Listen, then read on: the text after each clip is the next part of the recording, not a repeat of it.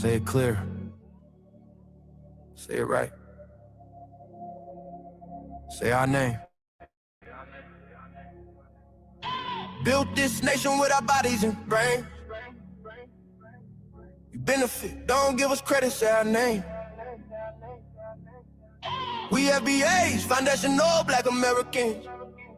You want us to fight every time you in pain, but when it's time to vote for, silence remains. Yeah.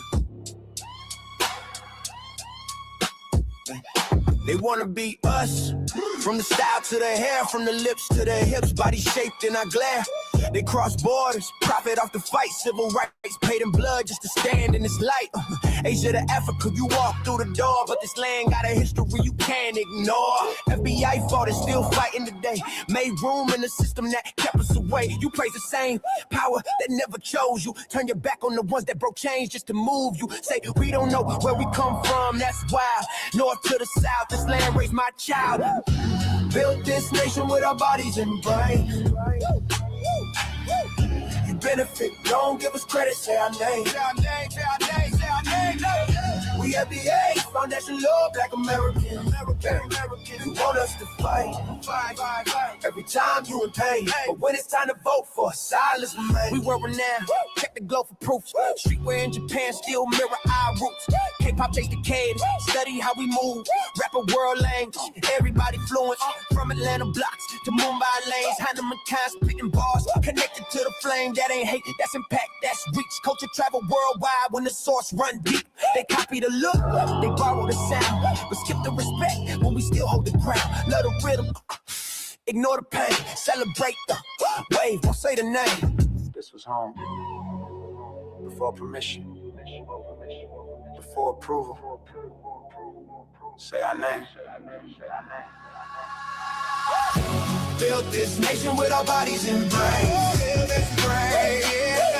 We benefit, don't give us credit, say our name. Say our name, say our name, say our name. We FBA, foundational Black Americans. You want us to fight. Every time you in pain, but when it's time to vote for, silence remains. Say our name, say our name, say our name. Say our name. Say our name.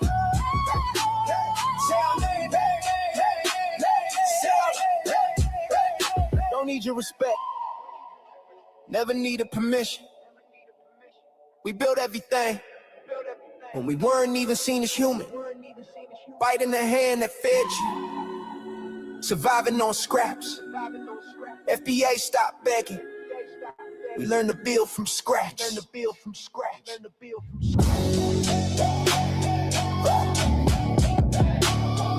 our name. Say our name.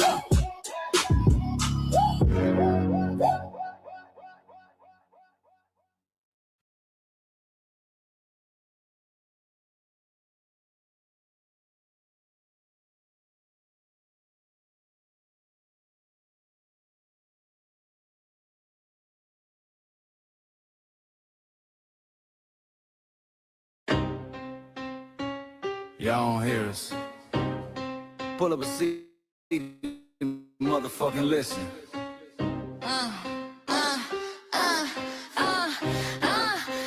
Pull up a seat and motherfucking listen.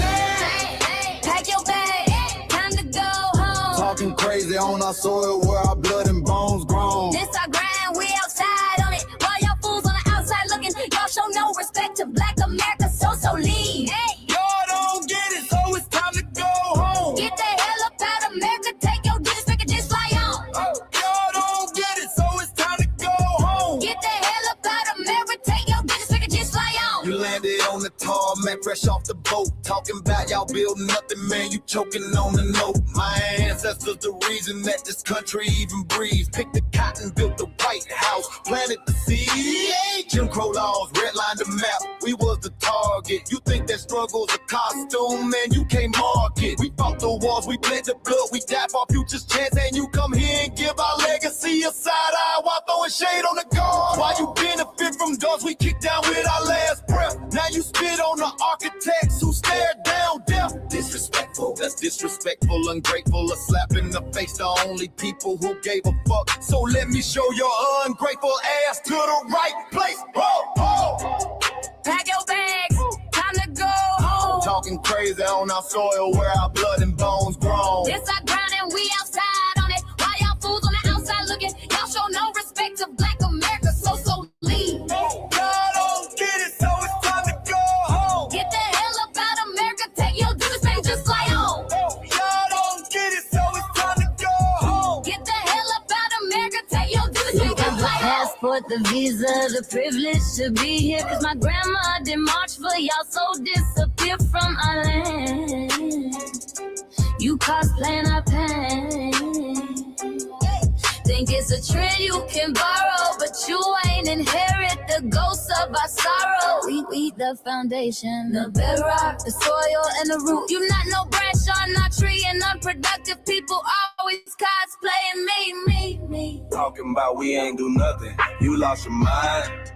We built this from nothing, time after time. From the beginning to now, we're keeping the back on and muscle. Why you look down on the struggle and cause a whole tussle? That energy spat with disgusting is whack. So let's make it clear, there's no turning back. This land is paid for in full. In blood, sweat, and tears, and dreams deferred. You don't get to come into a house we built from the dirt and telling Black America y'all ain't worth nothing. That's a violation. Facts. Pack your bags, time to go home. It's our soil on our soil where our blood and bones grown. Show respect, this our ground. Y'all just tenants on a leash. Oh, get the step. Show no respect to Black America, so leave. Don't get it, so it's time to go home. Get the hell up out of America, taking your business like it just like home. Don't get it, so it's time to go home. Get the hell up out of America, taking your business back and just like home. Yeah, fly little birdies. Fly on back to where you came from. This ain't for you.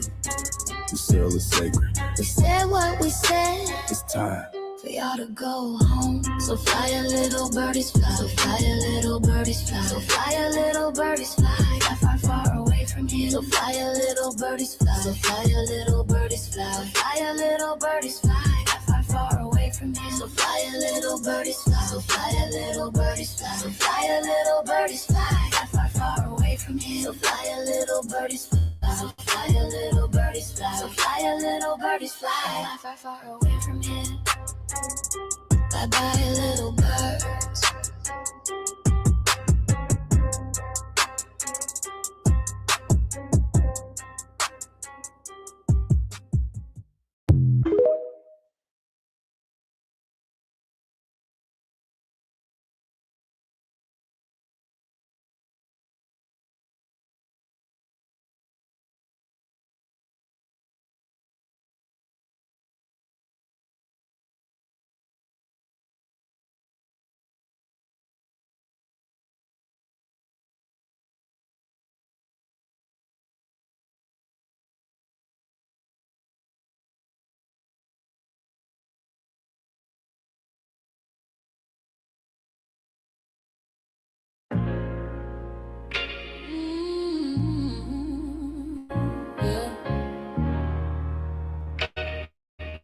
They thought we forgot, but we never forget. This one's for the roots. We built this land from dust and tears, 400 years, and we still here. They write new rules, but they don't see. Every freedom they got came off you and me. We planted seeds, they took the bloom. We lit the flame, they left the room. But we back now, no disguise. The spirit's woke, we realize.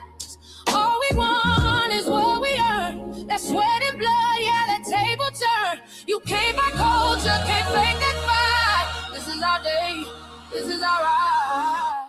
We happiness. Say it loud, say it strong. We the heartbeat that's been here all along. Foundation of Black Americans, stand tall. We ain't begging for nothing, we built that all. Born from pain and grace, you can see the truth written in our face. We the soul, the sound, the fight, the flame. Foundational Black Americans say our name. They love our rhythm, but they dodge our blues. Use our voice when it fits their news. They take our sound, but not our scars. We the backbone, we the stars. Now the veil is gone, the mask is clear. We see the game, we know it's here. No more silence, no more lies. We lift that flag and watch it rise. Rise up, rise up. We the ones that made this nation breathe. Our pain to power, our roots to trees. We know worlds. It's rhythm and grace now, and now we reclaiming our rightful place. Can't copy courage, can't steal pain. You can't inherit soul by changing names. Our story ain't done, it's the revival. We guard the gate, it's about survival. We FBA, say it proud, say it loud. The world dances on what we vow. Foundational Black Americans. Still we stand, still we fight, still we demand. Every block, every song, we've been right here all along. The soul of a people strong and free. Foundational Black Americans.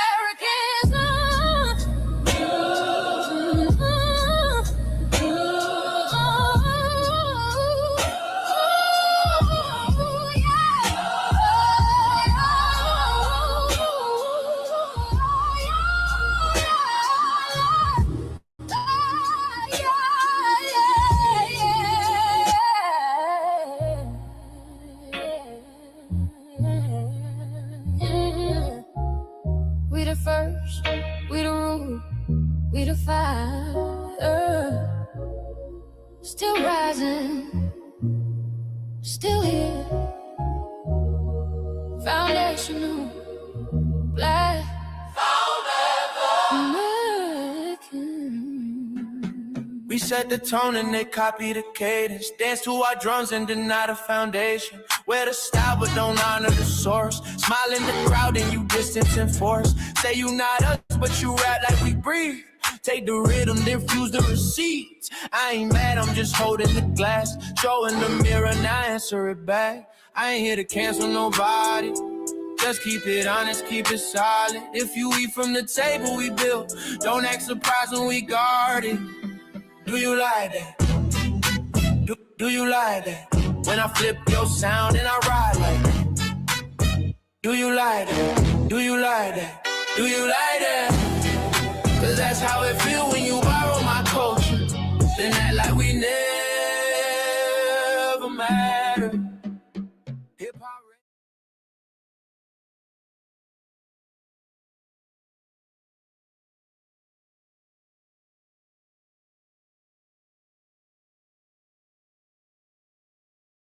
Mike Larry. Now this shit here, it's what I see it is. We're not fighting your battles. We're not carrying your fear. We're not lending our history to people who erased us while we were here. Just cause you born here, don't make you FBA. That makes you a citizen, learn the difference today. This is lineage, not a look you can wear. Not a costume you borrow when it benefits you there. You used our culture like an access card. Backstage pass, a straight facade. But now the mirror's in your face, no disguise. And you're uncomfortable looking truth in the eyes.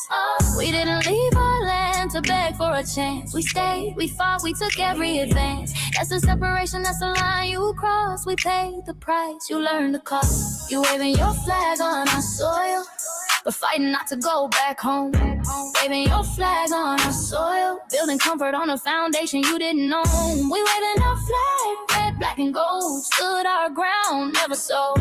You waving your flag on our soil, but scared to build what you claim you love. Our humor, our style, the way we move, the smoothness, the sound, the things we prove. Music we birth, language we shape, innovation forged under constant escape. Warrior spirit means stay and defend, not flee your land and rewrite the end. You call it success, but don't confuse the two. East came after what we went through. You abandoned your land and called it strategy.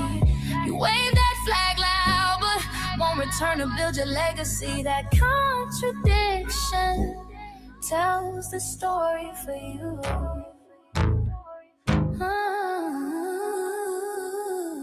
You waving your flag on our soil, or fighting not to go back home. We waving ours where we were forged, every inch earned, every brick known. We can't be deported, and that truth changes everything. We can't be deported, and that truth changes everything. We know who we are, and now we see who you are too. Just because y'all born here doesn't make you FBA at all. It makes you an American citizen. It's biologically impossible to be us, because it's a lineage, not some damn costume you can just put on to look cool. You immigrants and immigrant Americans has used our culture as an access card, a backstage pass to our culture. Now y'all have to look in the mirror.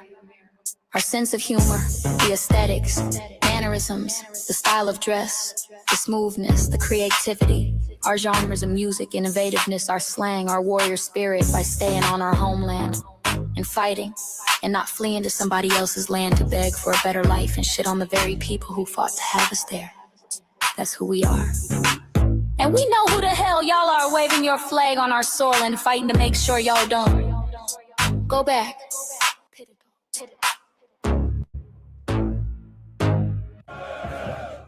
You can't leech off our culture anymore. Beat it!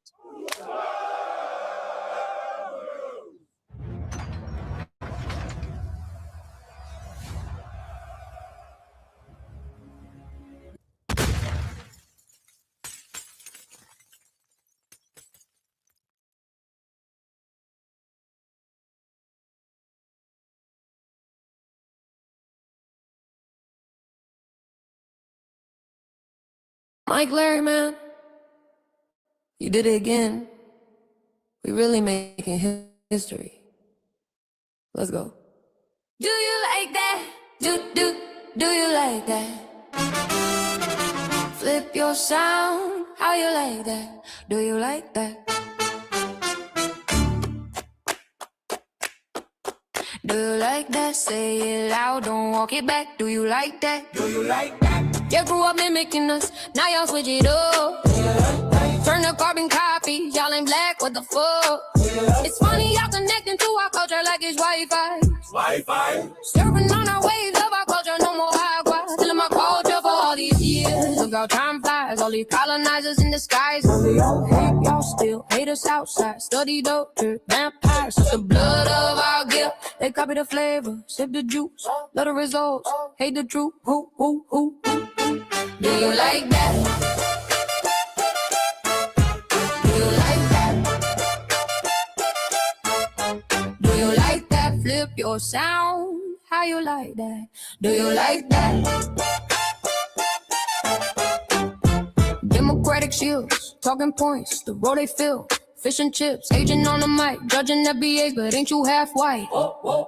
Talking like you one of us, we need a pool face. The agent type with a prune face, like 50 and Jim, it's a cold game. Throwing stones cause we built our own lane. I'm joking, kinda, but I mean that. Smile calm, pressure intact.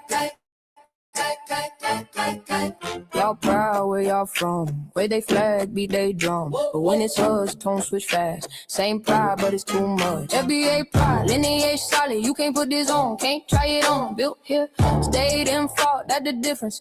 That's the card. Do you like that?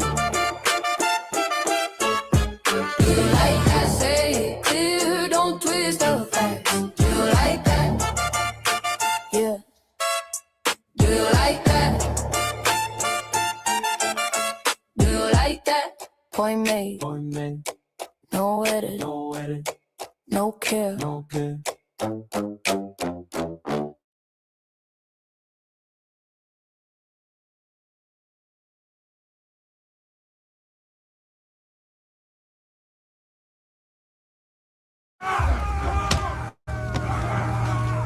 erasing history is something that you have to do when it comes to conquest, domination, and destroying a people. If people knew who they were, what they were, and what they were capable of in the past, they will understand what they have a possibility or a likelihood of doing in the future. Foundation of Black Americans, we've always had a culture of resistance. We cultivated a culture of resistance on this land, and we've been resisting ever since we've encountered European domination. But nothing was really popping in Europe until the transatlantic slave trade, and that's where they amassed a lot of wealth. One thing that I think is unique about our culture as far as how we resist, how we fight back, is just the environment we were put in from day one. Being only 13% of the population, the white supremacists were very meticulous about keeping that population at a certain amount.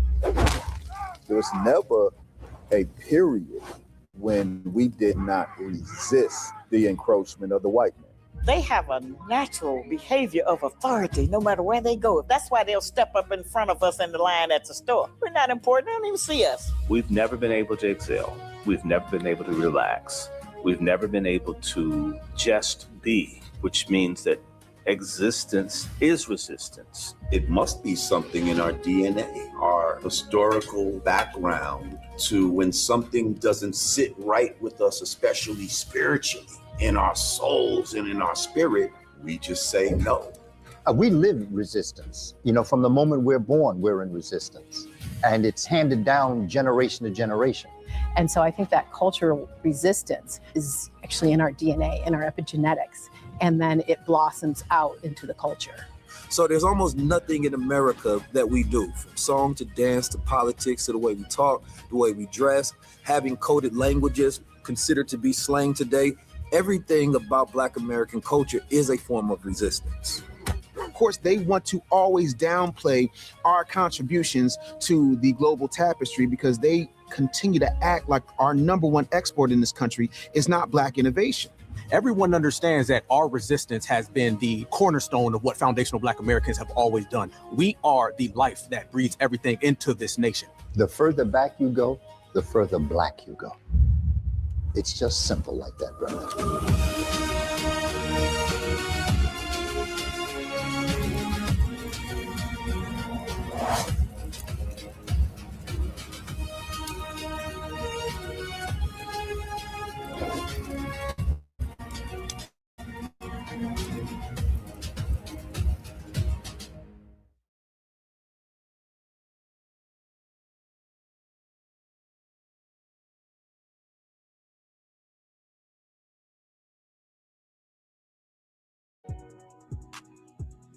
Introducing the B1 Rolodex, the easiest way to search for and support FBA and B1 businesses. Hundreds of entries from the Black grassroots for the Black grassroots. Free to use, free to download, constantly updated. Trouble navigating the document? Try using the map version. Notice a business missing? Use this simple Google form to submit an FBA or B1 business. Also submit anti-Black businesses, which are now being collected in that last tab. Find resources, contact numbers, and much more using the second tab. All the info you need to start practicing group economics today. Go to blacktruthunited.com. That's blacktruthunited.com. Greetings, Black family, greetings, and thank y'all for tuning in to another episode of the Frontline Black News. I'm your host, Chain Crewman, and we should be joined here shortly with our other host, Lady Che. And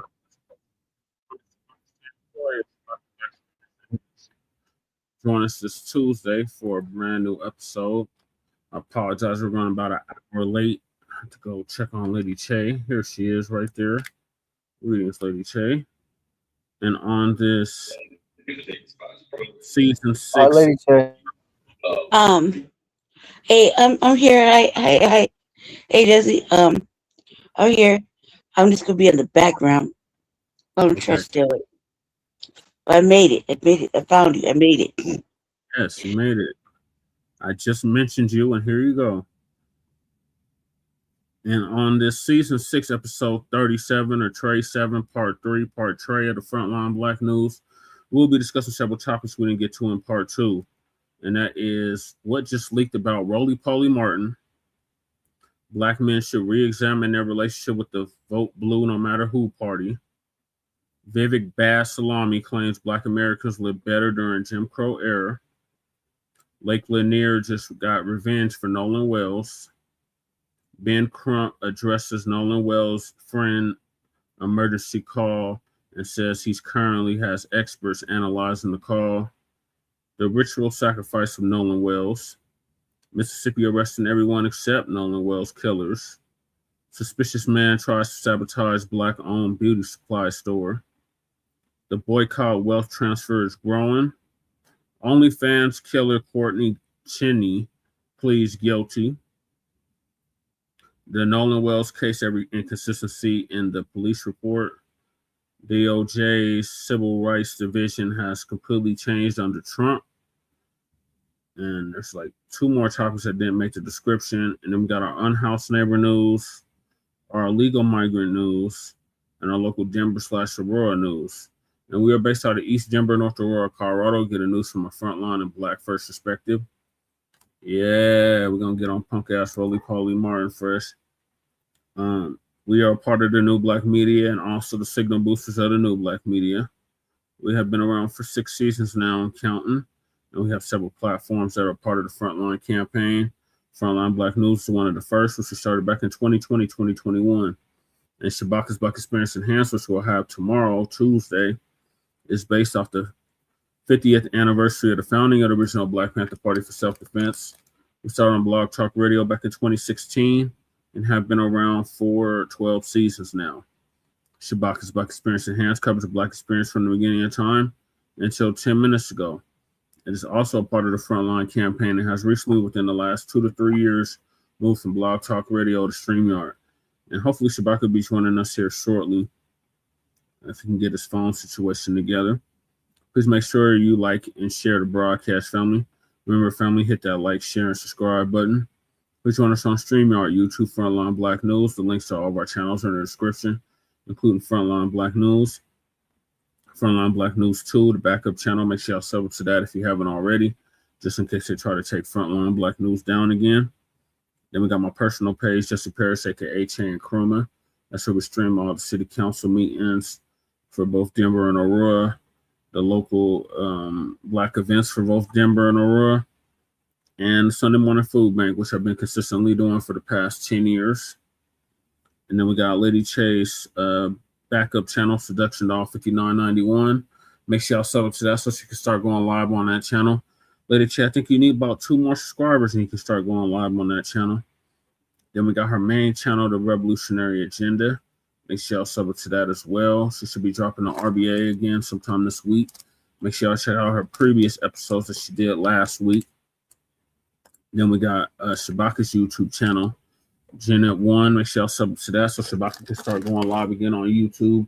I think he needs 2 more subscribers. So put the links in the chat so y'all can subscribe to his channel so he can start going live again on YouTube. Then we got Cuzzo or Lokester out the Bay Area, Jay Militant.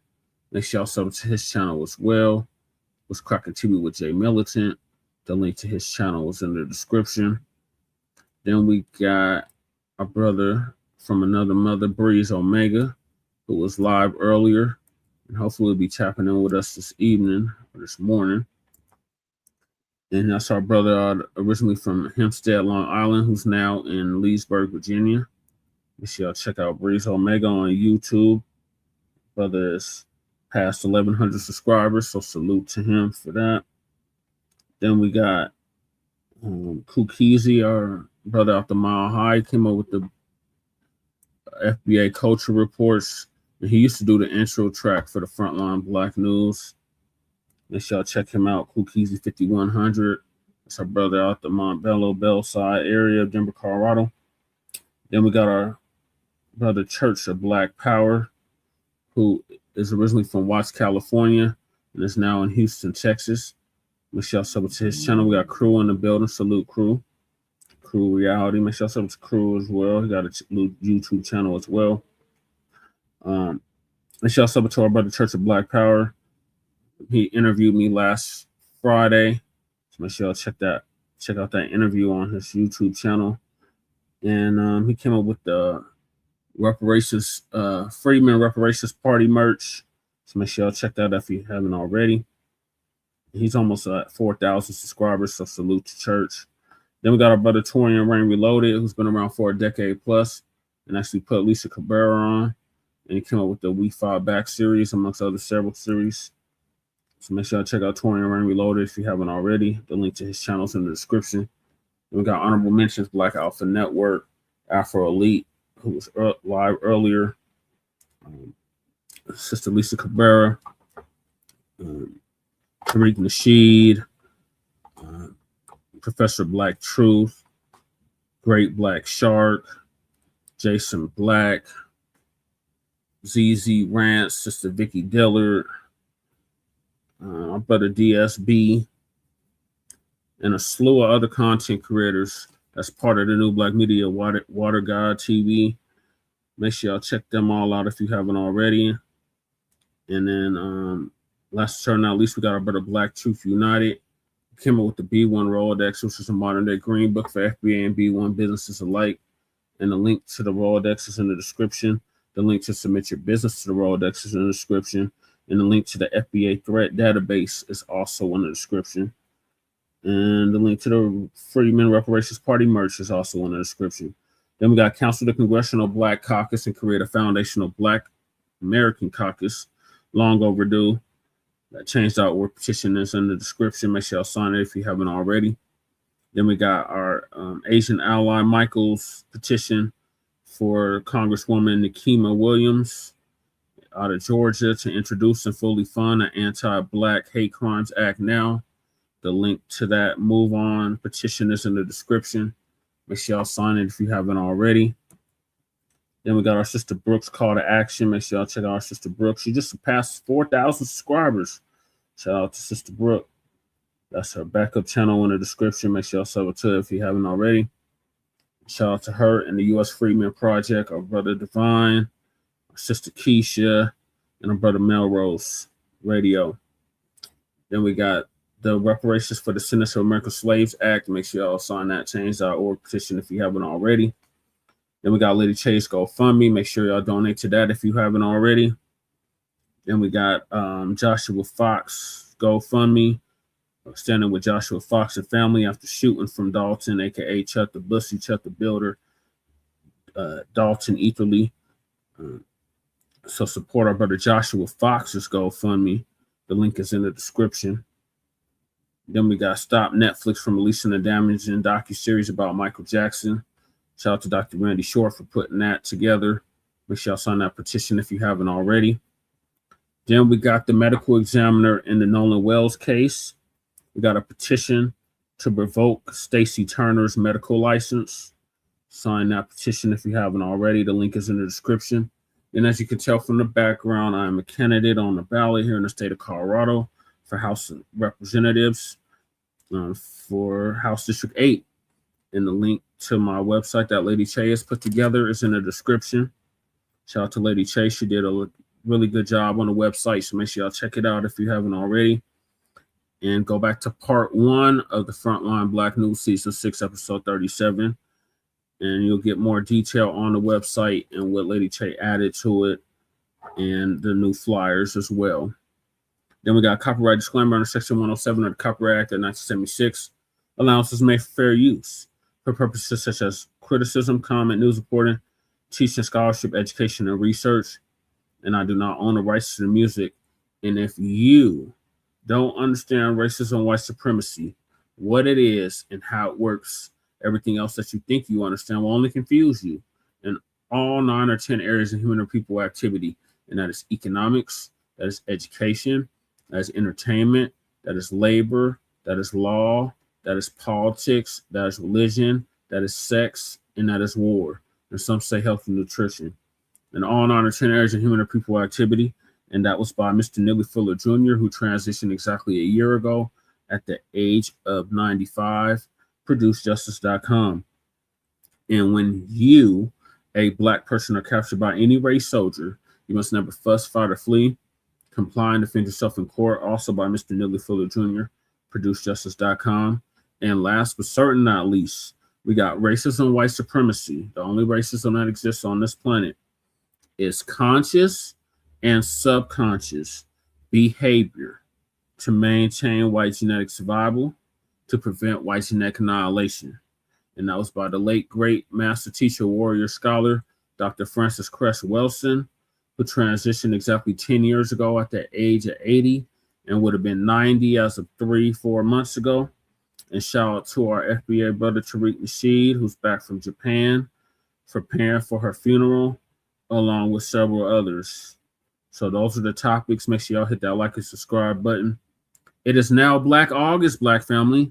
We are 2 days away from the wade in the water, or what we call it, the fade in the water, the Montgomery Brawl. So we'll probably be doing a special edition on Wednesday for that.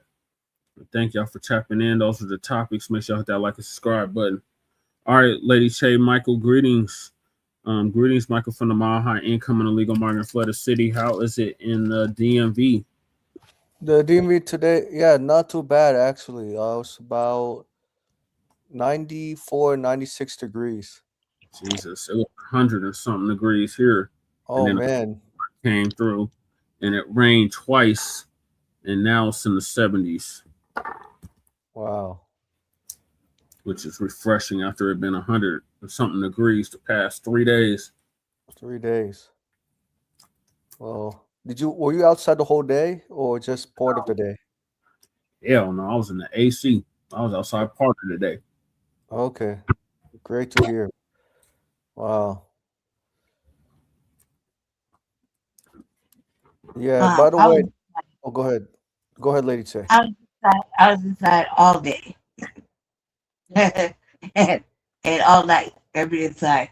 For the most part, till just came for a little bit. I finished the website, y'all. Pretty much damn there, except for I just gotta fill in Jesse has to fill it in actually, which is where y'all donate, where you guys can, or if anybody wants to donate, they can. So that's like a little button. It's just like a button. You have to fill it. I don't have the information, so I finished it, y'all. Finally. Yay. Great job, Lady Che. Yeah. Good job, Lady Che.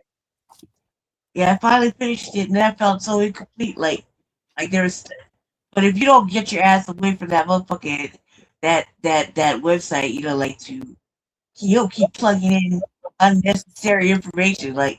So I had to take a step back, and then I got done, and I just went to go. I thought I was gonna go. I was just gonna lay down for a second. We got Nobby in the building. Salute, that's Nobby. And I just went to lay down and been asleep. I'm only here till Shabbat can get in here. Yeah, hopefully we can get us damn phone together. Yeah. All right, so I'm gonna hop into it with the first topic. Thank you, Fresh, always, and thank you, Goddess Nobby, and of course Michael for joining us. Just leaked about Roly Poly Martin. What is that word that you say, Lady Che? Salacious. Oh yeah. I heard about it on TBA. That was hella salacious.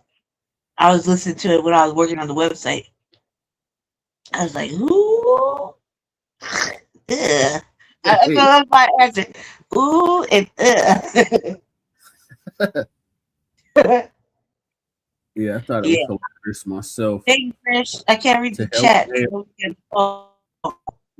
But yeah, I saw you. But y'all see it on the RVA. It'll be cool. I'll show y'all later. Go ahead. And it keeps repeating the cues. Where is my cue I was using for Roly Poly Martin? Oh, here it is. Sorry, I got two different cues because it wouldn't let me add videos. So bear with me. So Tariq gonna give us an update on Roly Poly Martin's salacious activities. Oh, before we discuss anything, before I let anybody up, I'll get some people up in a minute, but before I let anybody up, We got to talk about Roland Martin, ladies and gentlemen. Yep. We got to talk about Roland. Yeah, we got to talk about Roland. Got it, snobby. There's a rumor that there is a flex tape. I got to watch my words. Of Roland Martin. There was a blogger. Yes. You guys know who she is. Blacc is in the building. Hey, over here having connection issues out here in this heat. Hey, Michael, give me a few moments. Okay. Be with y'all shortly. Okay, hold on. She said that she got wind of some screenshots and a video of Roland Martin in a leopard skin thong. Yep. And he was in a room with a woman who wasn't his wife, and the woman was alleged. This is alleged. This is what this blogger is saying. She said she verified it with Roland's team, but I'm just going to say alleged. She said allegedly Roland was getting pegged in this video. Allegedly. This is what this blogger said. Hellacious. All right. So do we have to come out with a children's book? Roland's colon is swollen? Green eggs and ham? Lord.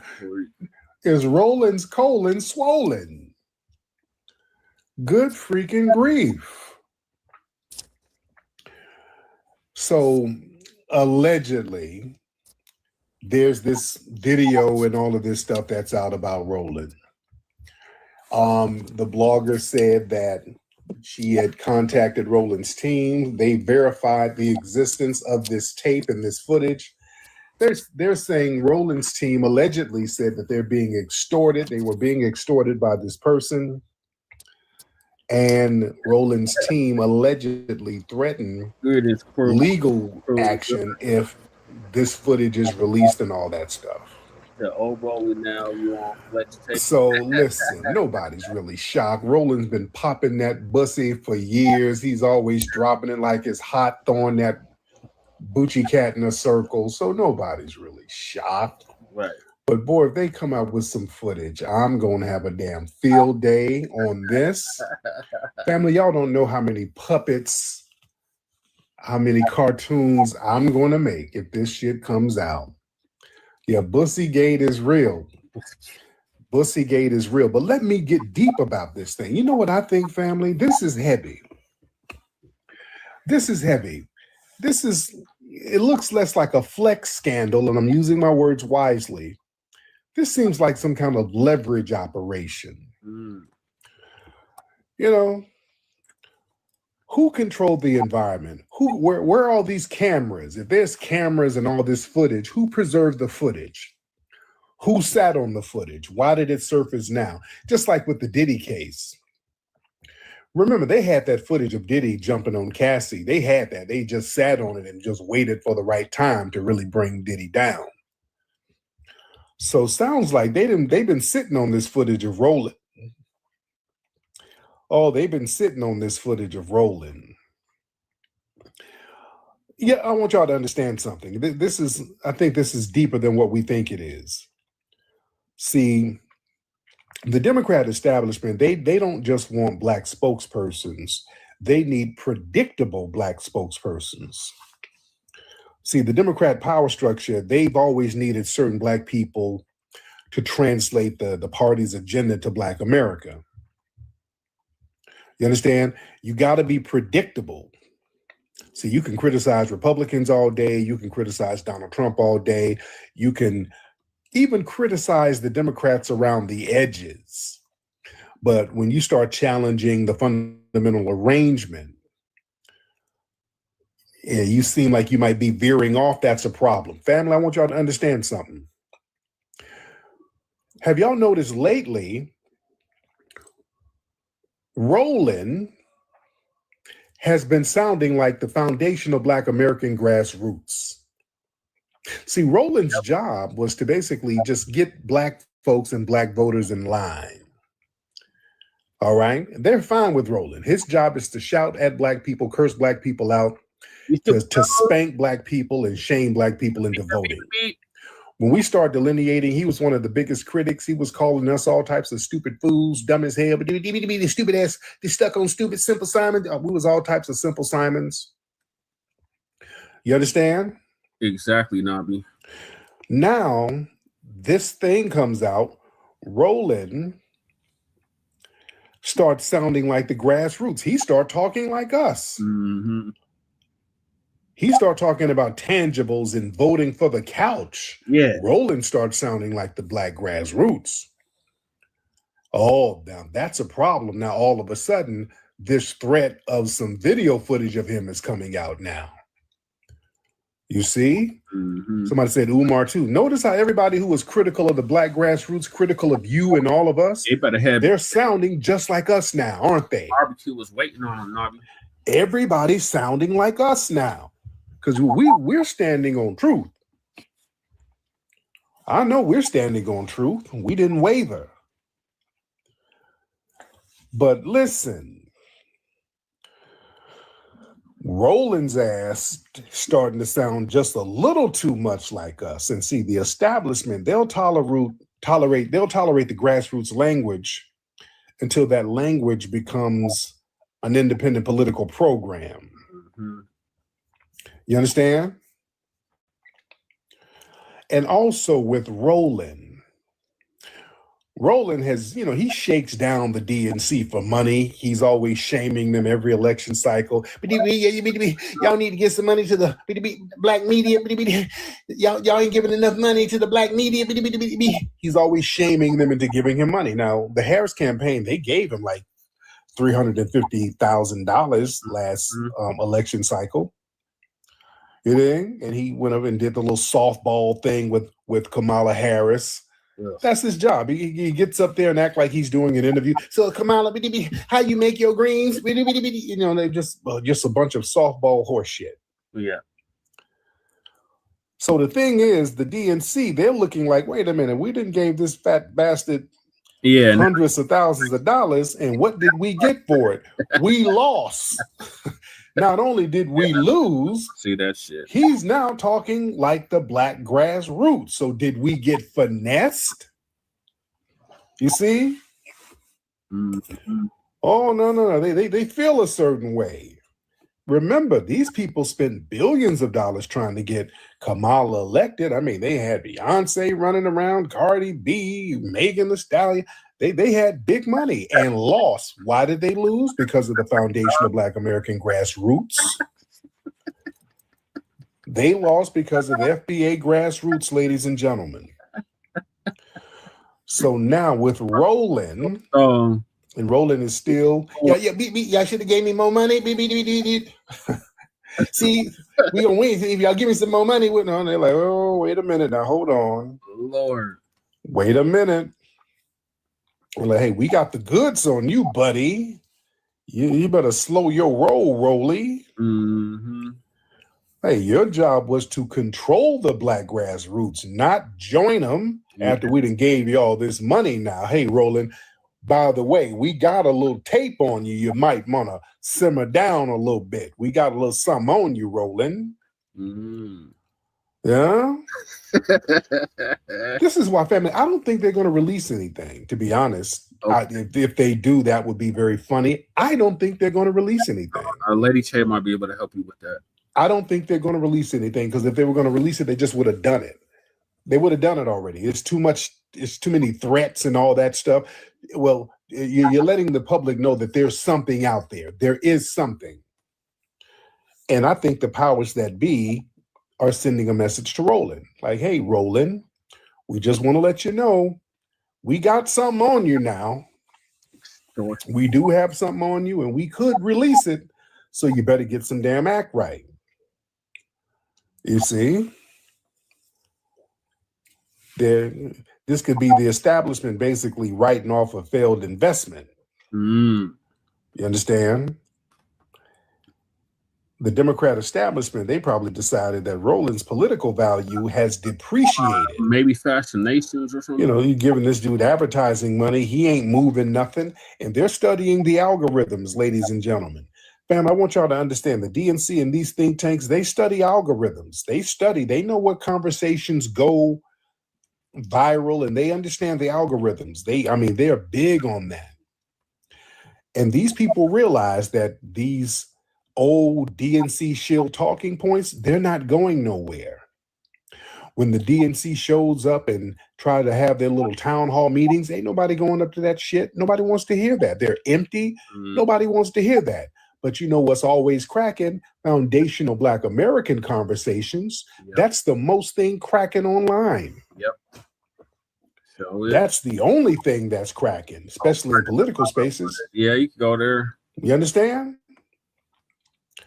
Everybody's talking about foundational Black American delineation. That's the hottest thing on the streets right now. Mm-hmm. And that's whooping everybody's ass. This is why you got these flunkies and shills trying so desperately to discredit it, which they can't. It's too big for them to do that. You understand? Yep. And they're like, damn, we're spending millions and billions of dollars to suppress this delineation movement, and it just gets bigger and bigger because it's really authentic. It's an authentic movement. Mm-hmm. It's very authentic. So people like Roland, they're like, okay, what are we giving you money for? Nobody's listening to you. You keep trying to shame the foundation of Black American grassroots. It ain't working. Yeah, they are. So, hey, Roland, just like Professor Black Truth said, when the dominant society, they're done with their tools, they like to break their tools now. Yep, that's when they like to break their tools. Yeah? That's the Black Truth. Oh, they break them tools. Man. Oh, yeah, man, you see how they criticize me all the time for speaking up for the Black community. See, you're never supposed to really genuinely speak up for the Black community. I'm one of the few people that really, really, really, really do it on a major level. This is why I'm constantly criticized all the time. Not just criticized, I'm constantly attacked. This is paid for by a lot of those DNC think tanks. You understand? Maybe bare essentials. They don't want us speaking up for the Black community. You're supposed to speak up for minorities. You're supposed to speak up for people of color. It's supposed to be all lives matter. You're not supposed to tell the Black community, especially foundational Black American community, you're supposed to get something for your vote if you get out here and vote. You're supposed to get things specifically for your lineage. They don't want us thinking like that. No, they don't. See, because that makes us powerful. Why? Because we, ladies and gentlemen, foundational Black Americans, we are the only true to the bone Americans left. When we realize that, we're going to walk into power. What did I just say? We are the only true Americans left, ladies and gentlemen. Mm-hmm. I'm going to say it one more time, like Umar says things 3 times. We, foundational Black Americans, are the only true Americans left. What do I mean by that? Who are the real Americans? It's not the white people. Who are the true Americans who really represent what America is supposed to be? Liberty, justice for all, everybody's created equal, equal protection under the law. White people don't believe that. They only believe in white supremacy. We're the only people who believe in that and fought for that for everybody. Mm-hmm. You understand that? We are the culture of America. American culture is foundational Black American culture, ladies and gentlemen. You understand? We are the true patriots. We are the only ethnic group that fought in every single war defending the United States. That's a fact. The white people can't say that because they fought in wars to get rid of the United States multiple times. Some of the biggest traitors of the United States are the white supremacists, the people in the dominant white society. Benedict Arnold and all of those people were traitors against the United States. You understand? And the white people whose lineage goes back early to the beginning of this country, they're a very small minority because their numbers have been amalgamated in with the Ellis Islanders. I wasn't sure. Most of the white people in the United States today are descendants of Ellis Islanders, ladies and gentlemen. They don't go back to the beginning of this country. They'll try to fake the funk and all that. No, they don't. They just don't. They're Ellis Islanders. It's a very small handful of white people who can really, really trace their lineage to the very beginning of this country. We, on the other hand, foundational Black Americans, all of us can do it. 49 million of us can trace our lineage to the very beginning of this country. Yeah. That's a rare thing. This is why people want to weaken us and Africanize us. No. Damn all that. We're foundational Black Americans. That's where our strength is. When we Africanize ourselves, we weaken ourselves. Because now we are generic ass group that's basically undefined. And then what happens is when a real African immigrant comes over, we become subordinate to the African immigrant. Cow dog, got cow dog. You understand? This is why we flipped over the apple cart, embracing our foundational Black American lineage. This is why the Tethers are so damn mad. Because now they can't play the hierarchy game on our ass no more. They can't try to one-up us no more. Mm-hmm. You see? This thing is powerful. This thing is very, very powerful. So as it relates to the Roland Martin situation and the DNC and the Democrats, again, they need us to be a weakened, undefined ethnic group that everybody can come in and take leadership over and exploit. You understand? They need us to be a weakened minority group where everybody else, they have clear definitions of who they are and what their lineage is, but we're this generic pool of minorities. So if you think like that, you can easily be led, ladies and gentlemen. People can just kind of shame you into going along with everybody's program. When we are starting to define ourselves and demand tangible specifically for ourselves, that's a level of power they were not used to us exercising. And then when you have the political operatives sounding like us, they're like, oh, wait a minute, hold on, Roland, we got your big ass in a thong on video now. Don't get too far off. We got all of them sounding like us. Joy Reid, all of them are trying to talk like us now. Mm-hmm. You see? That's power. Yeah. And they're starting to get rid of their flunkies now. They're letting their flunkies know, hey, man, y'all better deliver. See, this is the warning shot to the flunkies and the Democrat shills. Y'all better get some act right. If y'all don't get these Black voters in check, and have them getting out here voting for nothing, which is what we want. It is gross. All right. Your little money is going to dry up. And not only is your money going to dry up, we're going to start releasing some videos of your ass bussy popping. You see what we did to Gillum. Gross. Yeah. They knew what Gillum's get down. They knew what Andrew Gillum. They knew he had a hankering for bussy. They knew that. Mm-hmm. You understand? They always get these compromised cats. They know that. The DNC is, let's be real, the Democrat Party right now is the party of punks. Yep.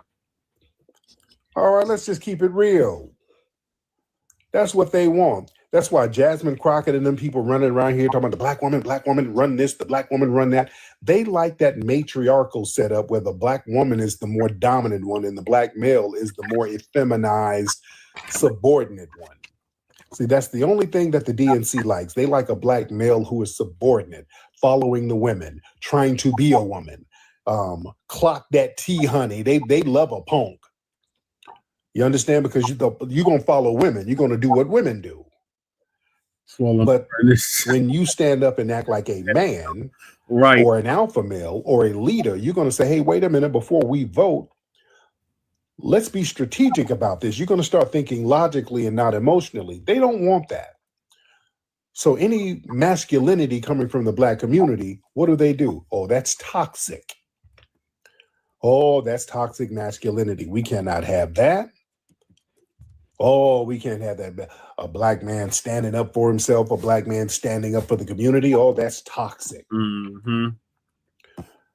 Oh, alpha males are always targeted by the DNC. If you are an alpha black, especially a black man, an alpha male, you're always targeted. Yep. So we're saying, no, this is a brand new day. We're changing how things are going to go down. And with Roland, his situation, again, we're not shocked. We've been knowing how sassy Roland is. So yeah, if something comes out on Roland, we're just not surprised. That's what the DNC does. They have a bunch of sassy, wide bussy punks as the representatives who try to sass us into going along with the program. Mm-hmm.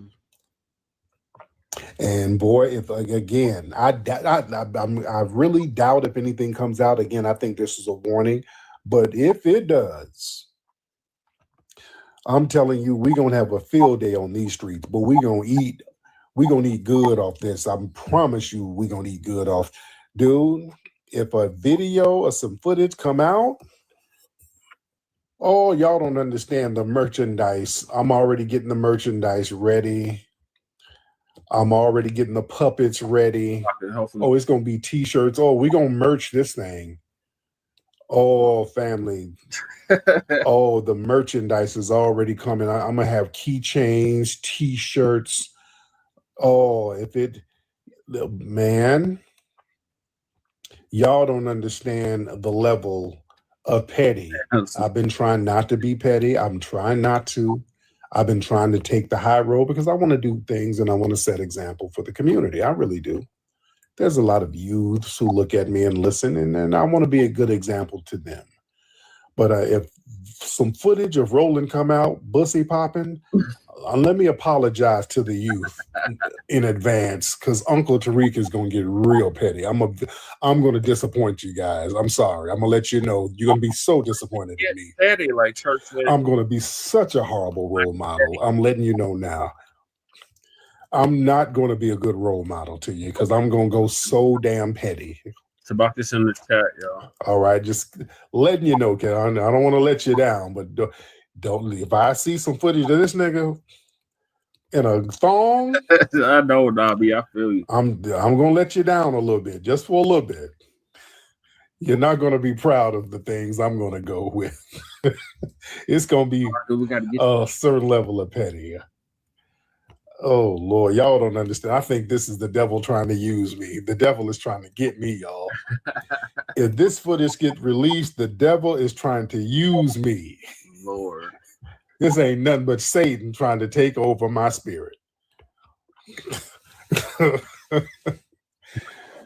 I'm going to act a goddamn fool if this shit come out.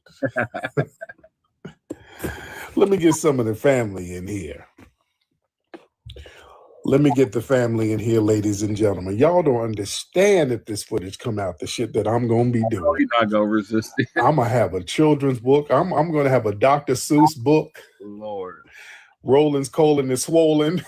I'm going to have, dude, I'm telling you, I'm going to merchandise the hell out this thing. Oh, we're going to eat all the way to Christmas. Well, this is going to be right in time for the Christmas holiday. Do y'all know how much merchandise I'm going to have? Oh my God. Family, I've been trying to fight the petty off. I'm like, oh, let me stop. I'm getting too sinister. Family, I was thinking about making some pigs with thongs and selling them for Christmas. I said, okay, that's too much. I can't do that. I can't have pigs and thongs. Hell no. I can't do that. That's just too much. I have to stop myself. You know how the angel and the devil be on your shoulder? Like, I can't. Come on now. That's just too much. That's too much. Oh, goodness. Right, Nobby. Man, it better not be no footage coming out of this. Y'all raise your hand. Let me get the family in here. Let me get the family in here, ladies and gentlemen. Oh, dude, man. It's the one that breathes on. If there's a tape out and this dude is getting pegged, ooch, ouch, oops, that's too deep, to the left. Oh my God. Man, there better not be no footage of this shit. Do a cartoon. Don't. It better not be. It's a t-shirt. Y'all don't understand. All right, let me get the family in here. Y'all raise your hands Everybody raise your hands, ladies and gentlemen. Let's get the family in here. Let's talk to you. Raise those hands. Yeah, you did. Let's get Dreddy. Let's get Dreddy Pendergrass up in the building. Mr. Dreddy, hop on in, Dreddy. Then I'm just get a bunch of random people. Dreddy, what's up, Dred? What's going on? Oh shit. There you go, brother. What's happening? Hey, what's going on with you, big dog? I'm good, man. How's everything going? Listen, when I saw that on my notifications on my daggone timeline, I said, "Dear Lord," I said, "Please don't let Tariq see this because I know if he does, the comedy is fitting to be ignorant for a whole week straight." Oh, weeks. It's gonna be weeks. Weeks, yes, weeks. I saw that. I said, "Lord, he's about to have his thing called the Boochie Boule Bird." He's about to have that thing looking crazy. Man, I was gonna say you been enjoying your time in Tokyo, big dog. I am, man. I'm having a good time out here, man. The people out here are absolutely wonderful, man. They're having a good time, and it's a blast out here. And now we're back in Tokyo. It's nice and cool because we're leaving. We're flying back to LA this week, and it's all nice and cool today. It's been scorching hot out here in Japan the whole 2 weeks. Now it's all nice and breezy on last day here. So I hate that because it was so damn hot out here. It was really too hot to do a lot of outside stuff. It's hot as hell in Japan. Okay. Gotcha. Japan is extremely hot in the summertime. But yeah, they've been showing a lot of love to us. They've been showing a lot of love to us. All right, let me get the family in here. Y'all raise the hands. All right. Let's raise those hands. Oh man. But y'all don't understand the cartoons, the puppets. Okay. Oh, it's gonna be on and popping. If that comes out about Roland, man. Cartoons. Oh, I already got some cartoon ideas. Oh man. Let me see. Laquan, let's get Laquan. Mr. Laquan, hop on in, sir. I think Breeze is on this one. Mr. Laquan. But he's at the end. Nurse Dre. Laquan, hop on in. I'm here, brother. You can hear me? I can hear you, Laquan. How you doing, fam? I'm here, brother. You can hear me? Yes, I can. I can hear you. I'm good, my brother. Right. Hey, yo, you killed. Exactly not. All right, yo, you killed me when you said he gonna be like Uchi ow. Oh man, yes indeed. Hey yo, but if they come out with that, that just goes to show he's not working for daddy no more. That's why he's trying to talk like us now, because daddy see he can't get our vote like that with the BS. Yeah. We're not falling for that no more. So now daddy is just going to expose him now, because they like, we don't need you no more. You ain't doing it no more. Right. And what I'm thinking, this is what I'm thinking. I'm thinking that they got some kind of, they're holding some kind of leverage on him just in case he wants to break bad. Because Roland, he'll do anything for some damn money. So a lot of these cats, if they're disillusioned by one political party, he'll go get some money from the damn Republicans, and they're letting them know, hey, if you try to break too bad, we'll put this tape out on your ass. So yeah, they're threatening him. Martin T. Lord, and you got to understand, man, the alphabet boys and the DNC think tanks and all this, they use these bloggers. These bloggers are clicked in with these intelligence agencies and the whole shebang. So these bloggers, some of them are operatives themselves, and they'll use them bloggers to funnel some messages to these people. Mm-hmm. Is real deep. All right, y'all raise those hands. All right, shout out to everybody in here. Y'all tap the screen. Let's get those hearts up. Can everybody tap the screen? Let's get those hearts up, ladies and gentlemen. Tap the screen, ladies and gentlemen. Everybody tap that screen and let's get this thing popping. All right, then raise them hands. Let me just randomly get people in here. I'm going to just randomly invite a whole bunch of people because we do have a lot of people trying to get on. What's up, Kimmy KD? I'm just going to get random people. I'm just hitting buttons, seeing what we get. Diane Whitaker. I'm just getting random people. What's up, Miss Kimmy? What's up, fam? How you doing, Kim? I'm well, thank you. How are you, Tariq? I am good, beloved. What's on your mind, dear? Oh, nothing. I'm just sitting here listening while I'm working. I didn't want anything. I was just checking in your live since I can't catch you in the evenings when I'm back in the States. But I'm just here listening while I'm working. Everything you're saying is on point. There you go. I love that. Thank you so much, beloved. Yeah. When I get back to the crib, we're gonna go back to the late night joints. I know it's very early over there because it's late here. It's like 10:30 here. Diane, what's up, Diane? Diane, you okay. Dan, your phone is very janky, beloved. I can't hear nothing you're saying, dear, but respect to you. I got you down. You say you like this time, you like the late nights? Y'all tap the hearts, so let's get those hearts up, ladies and gentlemen. Let's get those hearts up. Come on, bro. All right, let's get a couple of more folks in here. Let's chop it up. Raise your hand if you're ready to get on in here. All right, and some of y'all are hitting the button by mistake. I don't want you to do that. Let's get Professor. Just getting random people in here.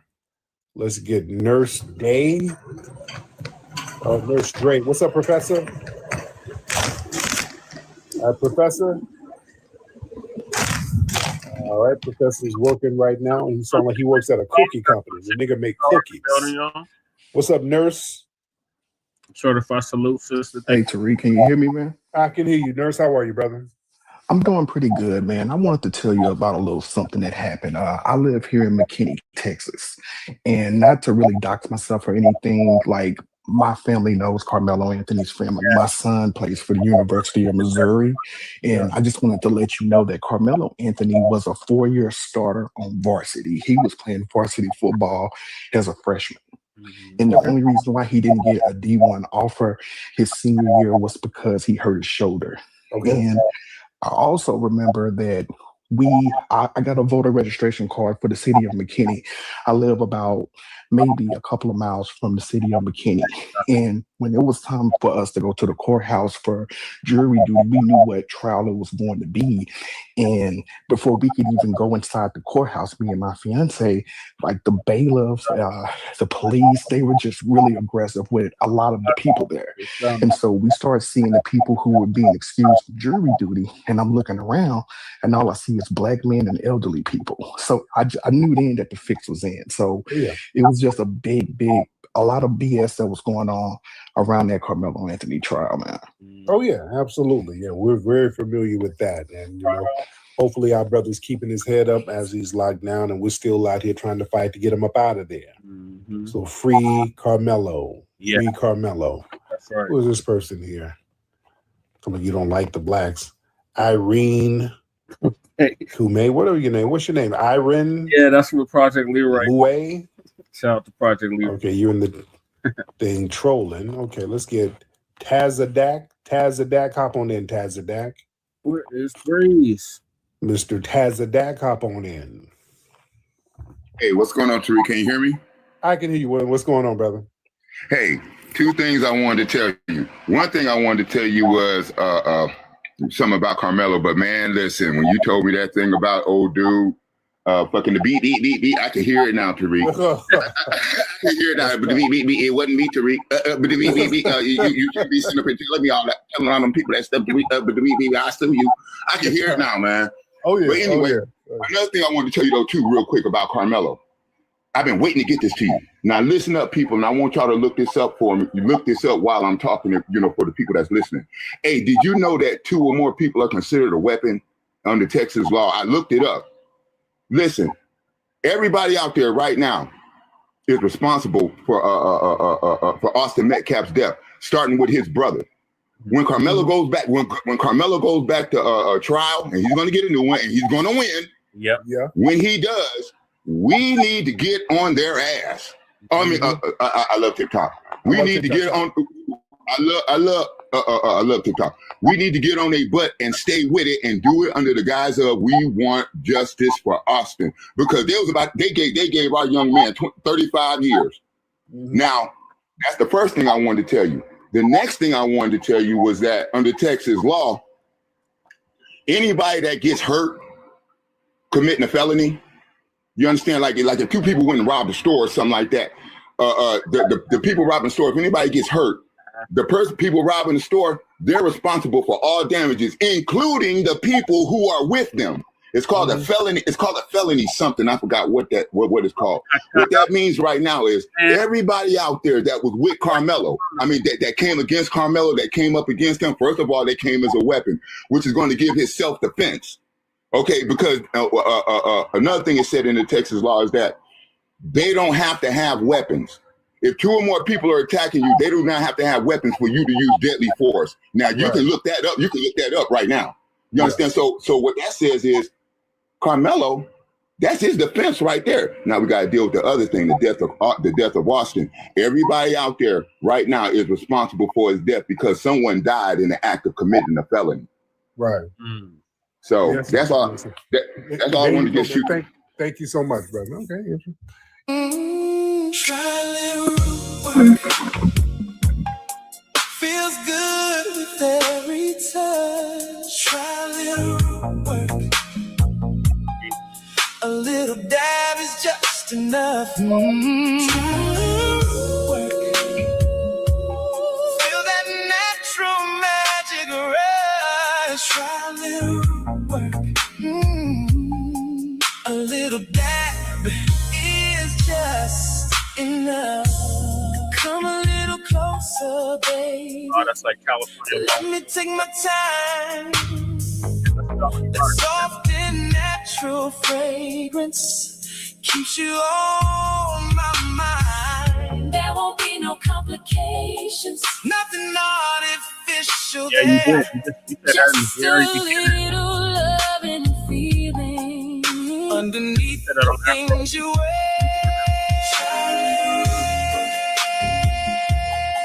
Feels good with every time. Try a little work.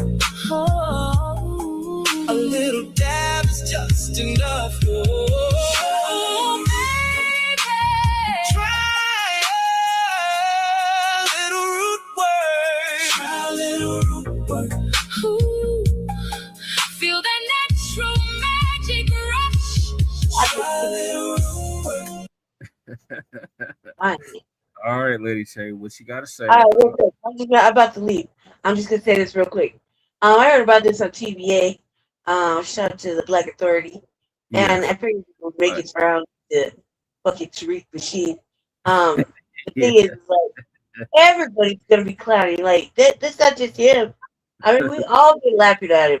Look, the way it was described was a motherfucking cheetah print thong. Cheetah print thong. Okay, not like a G-string. Like, you know how much the difference between a thong and a G-string is? There is a whole mess of fabric missing in between a thong and a G-string. Okay? A G-string is like a piece of floss lining the longest crack of ass ever, right? Yeah. And a thong is like a little wider of a piece of fabric, right? Stuck all the way up to the ass, okay?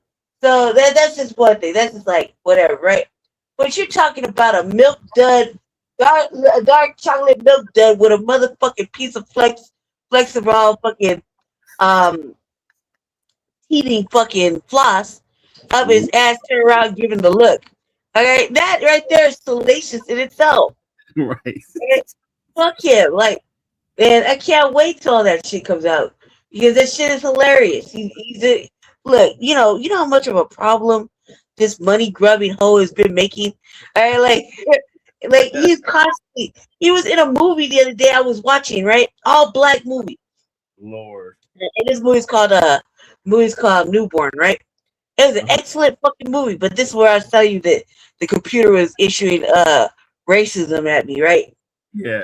Well, I'm watching an all black flick. Like, there's only one white person in the whole flick.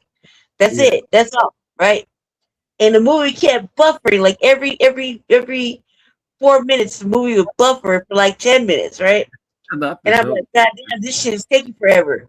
This is a 90-minute joint. It's like shit's taking forever. It's gonna take me like 3 days to watch this movie, right? I finally get through the whole movie. Yes, I put up with it. Yeah, because it's an all black movie, right? So I'm watching this movie, really good ass fucking movie too. I was really mad and wanted to keep the fucking modem. It's a really good ass movie. But inside the movie, in the first 20 minutes of the movie, who's fat ass fucking milk dud, big ass, big head fucking person I see? Roland Martin. I with this Roland Martin shit in the back, giving a little critique of the situation in the movie, right? And I was like, this motherfucker can't stop getting money. He always act like he don't have no money. He out there getting money, right? Because you gotta get paid to be in a movie. Right. You know what I'm saying? He paid to do Roland Martin shit in a movie, right? That I'm watching. Which I was like, I was about to say this that Tubi shit right there. You see what I'm saying? That's what I was thinking in my mind. Fuck Roland Martin, right? Thank God his shit was over with quickly. But I was like, he always getting money, fuck it. And he is. He's that motherfucker makes Democratic money all day long. Yep. And he makes money shitting on us, right? Talking shit about TVA, Vicky Diller, Tariq Nasheed. He be talking shit about us religiously. Right? So this is fun. This is like, oh shit, the winds have turned, the tables have flipped, and now it's our turn. And you got caught and you allegedly, even if it's not a real thing, even if it's made up, allegedly, your ass was in a cheetah fucking G-string, cuz. Oh my God. With a bitch that wasn't your wife.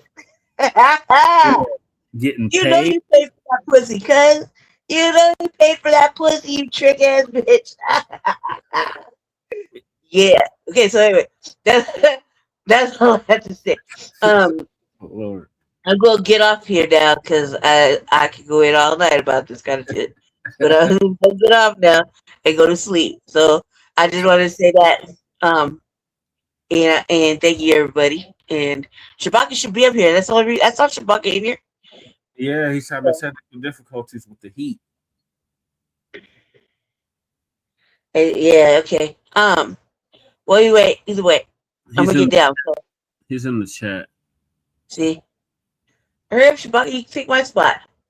That's what I was waiting for. I was holding it down for you. It's connection issues on his phone. I can dig it. All right, y'all. So I'm just gonna go ahead and get down, and I'll talk to you later. Okay? Okay, Lady Che. Thank you for joining us. Yeah, no problem. Thank you for working on the website. Yeah, it's finally done. See the final product. Yeah, I'll show y'all that on the RBA. Probably throw one together sometime here before I leave my apartment to go to Jess's apartment. So, see y'all later. Thank you for having me. Peace. All right, Lady Che. Love you. Have a good All night. right. You too. Bye. All right, Michael, what are your thoughts on this salaciousness? Oh yeah, so on Roland Martin, I'm glad he's getting a wake up call, and he realized that grassroots is the way to move forward, as opposed to depending on corporate donors, right?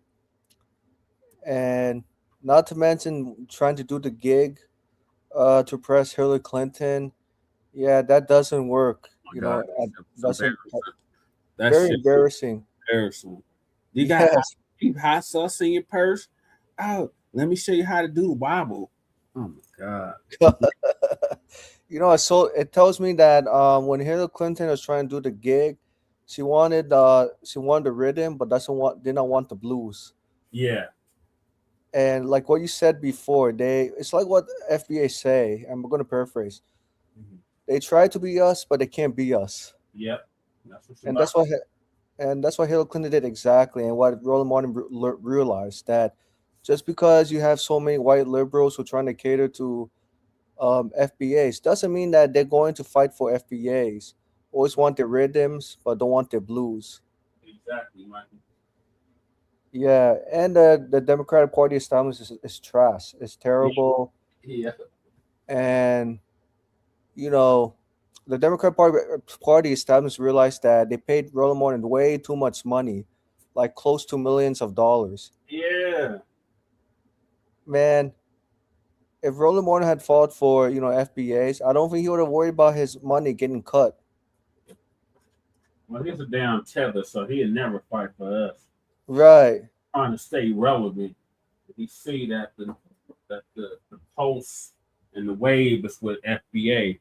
So now him and his bullshit ass listeners are trying to talk like us.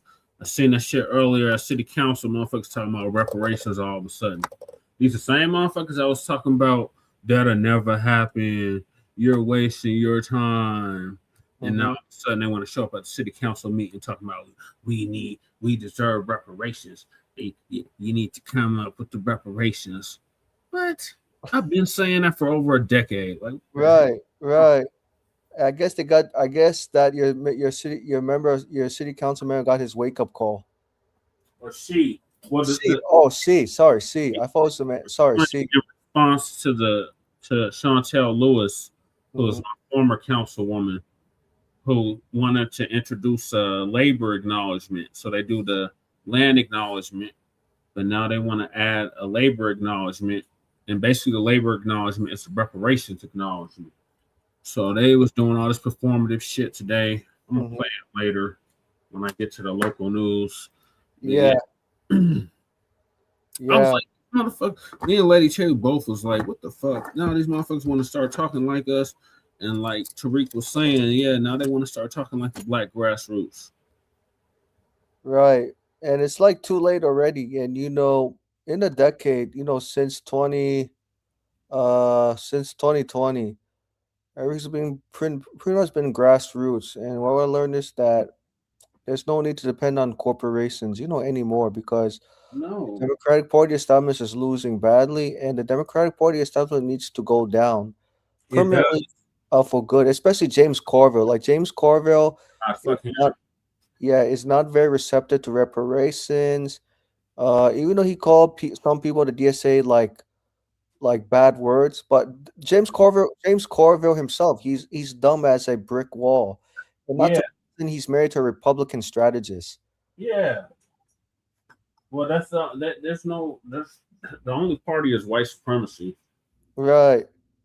And it shows to me that James Carville, he's very similar to Roland Martin. Both of them don't want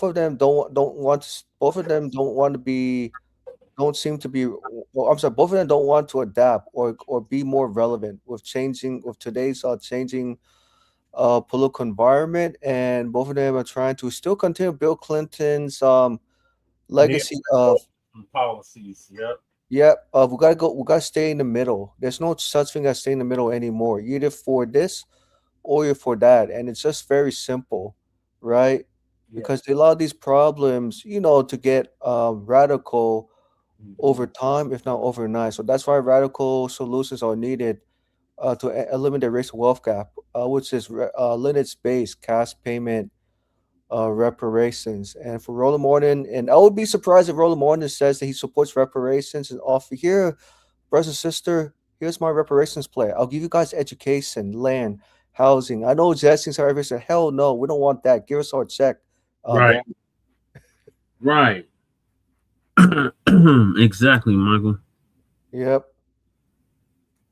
Yeah, so to hell with Roly Poly Martin. I don't want to see the footage if it does come out. To hell with him and anybody that was listening to him and was regurgitating that same bullshit that he's been spitting for a decade now about us. Him and Julius Reed calling us disinformation agents, and we spreading misinformation and all this. No, we was telling the truth, and now all of a sudden in 2026, y'all want to start talking like us. The fuck out of here. Right. Johnny Kane come latelys. The only doing is to try to scrounge up some semblance of relevance because y'all already relevant. Yep, basically. Yep. Can you, hey Jesse, you've been on Roland Martin's show before, right? No, I used to troll the fuck out of his chat. His chat. I mean, have you ever did the call in and tried to cuss him out? Fuck no. I seen his ass in person though. Oh, you have in person in Colorado, right? Yeah. Wow. He was Roland, when you saw Roland in person in Colorado, was he big or same size? He was big. Oh my gosh. Yeah, he was still big. Oh man. 2019. Wow. I bet Rolling Martin tried to look for a soul food restaurant in Denver, correct? Shit, that motherfucker. He's been eating too goddamn much. Mm-hmm. By the time he started missing some fucking meals.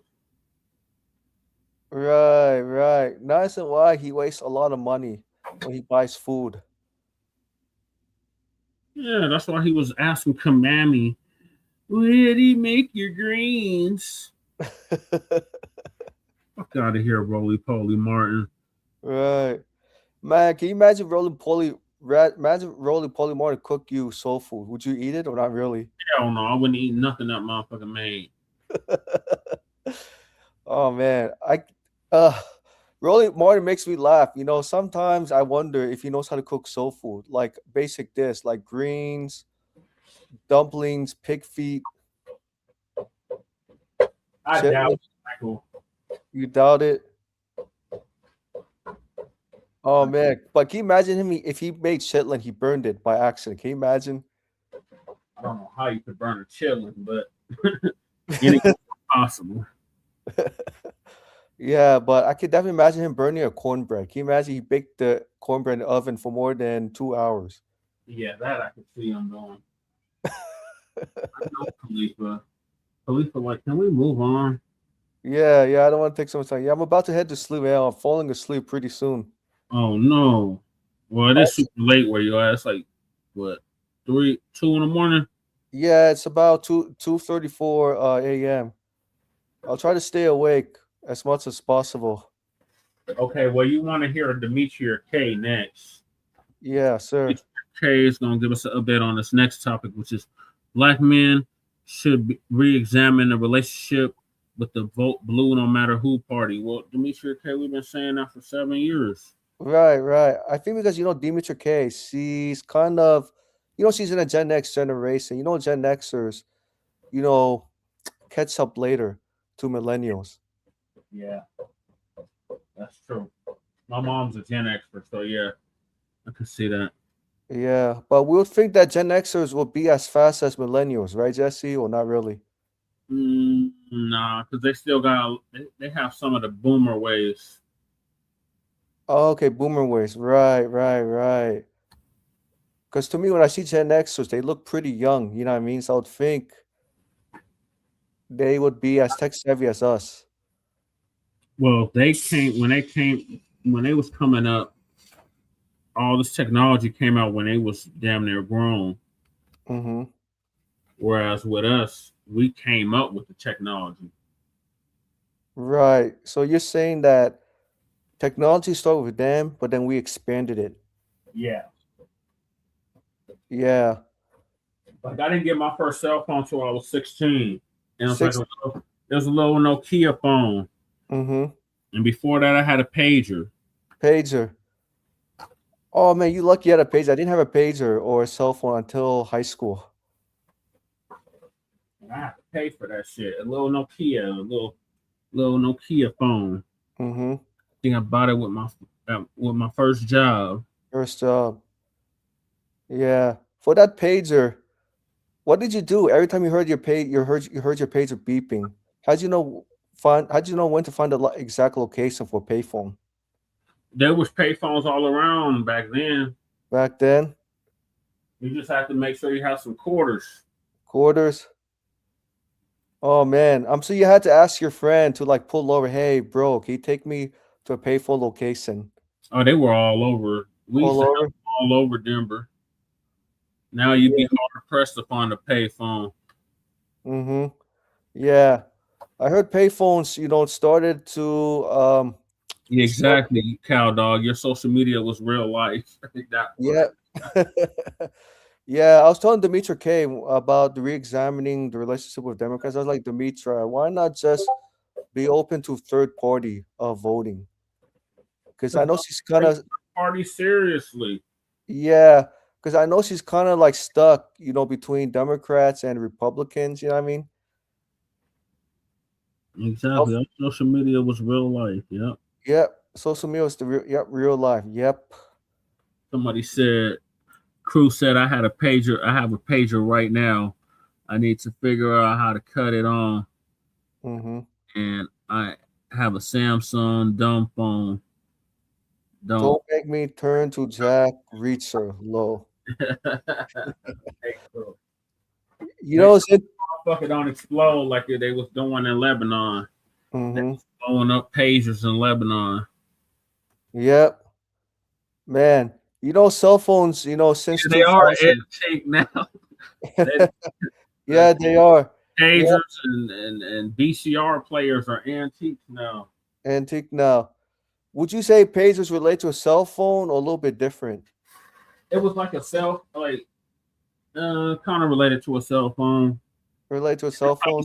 That's how we like started learning how to text and shit before Right. the phones actually came out. Yeah. I didn't get my first cell phone until the end of my freshman year of high school, around 2003. Yeah, I think I was about 13, 14. Mm-hmm. So right before I started high school. Oh, so you had a pager 13, 14 years old. Yeah. Oh, cool, man. I reminisced like 2000. You know, the year 2000, more Americans had cell phones than they did in the 90s. Would you agree or disagree? Like 39% of the population. Landline. Back then, you had to have a landline. Right, but I heard in 2000, cell phones were growing, becoming more affordable and cheaper. Yeah, In because they had 2000, brick phones like Cow Dog is talking about. yeah, Them brick phones. Cruz said he got his first cell phone before college in '99. yep. Oh, I wish I had a Motorola StarTAC. You know those black phones? Yeah. Oh, I wish I had those. But yeah, it was not until 2000 cell phones became affordable, cheaper, and it became I had Nintendo. I had Nintendo. Super Nintendo. I had Nintendo 64, and I had GameCube. GameCube. Cool. You still have those, Jesse, or? Shit, I wish. I had it. Yeah. I lost everything that remind me of my childhood. Got lost in storage. Oh man. I had a car collection out of this world. I wish I still had. Shit, we need a pay phone. We had old school Motorola brick phones. Right. Yeah. Remember them brick phones? Yeah. You know, that's a joke in the 90s. Whoever's cell phone was ringing, the person did not answer. I'm sure you know this. Yeah. Because they didn't want their friends to be jealous. Oh, Tyrone, how come you have a cell phone? Why you didn't answer? Big money back then to have a cell phone. Right. And Tyrone's like, oh, that was not my cell phone. But his friend's like, no, bro, that was your cell phone. And Tyrone's, oh, I didn't realize. And I guess because he didn't want his friends to, you know, take advantage of his cell phone. Yeah. All right, let me get to the Demetri K. Yeah. CD players too. Yep, I had several of those. Mm-hmm.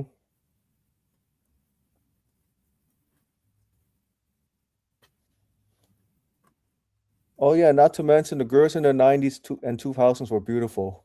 Yeah. Unlike today's. Oh man. Shit, I had one Cow Dog. I just got rid of it when I moved to my new place. I don't know. I might still have that mug. Mm-hmm. A DVD VCR player. Mm-hmm. Check a record player. Record player. How about like old movies like Exit Wounds? You still have that? Shit. I got so many damn movies, Michael. I had to replace the movies I lost. Oh man. Like if I still had all that shit, I'm sitting on a gold mine right now. Mm-hmm. We was first putting, yep, I remember that, putting 304. That's what I'm saying. Like we started texting on the pages first. Mm-hmm. Yeah. Did you find texting on a page annoying, Jesse, at 13, 14 years old? No, because I had it just to stay in contact. In contact? Mom. Like, hey, I'm coming home. I just got out of school. I'm getting off of work. That type of shit. It's time to bring your ass home. Mm-hmm. Come home. 911 meaning emergency. Emergency. Right. But your mom had a pager too, right? To communicate back then. She did too. But Oh, that was cool. in the earlier 90s. Oh, early 90s. Oh, okay, early 90s. Yeah. I heard the cell phones in 2000 cost less than $200, unlike the 90s. It was like 1,000. They were cheap. But they were Yeah. little Nokia phones. I mean, you might have a Nextel. You was shit if you had a Nextel. Right. Because you could do that chirping shit with the walkie-talkie. And Yeah. Then they had the sidekicks. Then they had them goddamn motor razors. If you had those, if you had a motor razor or a sidekick, you was the shit back in high school. Yeah. And now we got these damn phones that are smarter than most people. Yeah, that is so true. Oh man, who imagine you tell that to Gen Zers these days. I got a couple VCR tapes. VCR tapes. Yeah, I still have the old movies from the 90s, but I don't have a VCR anymore. I still have the videotapes. Yeah, the only place you could find those is probably an antique store or the damn pawn shop. Yep. In the Yeah. 80s, in the Bay, cats used to page people with the military number when cat was looking to hit you. Yep. You remember the New Jack City? Wesley Snipes had a pager. No, brick phone. He had a brick phone. Yep. Yeah, and you remember that pager that kept beeping? Hey man, it's time for a meeting at that time. Yeah, you can watch it on the PS5. Yep. Yeah. Did you like New Jack City? I was 4 when New Jack City came out. Yeah, I thought it was cool. It was cool. Did you find it was like too extreme, the content, when you watched as a 4-year-old? No, because we had all kinds of extreme movies back then. Right. They had the shit that came out then that we banned today. Really? Banned today? Yeah, I don't see any movies that are made. Any movies made similar to New Jack City. I don't care what nobody say. I remember Sinbad in that goddamn movie. They keep talking about the Mandela effect. No, I remember Sinbad in fucking Shazam. Shazam. That didn't happen. They said no, Yeah. confused with Kazam. No, I remember Shazam and I remember Kazam. Mm-hmm. Yep. Yeah. Julian would say that folk have phones smarter than them. Yep. I remember Sharon used to say that. Yep. That movie was hard RP DMX. Yep. Mm-hmm. That's the ones he's talking about. Damn, Jesse, that's cold hard truth. Right. Right. Oh man. I remember 100 VHSs. That's what's up. I have over 100 VHS. Wow. I'm sure he still keeps her. CRs. He probably does. They're damn antiques now, Shabaka. Yeah. In the 90s. Yeah, in the 90s, we had to burn the flip phones, $150. Yeah. 3 months, no bill. And hey, not bad. We got crew in the building. Hey, crew. What's up, y'all? How you doing? I'm good. How about you, Mike? Pretty good. A little tired. About to get off pretty soon. Yeah. What's up with you, Jesse? Shit, I'm just trying to get through the show, crew. It was hot as hell today. I'm glad it cooled off finally. Yeah, it's like that out here too. I'm glad. I was sleeping most of the day, but it's like the AC wasn't working. Oh shit. I mean, it was working, but it felt like it wasn't working. My shit went out a week ago and it was down there 100 degrees. Sweating in this bitch. That's how my guy was. Remember the tornadoes? His lights ain't just cut on till Friday. God damn. Right, a whole week. That's why I said it must be the tethers at the thing on power company. Yeah. Got us a week without power, like they homeland. So did you see that hack? Iran had hacked the water systems in like 6-7 states. I had covered it last night. Yesterday. Lisa had covered. Oh man. Yeah. I'll catch you guys I was later. asleep last night because Thank you all right, peace, Mike. All right, screw. Nah, cause I seen Spider-Man yesterday, so Yeah. I was up late, doing my thing. They said that shit broke all-time records. The box office. But you heard what I told Breeze earlier. Yeah.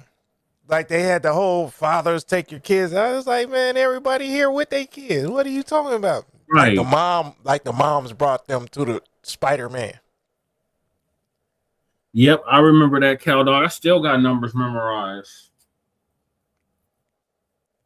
Yeah, but I only got like 5 or 6 numbers memorized. I used to have like 30, 40 numbers memorized. Mm-hmm.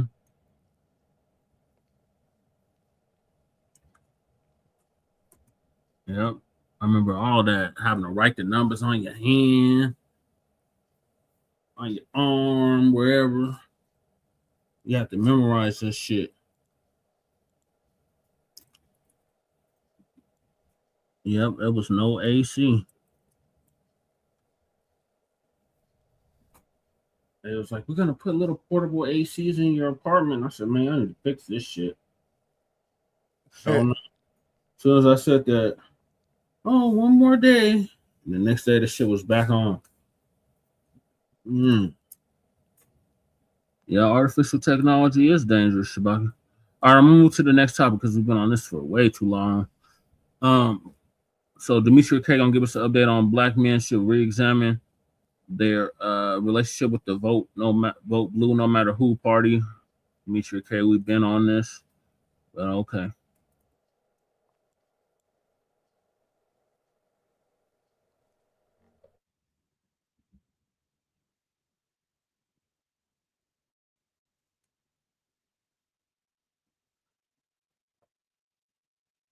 Black men, can I holler at y'all for just a second?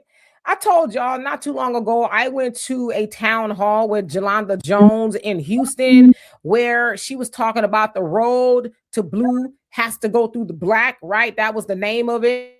And as I surmised, it was really a pep rally for James Talarico. As you know, black folks are kind of soured on him because he doesn't really talk to black folks. He's starting to a tiny bit now after the admonishment and criticism, but he doesn't care about black folks, right? So as I've been telling y'all, I took a lot of notes, but one of the things that came out of that for me, and I was just really like, I felt bad for you brothers, is the Democrats really don't like y'all. And I know y'all kind of know that, but I'm saying that they don't like you because all of the speakers, for one, they were black women, okay? And black women is black women at the first, black woman this, and the first black women at, the black girl magic this, and the black girl magic that. But when they talked about the black men, her name was Ashley Etene, I think it was. She's this advisor. She used to be for Obama and Kamala and all these, CNN things. And so she was bloviating about the numbers, if you would have voted this way and all this other stuff, right? And then when she got to the brothers, she says, and 22% of black men here in Texas voted for a racist. I was like, okay. Aren't they all? And then as the other speakers would speak, oh, the 92% this, the 92% that, and black women, and we need black men to do this, and black men. It was black men sitting there, and I kept looking around like, y'all like them talking to y'all like that? Yeah. What's wrong with you? All right. I was thinking that. And then it really solidified to me because we kind of already know that, even though black men voted right behind the 92%, right? That's the black women that voted for Kamala, and they're mad at the world, including black men who voted, as they say, about 78%, the second largest group of voters than anybody else, right? But the black man, he can't win with the Democratic Party. And in a lot of cases with the black Democrat women, y'all can't win with them. Y'all voted the most after she did, and they still mad at you. But then when Kamala, when she was running, she was up against it. She realized she had a black man problem, okay? Then she tried the black man plan, but a lot of times they know we won't read it. black men, this is the black man plan for you and all these other things. But when you read it, it said and others. So she was lying. They were lying. Okay. Van Jones was lying, a black man. Okay. He said, oh, Mamala, it was a love letter from Mamala to black men. It's like if you don't knock it off. Hold on, that plan was bullshit from beginning to end. And remember, we was on policy watch. We kept saying, where is Kamala's policy? We kept showing y'all her website every week up until the election. It wasn't until, 2-3 months before the election that she actually put some policy up. And it was an all lives matter policy. Yeah. It said black people in there somewhere, you know, hey, Jesse, if you get in the shower and wash up, your toes will get washed too. Like, Yeah, like what the hell is that? You know, like, say you hit your foot, you need specific thing for your feet, right? Say, oh, but because you get in the shower, all the soap gonna fall on your feet. Yeah, and so is all the dirt and everything else. What are you talking about? Right. Yeah, we be going off, Nobby. This is mild online. We're worse in person. Yeah, we're TikTok friendly on YouTube. Right. I love fuck YouTube, but so they don't strike me. We love YouTube shop. Do they even have a shop?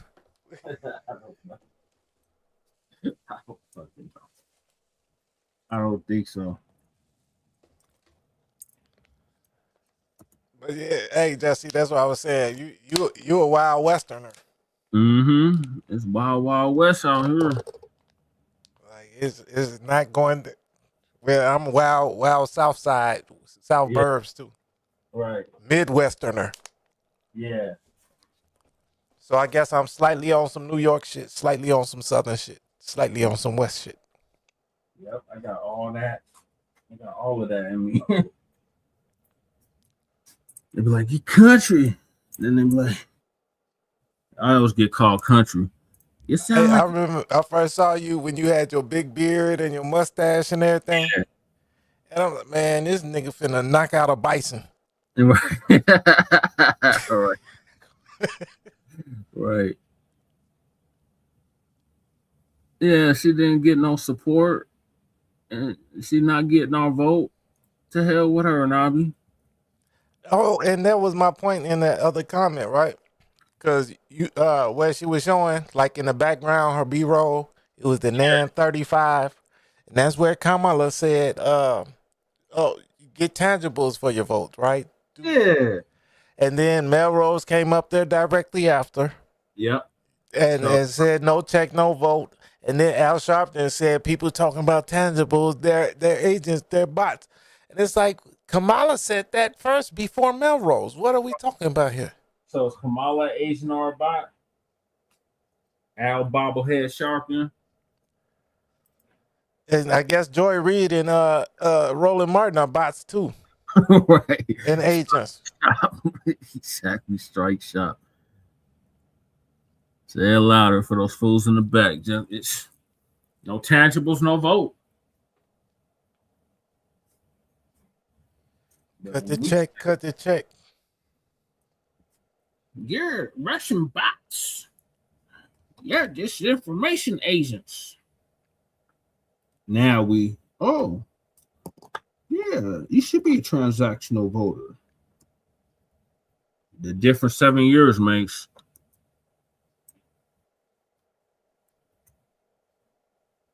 Oh, okay, it's gamble time. Okay, thank you for coming through, Cow Dog. Uh-oh. Cal finna go win now. All right, let me finish up the meat here. All right. Okay. So what I'm saying is black men, even you 78% of black men that voted for the Democrats, Kamala, during that election. Why? And I know the Republicans ain't that much better. It seems like a lot of y'all are starting to look at the Republican Party. In fact, from what I understand, there's a few more black people in general looking at the Republican Party for a whole host of reasons.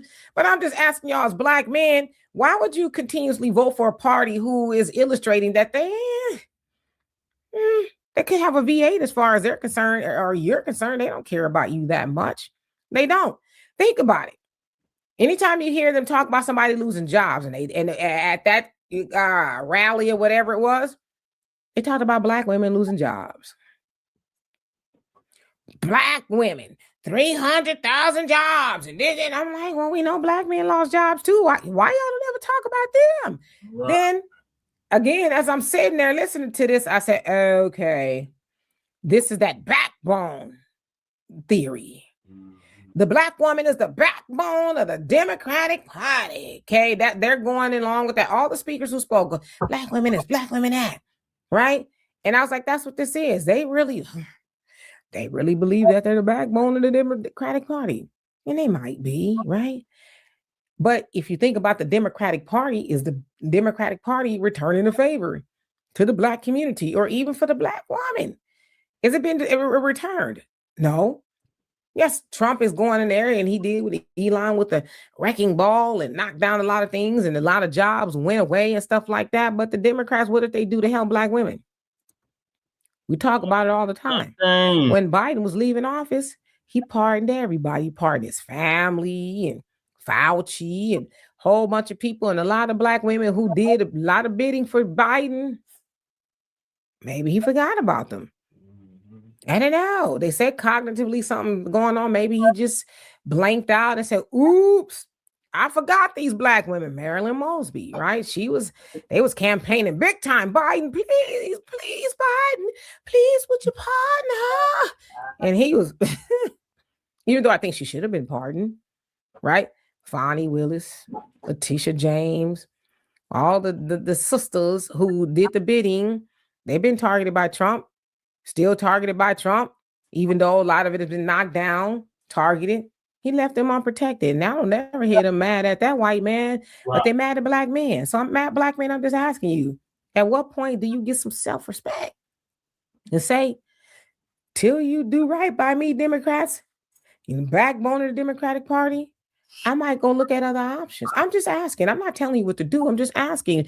Where's your self-respect? Since 2013. Because they're not going to give you respect unless you respect yourselves. And I'm not saying that you don't, black men, because the conversation is the same thing about the black woman who continuously votes for a party who does not help her at all. Okay. And if you think I'm lying, just sit down and look on your phone or turn on the television. And whenever you hear a Democrat or see a Democrat, right now, they're talking about illegal immigration. They talking about the detention centers. Anaya Presley is her name. Yeah. I saw her yesterday. She had just visited a detention center somewhere and she looked like she was about to be moved to tears. Okay. That's what you see them doing. So but they don't visit Cook County jail. Help black women or black men. But that's what your votes get them. Your votes get everybody else something. But as I said, black men, y'all need to reevaluate your relationship with the Democratic Party because they are very clear as to how they feel about you. They don't care that you've lost jobs. Black men are always, they seem to be mostly unemployed more than anybody. That really doesn't get a mention like that, you know. And from what I understand, they got all these committees and stuff in Washington. A lot of people never even heard about a lot of these committees. So black men, where's your self-respect? If you're going to vote for the Democratic Party, and I'm not telling you not to, you need to let them know. Enough of this, y'all voting for racists and all this. Enough of that. What y'all actually going to do for us as well? Are you going to care about us losing jobs like you do about the black woman? See, again, too, that is to put the black woman up here above the black man so she can continuously, and it's by design, it's been that way from the plantation, look down on the black man. Yeah. Black women. We lost all these jobs. And the black man say, well, baby, I lost some jobs too. I know, but it's just black women lost the job.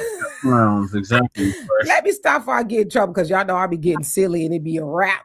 But so, yeah, I'm just saying, black men, from my viewpoint, I don't really think the Democrats care. They don't care about black folks in general. I keep saying this, Kay, and I'm not going to run away from that. They don't care about black folks in general. They Mal- pretend to care about Black women that much more, Oh. but they're very open about how they feel about Black men. So y'all do what you want to do with that. So anyway, for more insightful commentary, please subscribe to this channel and my channel. Subscribe to Frontline Black News.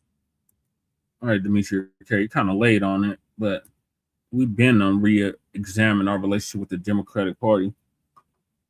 Shit, over a decade ago. What are your thoughts, crew? Yeah, I think probably about 2017. That's when it started kicking off. Yeah. Like heavy. Mm-hmm. Yeah, back when I was up there in Fargo. You know, we was still doing the RBG stuff back then. Yeah, but we was starting to get rid of it. Yeah, we were. Cause it's like these people like I don't think I was even anti-Trump back then. Yeah, you know I what don't I'm think I was either. I think we were mostly pissed off at Obama. I was definitely anti-Hillary. Oh anti-Obama. Well, that's just because what you're a super predator, Jesse. Yeah, super predator. Yeah. Lord. You out there looking like Sabretooth. You know, and then if I come over there Wolverine, we'd just be tearing shit up for no reason. Yep. Super, like real super predators. Yeah. They are late to it though, and I think I'm glad everybody's getting on code with it though. Yeah, it's about damn time, Jesus, because for the longest we was the crazy ones. Oh, you crazy? You don't know what you talking about. The Democrats been good to us. What? Hey, y'all don't hear no echo. A goddess. I'm just trying to make sure y'all don't hear no echo, because I know when I was on Breeze earlier, I think I had the chat feeding back through when I played my music. Oh yeah, you did. But no, I don't hear no echo on your end. Okay, I think I fixed it. So I'm just trying to make sure. Yeah, she did that shit. But everybody's coming back to what we've been saying though. Mm-hmm. And this the thing, right? So like I'll probably be wrong sometimes. Mm-hmm. But generally, like when we think out stuff like this, like the politics or our indigenous ancestry and stuff like that. Yeah. We're not wrong. Right. All it takes is time, and then we'll be vilified. Mm-hmm.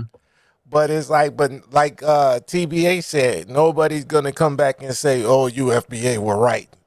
White supremacy ain't gonna say, "Oh yeah, you were correct, and we should just pay y'all." No. They just gonna take the slide way out. Mm-hmm. Yep. Like I said, I heard some Democratic shills earlier trying to talk like me and Lady Che. I said, these motherfuckers here. But they still talking about enslaved Africans. I'm like, oh, Lord. Yeah, those enslaved Africans that mixed with my indigenous great-grandparents and people say the Europeans, right? Yeah. They weren't all white. Yeah, that's true. So when we say European ancestry, that doesn't mean white Europeans. Well, as soon as you hear European, they automatically go white. But then when you say who's the first Europeans, when you see Cheddar Man, when you see the Bingo Lady, you talking about Cynthia G's grandfather? Yeah, yeah. They don't look like no goddamn Europeans. No troglodytes. And then the other thing they be saying, we got all our names from the Europeans messing with our grandparents. Mm-hmm. It is like, so I've been going in on Grok all day about this, right? So I could trace like my gun name. Yeah. All the way back to 1867. Okay. Right, just straight through that name. I can prove my FBA, like through his wife. You get me? Right. But like the first gun that the first to last, whatever I can find, right? It comes to 1867. Okay. And there were plantations named like that, right? But I can't find Doc Guns. I can't find his parents at all. So he ain't got no gun parents as far as I can see, right now. He obviously has parents because he's here. You know. So But like on my end, on the Paris side, everything goes back to the South. The Parishes go back to the South, South Carolina. The Butlers go back to the South, South Carolina. The Ivies go back to the South, South Carolina, North Carolina, Virginia. And what's the other name on the line? The Brodies. They go back to the South too. So it's just like, and that's just on my mom's side. And on my dad's side, the Calverts, they go back to Maryland. right. So like mine, so I got the Guns, and then I got the Moons. Yeah. I can show it to you if you want. But yeah, I got the Guns, then the Moons, right? But I can trace the Moons back. Right. You get me? I could get to Esau Moon and Israel Moon and all that. They're on the slave rolls. Yeah, the Moons. Yep. But they're all from Alabama. My dad gave me that name. Chairman Sekou, he gave me that name, Che Nkrumah. That name was given to me. It was supposed to be a combination of Che Guevara and Kwame Nkrumah. Basically, revolutionary names. Yeah, my only thing with Che Nkrumah, I think Che was a racist. Yeah, he was. That's my only thing. But you see my tree there, Jesse? Mm-hmm. Yeah, I see it. So I can get to Doc Gun, right? So I can chase myself. Raymond Gun, Walker Gun, Doc Gun, right? That's the 1867 when he was born. But to prove FBA, I got to go to his wife. Yeah, I used to get that a lot, but now I'm not African. Jesse, you African. Just ask Vic Mensa, and you're 23andMe. The hell with that damn tragic mulatto.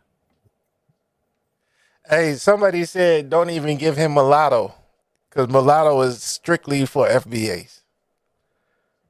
The hell with that. He just a confused mixed nigga. I wouldn't even give him nigga. He's just a confused mixed African. Tether. Anchor baby. Mm-hmm.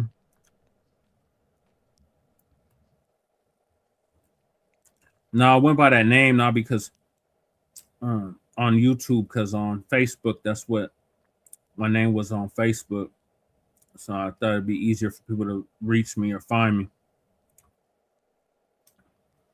And my granny from North Carolina. Yep. Her family's from North Carolina. She was born in Pennsylvania. Okay.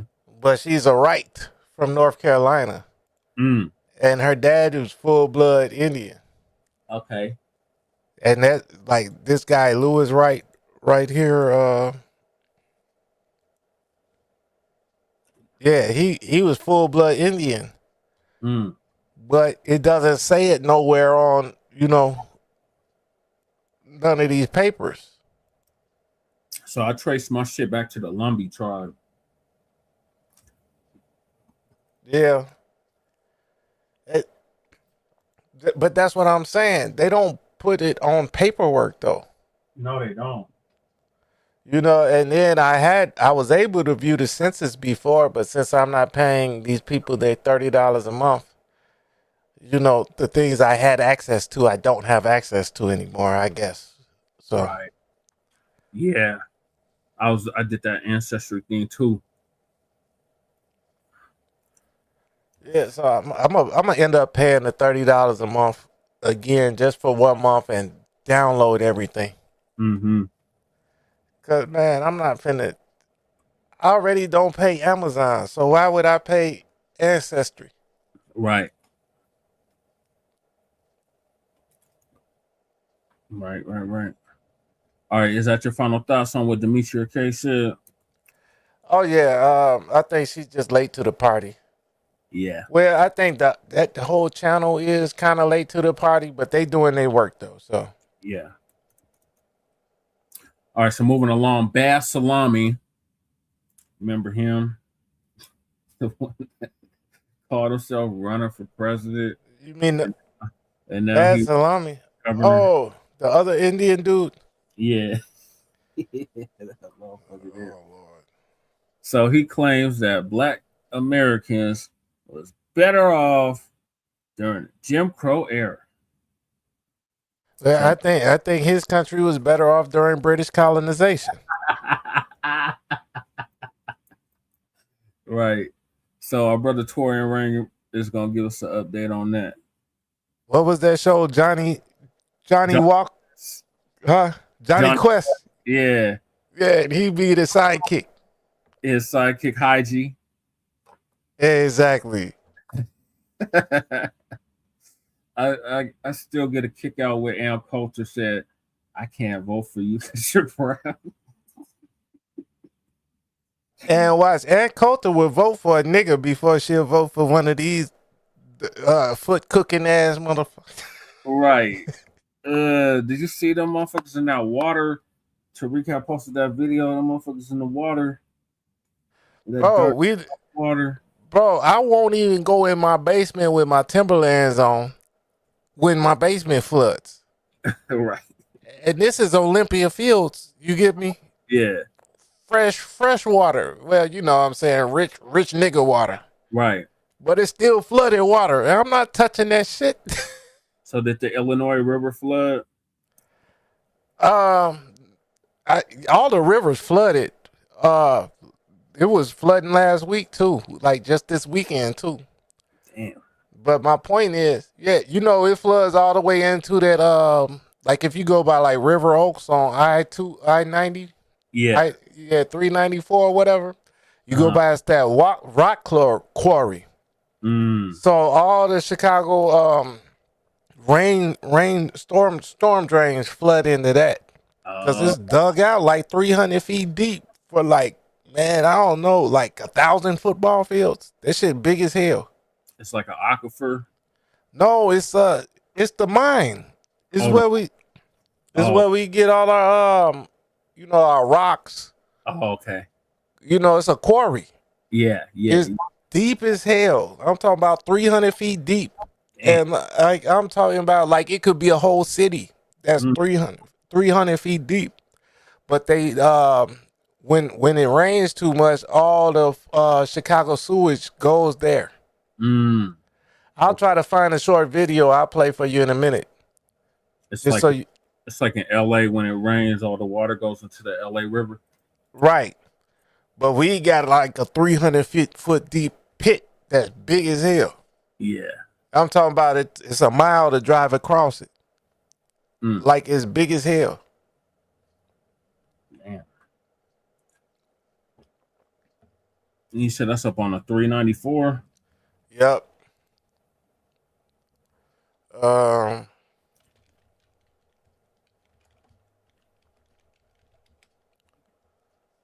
right, let me get to 20. Supposed aid from Lyndon Johnson's Great Society that actually rolled back some of the benefits that Black families enjoyed, like a stable family foundation in the 1960s, no longer the case today, in part because the government gave them an incentive to live in single-parent households rather than dual-parent households. Yeah. Affirmative action, effectively a cancer on our national soul, in part because it's a form of psychological slavery that holds Black Americans back by teaching them that they can't get ahead without actually somebody giving them a boost. Boy, if you don't get the fuck out my face. Right. What did I say was going to happen? For those who need a refresher, I said when ramen noodles lost these elections to get into these political positions, what was the first thing he was going to go do? Run out and start a podcast. Yep. Look at what he's doing right now. He's podcasting. Now, I'm not sure his status as far as him running for the governor of Ohio. I'm not exactly sure where his standing is in that. And honestly, I don't care because I have the strongest feeling that whether he gets in or not, hopefully not, he's going to get chewed up and spit out like yesterday's meal. Yeah. This dude literally loves to get online and talk about Black people at the behest of, or the, I guess you can say, at the mercy of PC folks who don't like him, just so he can have something to talk about that day, I suppose. Let's not forget what happened a couple years ago when Ann Coulter, aka Skeletor, as I like to call her, got on his platform. That he invited her on his platform and literally told him to his face that, yes, you are a great candidate. You could be this and you can be that, but I still wouldn't vote for you because you're Indian. Literally said it to his face. I did a whole live stream talking about it, and we were just sitting up there just laughing at how embarrassed he looked and how embarrassing he was, because he sits up there and he tap dances for all those individuals and they don't like him. Even look at how they talk about him throughout his campaigns, that he was, when he tried to run for president or when he tried to run for other political positions, because they know he's performative. They know nothing about this man is genuine at all. And he sits up there and he still continues to do it while all of this is going on. He kind of reminds me of Emerald Fuddle. You know how he likes to get up there and grandstand for them white supremacists and then talk crap about us all the time, or whenever he gets a time in his rather not so busy schedule to talk about us. And then when he gets into those spaces that he knows he doesn't belong in, he decides to go in there and say, I'm trying to fight for your rights to say the N-word and all this, that, and the third. Is just absolutely ridiculous. And he too is another melanated individual, non-FBA person who has lineage that comes from across the pond. And he comes over here and does this. Just like when it comes to Ramen Noodle, this dude is a first generation born Indian. He was born in the 80s. He's only a couple years older than me. And he's sitting up there talking about, in so many words, that Black people were doing well in the 60s, which of course was Jim Crow. Jim Crow was starting to come to an end by that point, but still Jim Crow was still going on. And by the time it even ended, there was still some remnants of it going on, because while it may have ended on paper, in reality, it was still going on in the real world behind the scenes and sometimes in front of you. So, and the thing about it is, people like him, this is not my first time hearing people like him say that Black people fared better during Jim Crow. I mean, you even had that tap dance. Let's go up further back. You had Fakem up there on that recent interview where he was with that panel, rather, with Piers Morgan, and they were getting on him because they were talking about Charlie Kirk when he said that Charlie Kirk had said that Black people did better during slavery. And one of the white guys on there asked Fakem, he said, do you agree with Charlie Kirk when he said that Black people did better during slavery? And he said, of course. Those are the first two words or something along those lines that left out of his mouth when he said that. I cannot stand these tap dancers. I don't care if they are not the ones that look like him, because they will sit up there and they will say and regurgitate all this stuff for a pat on the head or a biscuit crumb. That's why I did that deep dive about the good one or the Black Shield. That's exactly right there. And then I had some trolls coming under the comment section trying to twist it into something else. And it was like, no, you knew exactly what I was talking about when I made the video. I didn't mince my words. Right. But it's funny too, because Ramen Noodle, like I said, was born in the 80s. His family most likely came over probably in the 70s, I'm gonna assume. So by the time they came over, all the quote unquote hard work or the hard part was already done. He doesn't have any lineage that goes back that far as his family lineage goes. Again, remember, he is first generation born, which means technically he would be an anchor baby. Yep, that's exactly what he is. He would be the one who would benefit from that birthright citizenship thing. You know, the same thing at one point that he wanted to get rid of, but he got in on. So it's like the hypocrisy is strong with this one, but that's of no surprise and of shock to anyone when it comes to someone like him. People thought that he got to use the Star Wars reference. No. I always Yeah. tell you, when people like him, when they get their foundation and their footing talking about us, and remember what the motto says, the foundation of every grip is a grip, is the degradation of Black people, especially Black Americans. Yeah. Whenever they get their footing when it comes to talking about us, and they feel like they have arrived, so to speak, then that's when they start to drift off into other territories and other lanes that they know that they can't fit in, but they'll try to squirm their way into and slither like a serpent and get in, but then they realize it's too cramped in there because they don't want them there. So what happens? They get kicked out, and then they go back to their foundational settings, which is talking about us, which is what he's doing right here. Now, I don't know exactly when he made this video or whenever he spoke about this, because I saw it on Threads, but it looks fairly recent. So he hit that foundational pavement pretty quickly. And like I said, I told people if the political route does not work out for him, he's going to go right back. He's going to go right into podcasting. Yep. And look at what he's doing right here. This is his fallback plan. And I knew it. I called that. Me and KG called that like immediately, because that's what a lot of them do. Yep. Whenever they don't get to where they need to be politically, or if they don't go anywhere in entertainment, then what do? They get and create these podcasts so they can talk shit about us, especially, but more so if they're anti-Black, or talk a whole bunch of other nonsense that doesn't make any sense in their echo chamber where they just hear themselves talk, or other people like them hear themselves talk, just bouncing off the walls with a bunch of rhetoric that doesn't make any sense to anyone but themselves and their sycophant audience. But yeah, I'm not in the least bit surprised that he came on here and he said this, and then of course he brought up about affirmative action again. Affirmative action was supposed to be for Black people, but it benefited mainly white women. But Ramen Noodle ain't gonna come out and actually say that, but they keep putting that out there as if it's the gospel truth. Again, this dude, his family lineage goes back only so far as being here in America, in the US rather. He has no room to talk about what's going on here. However, he could talk about what's going over in his homeland, which is in India.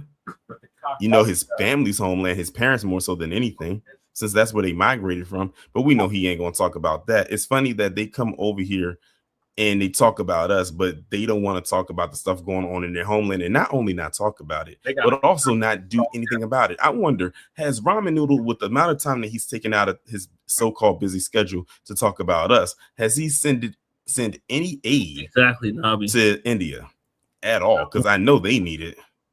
Something tells me probably not, and if he has, probably very little.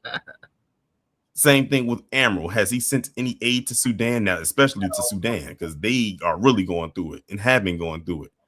But I guess he only aids in helping out his war criminal uncle. But I'm not going to go in much more into that. If y'all want to see my video on that, just go a few videos, maybe a few hundred videos back. But these, I would say these foreign tethers, I put it like that, are some of the worst things that could have ever happened to Black Americans. People like him, Emerald Fuddle, Byron Donalds. Shoot, I almost want to kind of throw fake him in this, since he wants to claim that he has Nigerian lineage. You can't walk that back. They are I can say they are almost like a leech for us. I guess you could say a stone around our neck. These people are absolutely diabolically atrocious. I agree, Corn. And I guess it's the only way they can feel like they can get some type of traction. But I have nothing left more to say as of right now, because something tells me this won't be the last time that I will talk about Ramen Noodles. It's just been the first time in a while since I have spoken about him. But y'all let me know what y'all think about this down in the comments, and I'll talk to you in the next one. Okay, Ramaswamy. That's Nobby's turn. Crew, you back? Yeah, I'm here. I'm having some trouble, right? Yeah. So I just looked up Ramen Noodles, right? Yeah. he was born like what, 8 days before my brother. Wow. You understand me? Yeah. And I'm looking up. I put into let me show you. Like I put in how old is his dad, right? Yeah. You see? I got it like right there. It's like how old? And it's 106 seconds. And he still hasn't come up with an answer on the Duck AI. So it's like, what is he a January 1st? Yeah, he's a January 1st baby. Like, and what year? Is it question marks? 19 question mark, question mark? Yeah. It's like 1950 or something. No, but that's the thing. See, yeah, so my dad was born in the 50s, right? Mm-hmm. I was born in 81, my brother born in 85, right? So Yeah. I get that. They had us at like 26, 27. Mm-hmm. Mm-hmm. But it's like, Vivek Ramaswamy, your dad, well, he's not even an immigrant here, right? Because he's not even a dang on, he decided not to be a citizen. Mm-hmm. So how is Vivek talking about us? Nigga, Right. you younger than me. Right. Talking about what we need to do in America. Man, I can't. Yeah, it says he's 40. He'll be 41 on the 9th. Yeah, that's what I'm saying. He younger than my brother. I mean, he older than my brother. Right. My brother the 17th. Okay. You get me? Yep. So he beat my brother by like 8 days. Mm-hmm. But like my brother could pretend to say what we need to do over here because he's got a daddy and a granddaddy, the same granddaddies I got. Dobby said he looks 55. 211 seconds and they can't find out how old his dad is. Lord. How old is his dad? Let me ask Grok. I might have to ask Grok. Asking Gemini right now. How old is his dad? Let's see.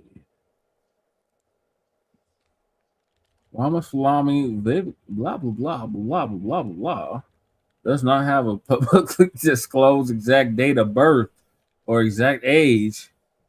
However, based on public records showing he graduated from the National Institute of Technology, Calicut, and immigrated from India to the United States. Calcutta?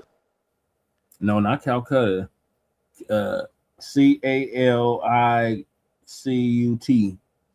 Calicut. Calicut. I guess that's how you pronounce it. I don't know. I guess too. From India. I don't eat dirty river water, so Right. When you drink dirty river water, you might come out with a different accent. He's estimated to be in his 70s. Bobby said, for real, she thought he was around 55. That's what Grok said too, right? Like he immigrated in the 70s. He completed a PhD in 85, but no reliable public source in current record lists VJ Ramaswamy's exact birth year or current age. His age is not publicly documented in the sources examined. Any specific number would be an estimate. That's like them estimating we're 60% Nigerian, 20%. Right. Like, so you don't have an answer. So it's all nonsense. Mm-hmm. If he was in the 70s, then he was born in the 50s. Right. If you get, yeah. Well, hopefully, unless you're one of them Nigerians that be lying about your age and then coming over here dunking on high schoolers when you're 32. Yeah. Remember that one that they deported? Kept 15, and his house was like 42. Man. They kept saying, "How old are you?" I'm 15. I was born in 2005 or some crazy shit he was saying. Like, yo, old ass man, get you, man. All right. Well, I have to shoot your ass. I think it was Breeze that covered that shit. I was like, this month. Talking about he 15 and he going on 43. Look, I tell you how old I am. I ain't gonna play like I'm, 5, 10 years younger to come hang with you. Yeah. I'm gonna tell you I'm old as hell. You get me? But shit. Yeah, he brought that degree.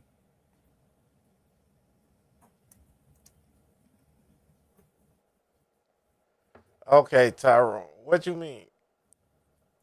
Tyrone, he's originally from here, so he be getting on me about the 2 C's and the Blacc. Oh, okay.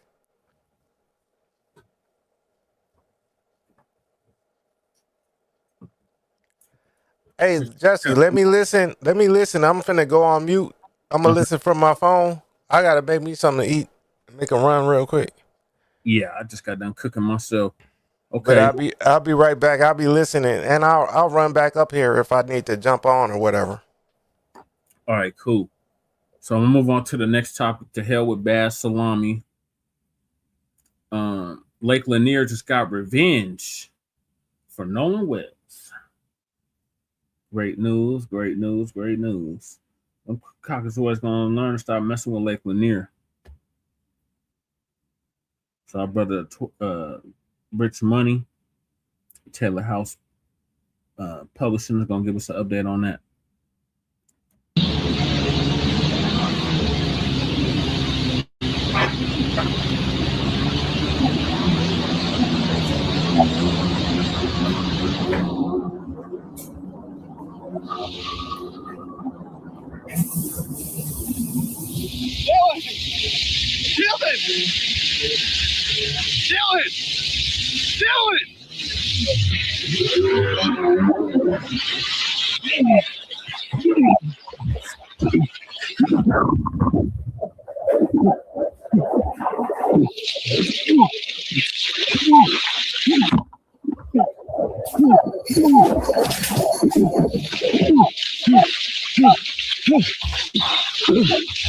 Oh, I got you.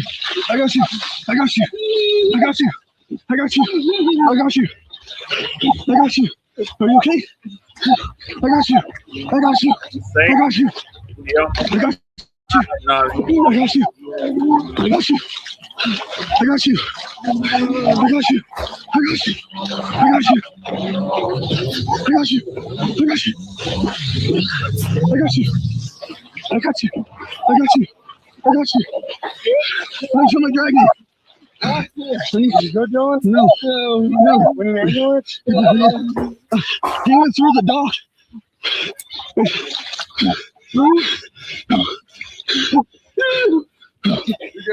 Breathe. Breathe. Breathe. You go backwards into the dock. Exodus 15:4 says, Pharaoh's army, all of his chariots and his horses were cast into the sea. Peace and blessings. Peace and blessings, all praises due to the Most High, and as some would say, the ancestors have just gotten revenge for the death of our dear brother Nolan Wells. Now, this just happened a couple of days ago on Lake Lanier. And if you're familiar with Lake Lanier, Lake Lanier was formed when in the all-black town of Oscarville, Georgia, was flooded out by white people in order to make this lake to provide energy and electricity for the neighboring cities. Now, this is in Forsyth County. Now, if you know, Forsyth County was well known as a sundown town. But ever since that day happened, there has been several unexplained deaths on the lake, and people just passing out like this guy, people falling out of ships and drowning. Some people say that, arms are pulling them down into the water. There's an entire city under that lake, and it's been well known that white people often meet their fate at the lake. Now we gotta watch that again, because we gotta point out the exact point where the spirits just took control of him and made him go right into that dock. Takeover. But first, let's take a listen to this Inside Edition news story about the entire incident and see what they have to say about it. Yep. Heart-stopping video of what has to be one of the luckiest guys ever. He was riding a jet ski when he blacked out and seemed to be heading straight for disaster. You won't believe what happened next. A jet skier is enjoying a day on a lake. Suddenly, a life-threatening crisis. He turns around to ride backwards when, without warning, he blacks out. There he is, slumped over the jet ski. He's out cold and heading straight for the dock on popular Lake Lanier in Georgia. His buddy is recording from another jet ski, and he is frantic. Dylan! Dylan! At this point, there's nothing to do but hope for the best as the jet ski goes crashing into the dock. Yeah. Dylan! Dylan! He's thrown in the water, and by some miracle, he is alive. Come here, I got you. The collision jolts him awake. He can't believe what happened. A nearby jet skier swims over to help. He went through the dock. You go backwards into the dock. I know we are. Thankfully, you went between the bars. And here he is, 32-year-old Dylan Stabler. He says he has no recollection of what happened. He's with his friend, Anthony Zielke, who saved him. There are the poles, there's the dock, there's the boat there. There were so many things you could have hit. In either direction, I could have been dead, you know. I could have been decapitated by that propeller. Dylan says his mom gave him a tongue lashing. She's like, Dylan, you need to be wearing your helmet. The jet skier says he believes he blacked out because he was dehydrated. Now, he claims he was dehydrated. I claim that wasn't there. Once again, the spirit of those black people that were run out and drowned when that town flooded literally changed the course of that boat. First of all, they incapacitated him. Sounds familiar. Nolan Wells' friends may have incapacitated him. And then it took him on a beeline to that dock. And if you don't know about Lake Lanier was formed over, once again, the black town of Oscarville. Mm-hmm. It was a reservoir constructed in March of 1950 over the town of Oscarville, occupied by majority black residents. Small black community on the site of racial expulsion, resulting in the forced displacement after a series of violent events of all 1,100 black residents from Forsyth County by the white residents in 1912. Following the alleged assault of two white women and the subsequent lynching of a black man named Rob Edwards, who was accused of being involved in the crime, white mobs terrorized black families through arson, intimidation, and property destruction. Within weeks, nearly all black residents fled Forsyth County, abandoning their homes and properties that were later absorbed into white ownership. Decades later, the remnants of the town were purchased by the government and flooded to create the lake. A whole town was flooded to create this lake. Since then, there has been over 500 deaths. Over 500, y'all. Since then. An average of about 10 to 12 deaths per year. And that number continues to rise. And fortunately for old Dylan Stapler there, the jet skier, he was not one counted in that number. We got to look at this again, because you can actually see there's no explanation. He's talking about he's blacked out. No, that was the spirit of the Oscarville residents who were terrorized by the white mob coming back and getting some revenge. Or it might have been the spirit of our dear young brother Nolan Wells. Let's check it out again. Just look at the spot where the ancestors grabbed.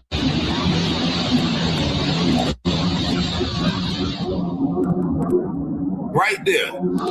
Right there. Look, he just goes out. There's no explanation for that. Now watch how this boat goes straight to the dock. Now it's going straight to the shore. No, it goes straight to the dock. You can actually see it turn. Look at this turning. Right? You see how it turns right there? He's trying to take his head off. He's lucky.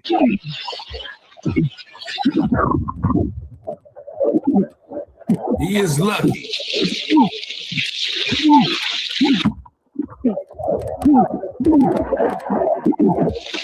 Yep. Come on, I got you. I got you. I got you.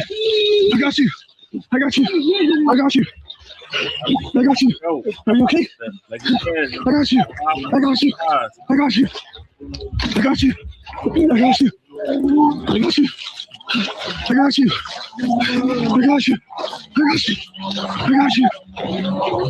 I got you. I got you. I got you. I got you. I got you. No, somebody drag me. Good going? No. No. He went through the door.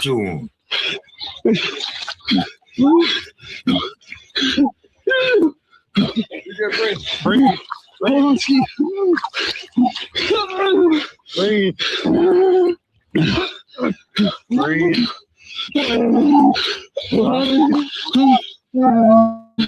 You go backwards into the dock. For anybody that's unmelanated, well, I don't think nobody wants to go on Lake Lanier because once again, they terrorize those people. They say they just flooded the town, but I'm pretty sure, some people were there and, they don't talk about those things that they did, just terrorizing people. Displaced all 1,100 Black people from their town. They had to leave under the cover of night. Yeah. All because the age-old thing, a Black man did something to a white woman. Now the whole town gotta die. Yep. And from what we think, Nolan Wells was talking to the little white girl, then he had to die.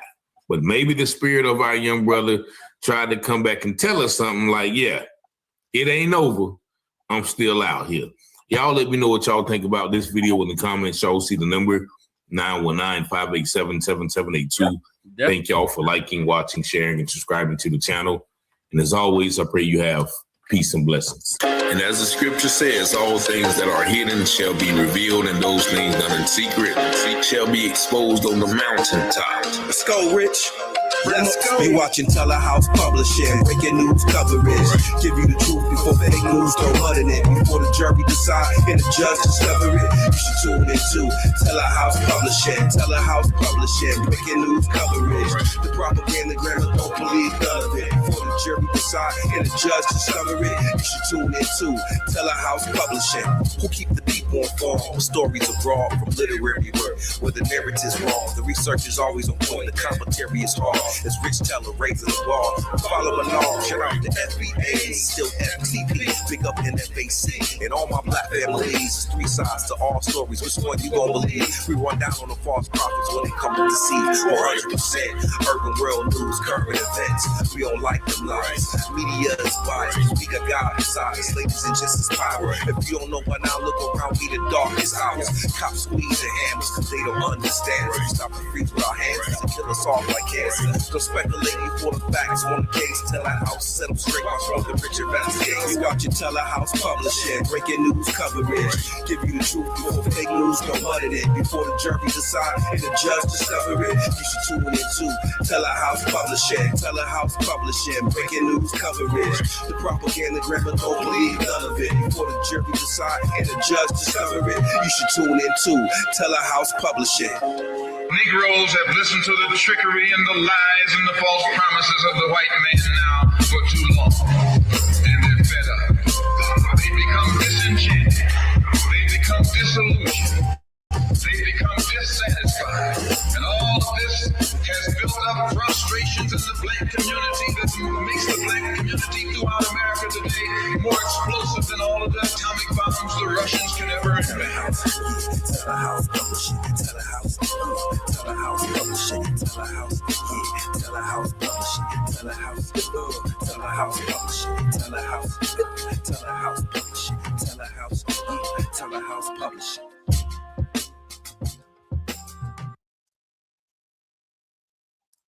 All right, crew, what's your thoughts on Lanier just got revenge for Nolan Wells?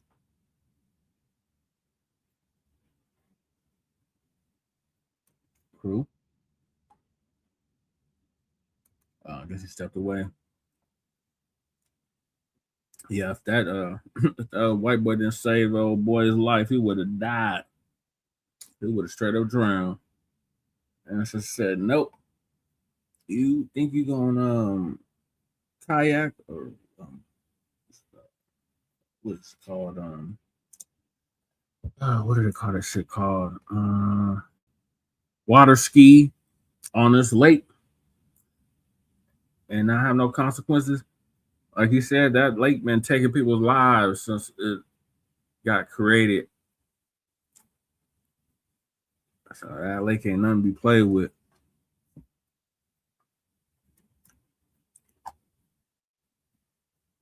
Now, I would say if this was in Mississippi, definitely that would have been revenge for Nolan Wells, but it's happened in Georgia. Forsyth County's in Georgia, Lake Lanier's in Georgia. This Georgia's still an ancestral homeland, part of the South. So yeah,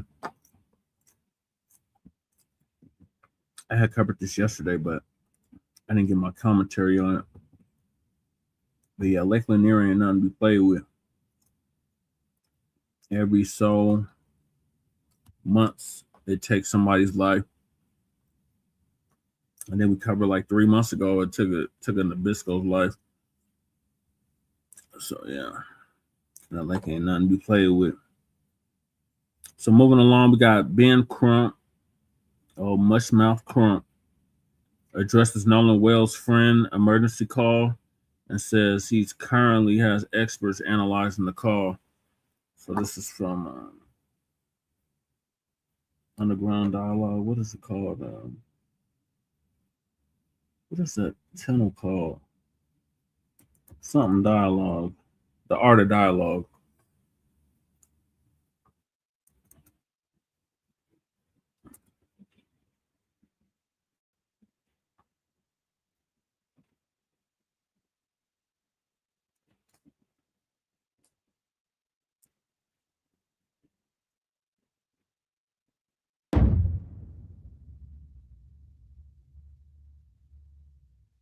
Ben Crump, happy to have you, my You're on man. the phone. Thank you, sir. Pleasure to be with you. Ah, man, it's a pleasure having you. I mean, it's so much I want to ask you. It's so much I want to get into.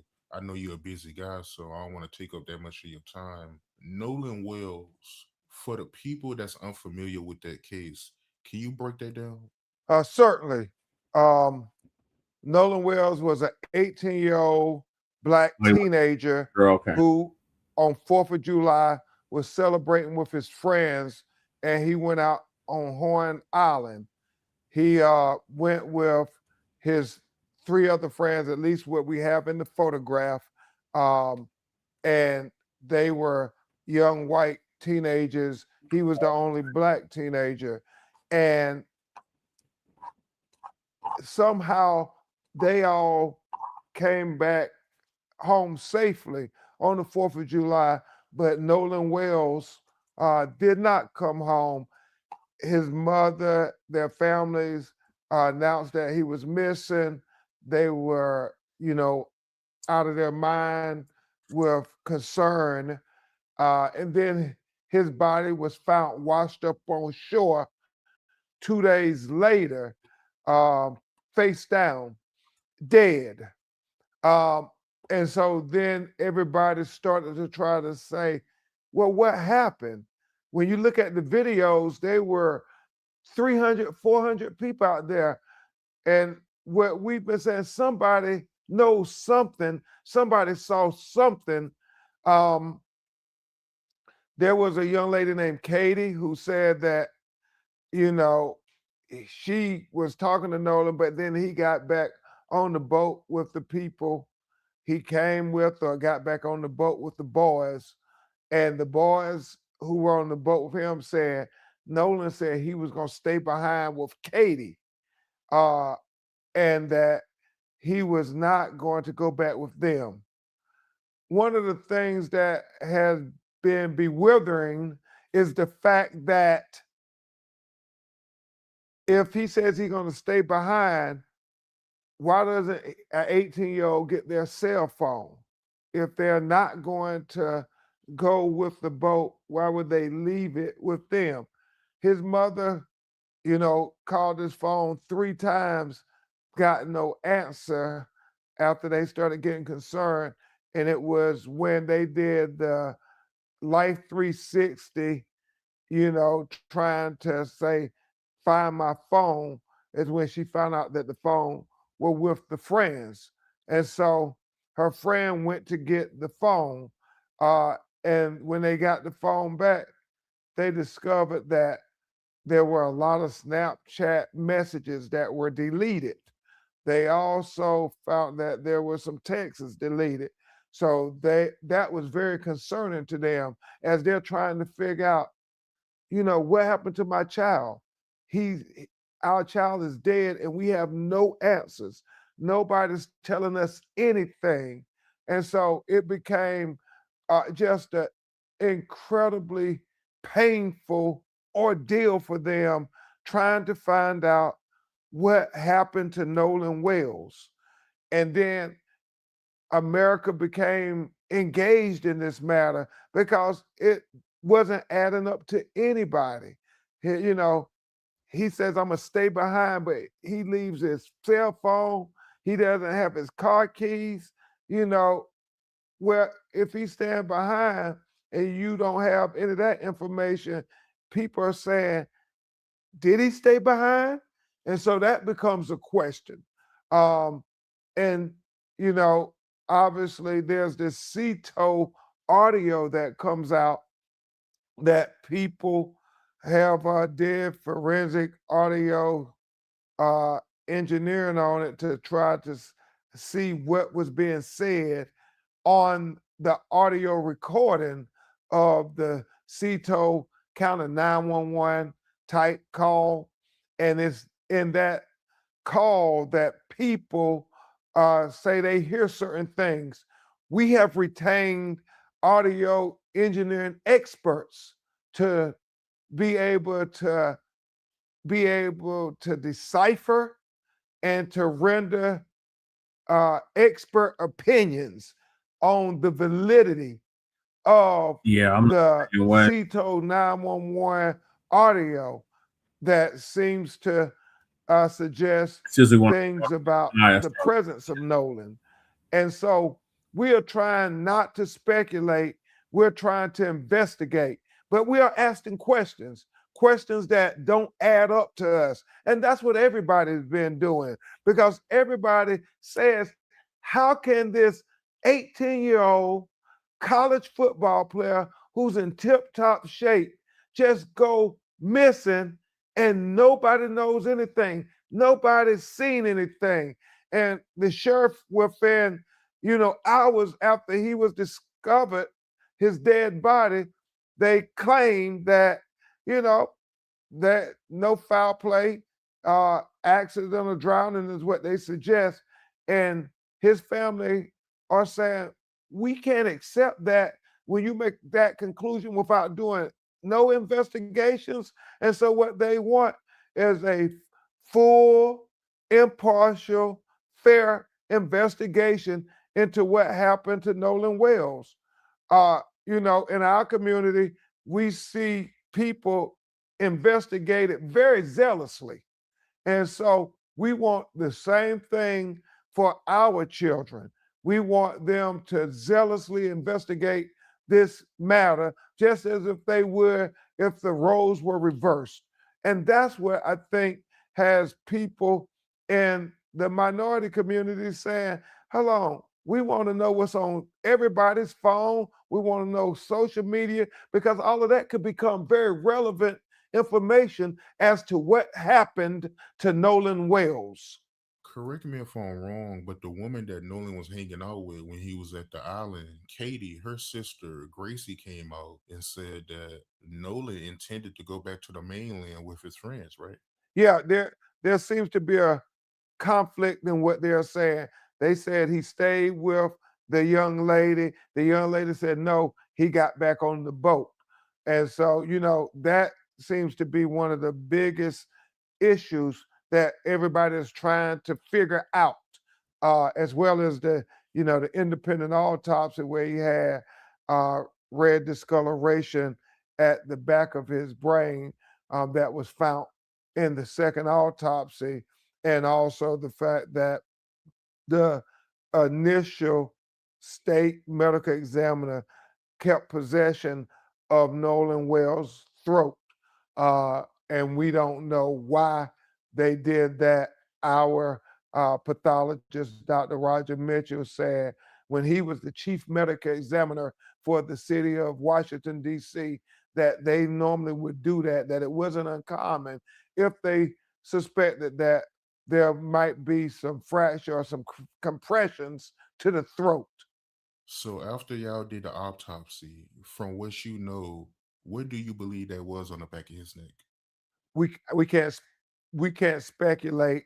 We know that we think Dr. Roger Mitchell should have the benefit of looking at all the autopsy notes and observations and photographs from the first autopsy, and then have, the state medical examiner be able to look at all of his notes from the second autopsy and try to work together to figure out what conclusions that they can draw from the autopsies, both of them. And then also waiting for toxicology. That becomes a factor in finding out the manner and cause of death. But Dr. Mitchell said, and this is a very, very important, he said, if it's a drowning, then that still doesn't answer the whole question of what happened to Nolan Wells, because he said then there are questions about, was Nolan Wells' condition of his body conscious or unconscious when he went into the water? Furthermore, he said, did he go into the water unforced or forced? He said all those things become factors. Makes a lot of sense. And I know his friend Warren Hudson, he came out with an interview where he made a statement about how Nolan, he was drinking liquor on the boat. You heard about that? Well, we don't know. We want the toxicology to come. We know when you hear the C-code audio call, it appears that there was some intoxication. But again, toxicology can tell us that. And people's firsthand eyewitness testimony can tell us that. We want answers. As I've said over and over again, I am for truth, no matter who it implicates or who it exonerates. I am for justice, no matter who it convicts or who it acquits. And I am certainly for transparency, so all of us can see and we can have trust in the system that this was a fair, impartial, and complete investigation. That's what everybody would want if this was their child. Yeah. You're right about that. Crew, are you back? Service Sam here. Crew. Oh, he's still getting the burger. Yeah. Mush mouth Crump. He's just a damn ambulance chaser. Yeah, not no goddamn Johnny Cochran. Stop trying to try to quote Johnny Cochran. If the glove don't fit, you must have quit. Stop the madness and get this brother some justice. Get him and his family some goddamn justice. But we know that's too much to ask for. So moving along, what's the sacrifice of Nolan Wells, or a ritual sacrifice? Was the death of Nolan Wells a ritual sacrifice?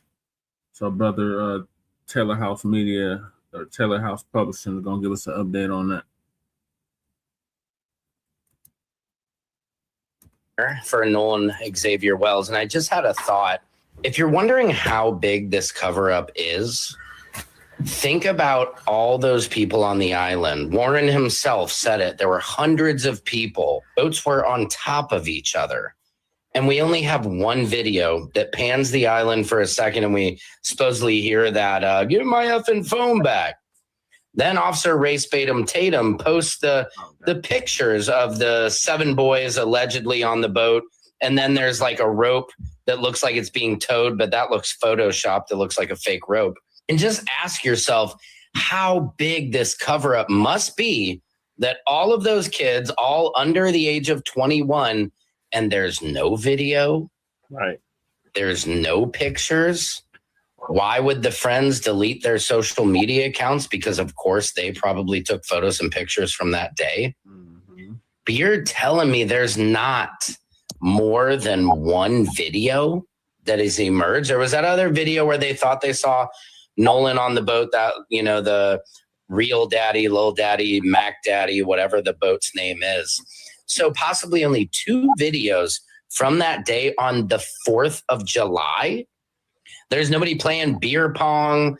There's nobody chilling in the water. There was a fight. We know there was a fight because Trayston told, oh, yeah, man, he got into that fight. And you're going to tell me that nobody picked up their phone and started filming that fight? I can't believe it. In this day and age, it's not possible. This is not 1980. This is not 1990. Everybody has a phone and a camera and social media apps that encourage you to film everything. Yeah. So ask yourself that. This cover up is so big. If it was an accidental drowning, nobody would have deleted their social media accounts, and we would see video and photos from the entire day documenting that entire day. And ask yourself this: why did the boys decide to leave at 4:30 p.m.? Was it because their boat was taking on water, or did something happen? Because to me, that's odd behavior. Why would you get there at 11, only stay for 4 or 5 hours? Like, wouldn't you at least maybe stay till around, 5 or 6? The sun probably didn't set till 8, so they had plenty of time to get home. But again, this is one of the biggest cover-ups in recent history, because hundreds of people are going radio silent and acting like they didn't take pictures or video that day. That is what Trayston is talking about when he says Ocean Springs has Ocean Springs back, because they're covering it up. Allegedly. Yeah. Secret Service. He who concealeth the matter covers up sins. Peace and blessings. All praises to the Most High. That is the brother Secret Service Sam, who has been following this case and is glad to see once again a Caucasian person pointing out all the discrepancies, which makes this case so enamoring, polarizing on both sides. But it's hard to believe, once again, on a July 4th day, the only video and pictures that we see are the pictures that are being systematically and methodically dripped out piece by piece to fit certain narratives. But the main thing that he focused on was a huge cover-up. It has to be a humongous cover-up for nobody to know anything. But on the other hand, maybe it's not a cover-up. Maybe it is, as I suggested in the title, a ritual killing, sacrifice killing. Many people don't know the history of human young child sacrifice on this land, and I'm going to go into some of that. But because it was July 4th, the 250th birthday of America, as they say, and I've been thinking about this. I didn't want to seem like a conspiracy theory and all those things, but somebody called me last night, and from another culture, and that's what they said, along with many other people. Many other people have been saying that this was a ritual sacrifice, and being that once again it was the celebration of the culmination of this nation, which was founded in 1776, which was the same date that the much maligned Illuminati was founded as well. And every 4th of July, they would perform, these rituals. And what we call fireworks, they were bonfires where sometimes people were actually burned. Nevertheless, let's talk about this and how it relates to Nolan. I studied this a while back when I was in school right here in Goldsboro, North Carolina, when they made us take a culture class. And it talked about the different cultures, and many of the cultures in South America and America practice child sacrifice. Many of the Mesopotamian cultures and all those practice our child sacrifices, even mentioned in the Bible. But let me show you this one particular culture that practice sacrifice that reminds me, and I've been looking for it, but this reminds me of what I think happened to Nolan. And once again, this is about a South American culture, right? Well, let's read this paragraph. It says, months or even years before the sacrifice pilgrimage, the children were fattened up. Their diets were those of the elite, consisting of maize and animal proteins. They were dressed in fine clothing and jewelry and escorted to Cusco to meet the emperor, where a feast was held in their honor. More than 100 precious ornaments were found to be buried with these children in the burial site. Now, let's stop right there, because once again, we see this in a lot of the, musical sacrifices. What they do, they lift the person up, right? They build this child up, like from the day this child is born, they know that this is going to be the sacrifice, right? So they give them the best diet, the best clothes. They hold a big feast in their honor. Everybody pretty much worship this person and uphold this person because they are special. They have to be young. They have to be pure. They have to have a bright light. Does that not describe Nolan? Does that not describe Nolan? Everybody in that town loved him. Everywhere he went, he was smiling. He had the best. He was reportedly a descendant of the great Ida B. Wells. So he was that star. He was that special sacrifice that they had to give to the gods, right? But let's continue. And this is where, once again, it gets more similar to what happened to Nolan. The Incan high priest took the children to high mountaintops for sacrifice. As the journey, Horns Island, was extremely long and arduous, especially so for the younger, cocoa leaves were fed to them. What are cocoa leaves? That is what cocaine, white girl, booger sugar, ski.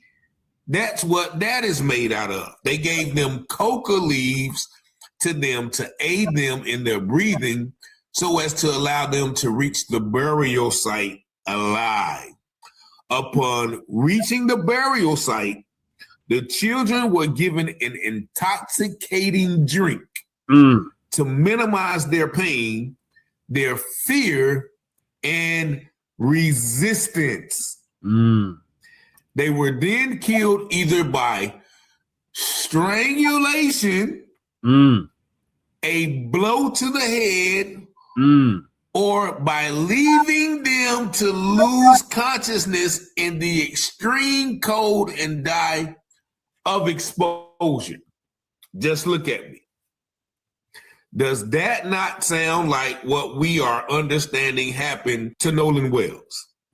Just follow me now. They said they took them on a journey. Where is this journey to? This journey is Horns Island. Take them out there. Now, the toxicology report hasn't came out yet, but they keep saying how he may have had cocaine. So he was extremely drunk, right? So what did they do to these children? Yep, they got them high and they got them drunk. Most of all, that's the problem I find. You can't be off cocaine and be drunk. alleviate pain, and most of all, alleviate the resistance. No doubt Nolan probably wasn't going to go out without a fight. And that's why you keep seeing everybody saying, well, yeah, he was just drunk. He was just drunk. He was just drunk. Because we know that a few of the kids' parents have, ties to the medical field.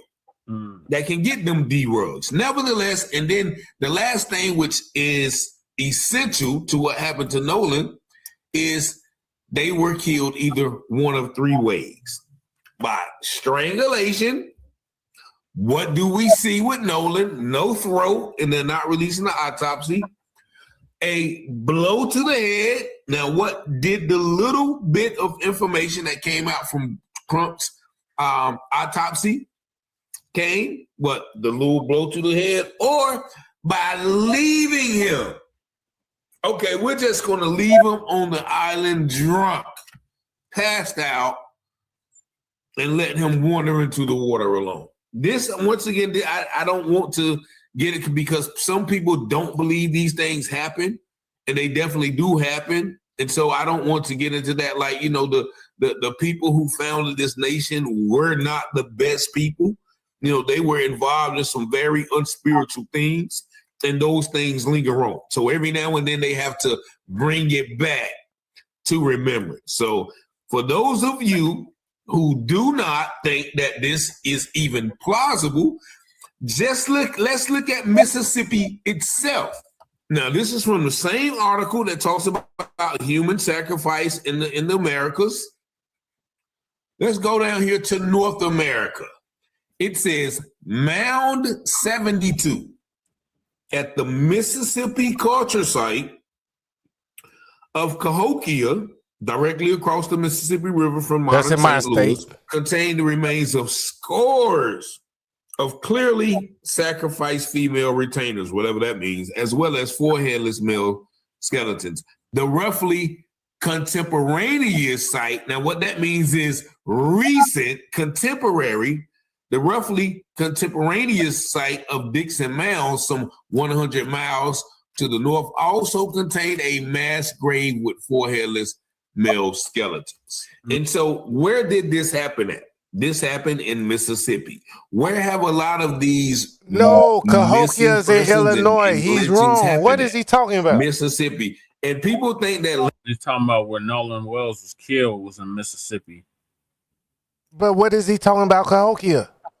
Cahokia is in Illinois. Yeah, that's in Illinois. Yes, that's true. So how does he relate that to Mississippi? I guess I missed it, but he just went from Cahokia, said across the Mississippi River, and then he said it's Mississippi. I missed his point. He's talking about rituals that were done in North America. Okay. He's talking about Cahokia as a site where it was done. Lynching was just an act of evil. No, that was a ritual. They brought dances, and they celebrated. They sent postcards out, meet us up 12. There's going to be they cut pieces of the person off. They kept body parts. Like, this was very ritualistic to feed off the sorrow and pain of others. Like, it's something weird about the belief that when you hurt somebody else, it's somehow going to bring you joy. But evidently that's what it was, because that's what we have been experiencing. So I can't deny it, because once again, I've studied history. Also, you remember last year at Camp Mystic. Yeah. Camp Mystic, first of all. And I think that happened on July 4th. What happened? About 20 or 30, white kids got washed away, if I'm not mistaken. Yep. Right? They got washed away and drowned out. A lot of people feel like that was a ritualistic sacrifice. Like, these things are not, far-fetched when you know the history, when you know the evil and the demonic spirits that we face. As the scripture said, we fight not against flesh and blood, but against evilness, wickedness, darkness, rulers of the darkness, wickedness in high places. these are things that these people do to continue feeding those evil gods that they serve. And so I would just wanted to point that out because when I was reading, I've been looking for, the description of the particular situation that describes what happened to Nolan. Once again, he was the fresh light. You have to give them young, fresh bodies, strong bodies too. You have to snuff out that light. This guy was reaching and that's very what far. Nolan was. So he was on his track. He was on his way. Everybody loved him. You don't hear nobody say nothing good about him. He lived a pristine life. His parents were well off. He was on to see the emperor. He was on to see the college world. He was going to be this major superstar. Nah. Okay, y'all ready? All right, he got to go. Not once again to discount as well his relationship with a prominent civil rights figure. Some people say that he is the last male descendant of the great Ida B. Wells. Once again, I can't confirm or deny that. But I just wanted to, because we keep asking ourselves all these questions. Why this? Why this? It has to be something that everybody in that community is okay with. If nobody's out there, but nah, man, I seen Nolan, man. He was over there, man. No, there's no, we have little Memorial Day, get-togethers in this town that's real big. There's no way. I've been at locations like that. Nobody in the way something's going to happen of that magnitude, and nobody knows nothing. So, like the brother Secret Sam said, it's either a huge cover-up, which it is, and in order to cover up, or why would they be covering up? This was a ritual sacrifice for the community. In my opinion, allegedly, so y'all let me know what y'all think about this possible reason why this happened. We all know it happened. Like, I've been getting so many theories. Yeah, they dragged them under the boat. Yeah, they took a helicopter. The Navy SEALs got them. Oh, I'm going to tell you, I don't know what happened, but I do know it happened. And now it's why did it happen? That's what people are trying to find out, why and how. And so this is one of the possible reasons that it was a ritual sacrifice, which has been known to be done on this land, not just in those instances I read, but in several other instances too. Y'all let me know what y'all think about this video in the comments. Y'all see the number 919-587-7782. Thank you for watching, liking, sharing, and subscribing to the channel. And as always, I pray you have peace and blessings. All right, crew, what's your thoughts? I think he was reaching way too far. He's trying to blame the ritual sacrifice on the white folks, right? White folks wasn't even here then. The ritual sacrifice between the Inca and the Aztec, they happened a long time ago, and I'm talking about like entire lineages wiped out within one generation. You get me? Like me and you could be growing up, and then you get Lady Che, I get my Ivy, we have kids and whatnot, this, that. Yeah. But none of our lineage is there. You get me? Because they done came and wiped us out and our kids and everything, right? Second thing, he's talking about Cahokia and then relating it to what happened in Mississippi. The shit that happened in Cahokia, hold on, watch this. That shit happened in 1050. Like 1050, way before colonization. Yeah. Like what are we even talking about? Like he just tried to find something that said Mississippi, even though he's looking the wrong way on the Mississippi River, because he's looking to Illinois instead of to Mississippi to the west and south a little bit. Yeah. And just to make it sound good, but like me, like I said, I'm from Illinois. I studied Cahokia. So as soon as you mentioned that, my ears peaked up. Yeah. And I'm like, what the hell is he talking about? So to me, no, he kind of made me not want to listen to him no more. Damn. Like he just debunked himself by, you know what I'm saying? Yeah. Pulling out that fake bullshit. And then they keep saying that Nolan Wells was related to Ida B. Wells, her great granddaughter. Right, and Nolan Wells is a whole entire tether from what I hear, he has no FBA lineage at all. Right. So, like, even there, to me, that even makes him less credible. Because, like, you didn't research this shit before you said this shit and made a whole video about it. Yeah. Like, because you know how it is to record a video, then you got to edit it, then upload it, and you know what I'm saying? Yeah. So you did all of that, and you didn't check what the fuck you were saying first? Right. I could get it on a live stream. You get, because the live stream, we might just be, you know, shooting from the hip. Right. But if you recording a video, you done damn near, even if you didn't write a script, you researched it and knew what the hell you were saying first. So to me, I really, that shit just pissed me off. Alrighty. Yeah, just watching that video just pissed me off because dude obviously didn't research what the hell he was talking about.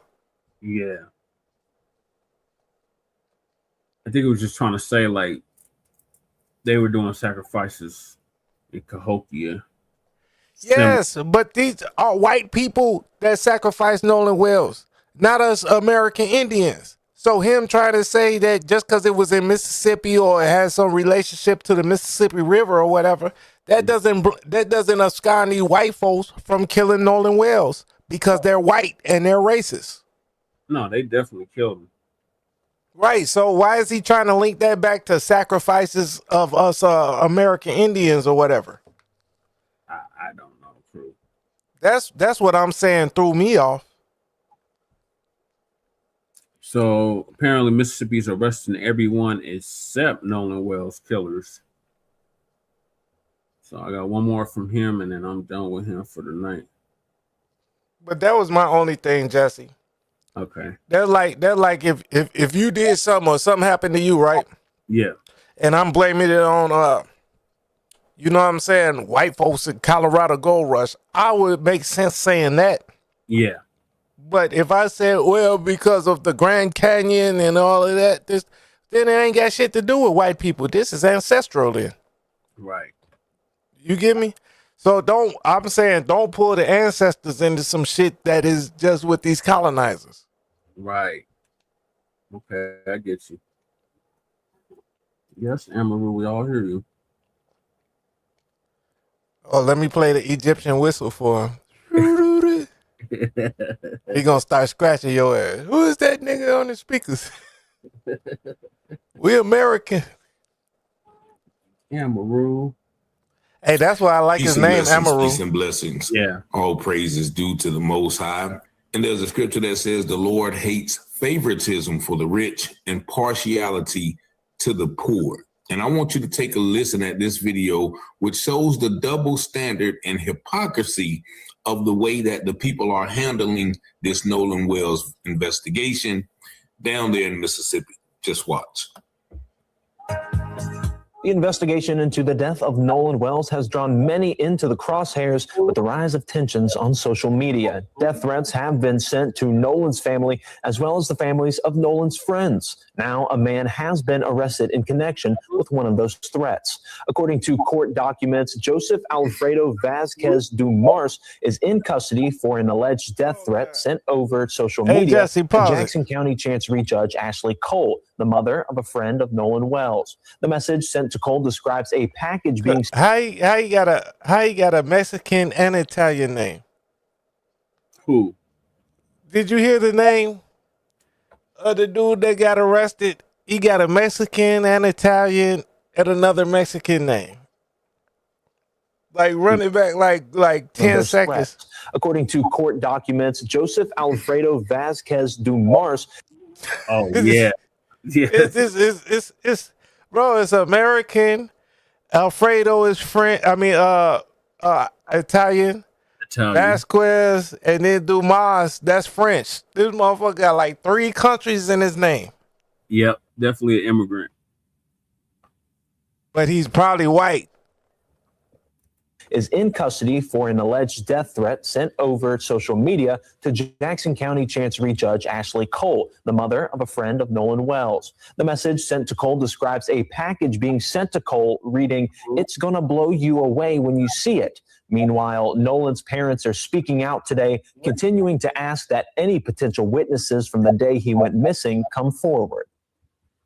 We need people who were there, who actually witnessed it. Those are the people we need to call, because this is the thing. At the end of the day, if the roles were reversed, and say if Nolan saw something happen to one of his friends, or even not one of his friends, just anyone, Nolan was the type of kid or young man that would have been like, hey, mom, dad, look, I saw this crazy event.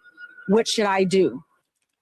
According to officials familiar with the investigation, Nolan Wells' official autopsy is complete. The results of that autopsy, conducted by the state medical not examiner's complete if you office, don't will have now my be sent throat. to a grand jury. Right. And something that I just noticed what she said was anybody who saw anything, any of the witnesses who saw what happened, need to come forward. Because Nolan, if he was the type of person who saw a crazy event happen, he would be calling me like, yeah, mom, I saw this, that. So this lets me know that there is knowledge of something happened.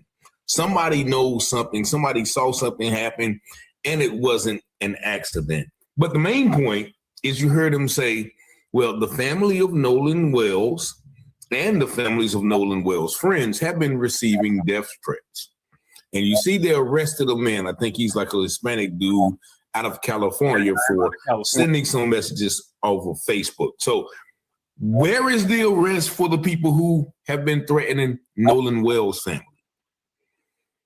Where are those arrests? I'm sure they have messages, they have screenshots. Where is the same energy to track those people down who are making these threats? Because they definitely have a good strategy of tracking down the threats made to this judge. Now, it just came out yesterday that they made another arrest with threats related to somebody threatening this judge. Just take a look at this. They have this lady right here plastered all over the internet, and she is Michelle Francine Edwards, if I'm not mistaken. Yeah. So according to a federal criminal complaint filed in the U.S. District Court for the Southern District of Mississippi, Michelle Francis Edwards of the Cincinnati, Ohio area has been charged with transmitting bomb threats. The complaint states that on July 23rd, 2026, Edwards made multiple threatening phone calls targeting the George County Chancery Court and the Jackson County Sheriff's Office, two agencies connected to the ongoing Nolan Wells investigation. According to the investigators, Edwards made statements including, do not go outside, the clock is ticking, and die. This other article, as you see, states, according to the complaint, Edwards made two sets of calls on July 23rd using a block number. Authorities say between 1:34 p.m. and 1:42 p.m. that day, the George County Chancery Clerk's Office received 21 calls from a block number, with the caller stating such phrases as, do not go outside, the clock is ticking, and die. Investigators added between 2:06 and 2:24, the Jackson County Sheriff's Office dispatch also received 8 calls placed using *67 to mask the caller's identity. The caller reportedly said, y'all got a bomb outside. Don't come outside, female dog. And later, y'all still in there. According to authorities, threats triggered a building lockdown and a bomb sweep with K9 units. Open source searches on Cash App linked the number to accounts associated with the name Michelle Edwards. Investigators noted Cincinnati Police Department records also listed Edwards as the owner of the number. Edwards' charge carries the maximum penalty of 5 years in prison, $250,000 fine, and 3 years supervised release. And let me say this, first and foremost, people shouldn't be calling threatening either the judge or the sheriff's office. Like, that's understood. But where is the same energy for the people who are threatening Nolan Wells' family, for the people who are threatening the young lady who analyzed the audio video, for the people who are threatening anybody on the quote-unquote other side of this investigation? All we hear about is arrests for people who are unhappy with the fact that there's some white boys just and their parents just frolicking around like they're just Gomer Pyle and Forrest Gump. They don't know nothing about what happened to Nolan Wells, and they're fed up with it. And so that is why you see the threats. But my question is, where is the arrest for, like, they are arresting everybody. They are spending a lot of energy arresting everybody except Nolan Wells' killer. And so we're going to see how much this continued. You already know they're coming after the internet and Facebook mobs, as Warren Hudson's father said, a despicable army of people and all those things. Once again, a family has lost their child, but everybody else is the victim. And that is the hypocrisy of what I was talking about to start this video. So I would advise y'all to not call them people up there, whether you blocking them or whether you send a message, whatever you do, steer clear, because once again, they are masters at playing the victim. Once again, as Malcolm said, the media is expert at making the victim the criminal and making the criminal the victim. You guys decide who's the criminal and the victim in this Nolan Wells case. Y'all see the number 919-587-7782. Thank y'all for liking, watching, sharing, and subscribing to the channel. And as always, I pray you have peace and blessings. And as all right, crew, what's your thoughts on that? Well, it's the same dude. I still don't trust his research. But you know what I'm saying? Yeah.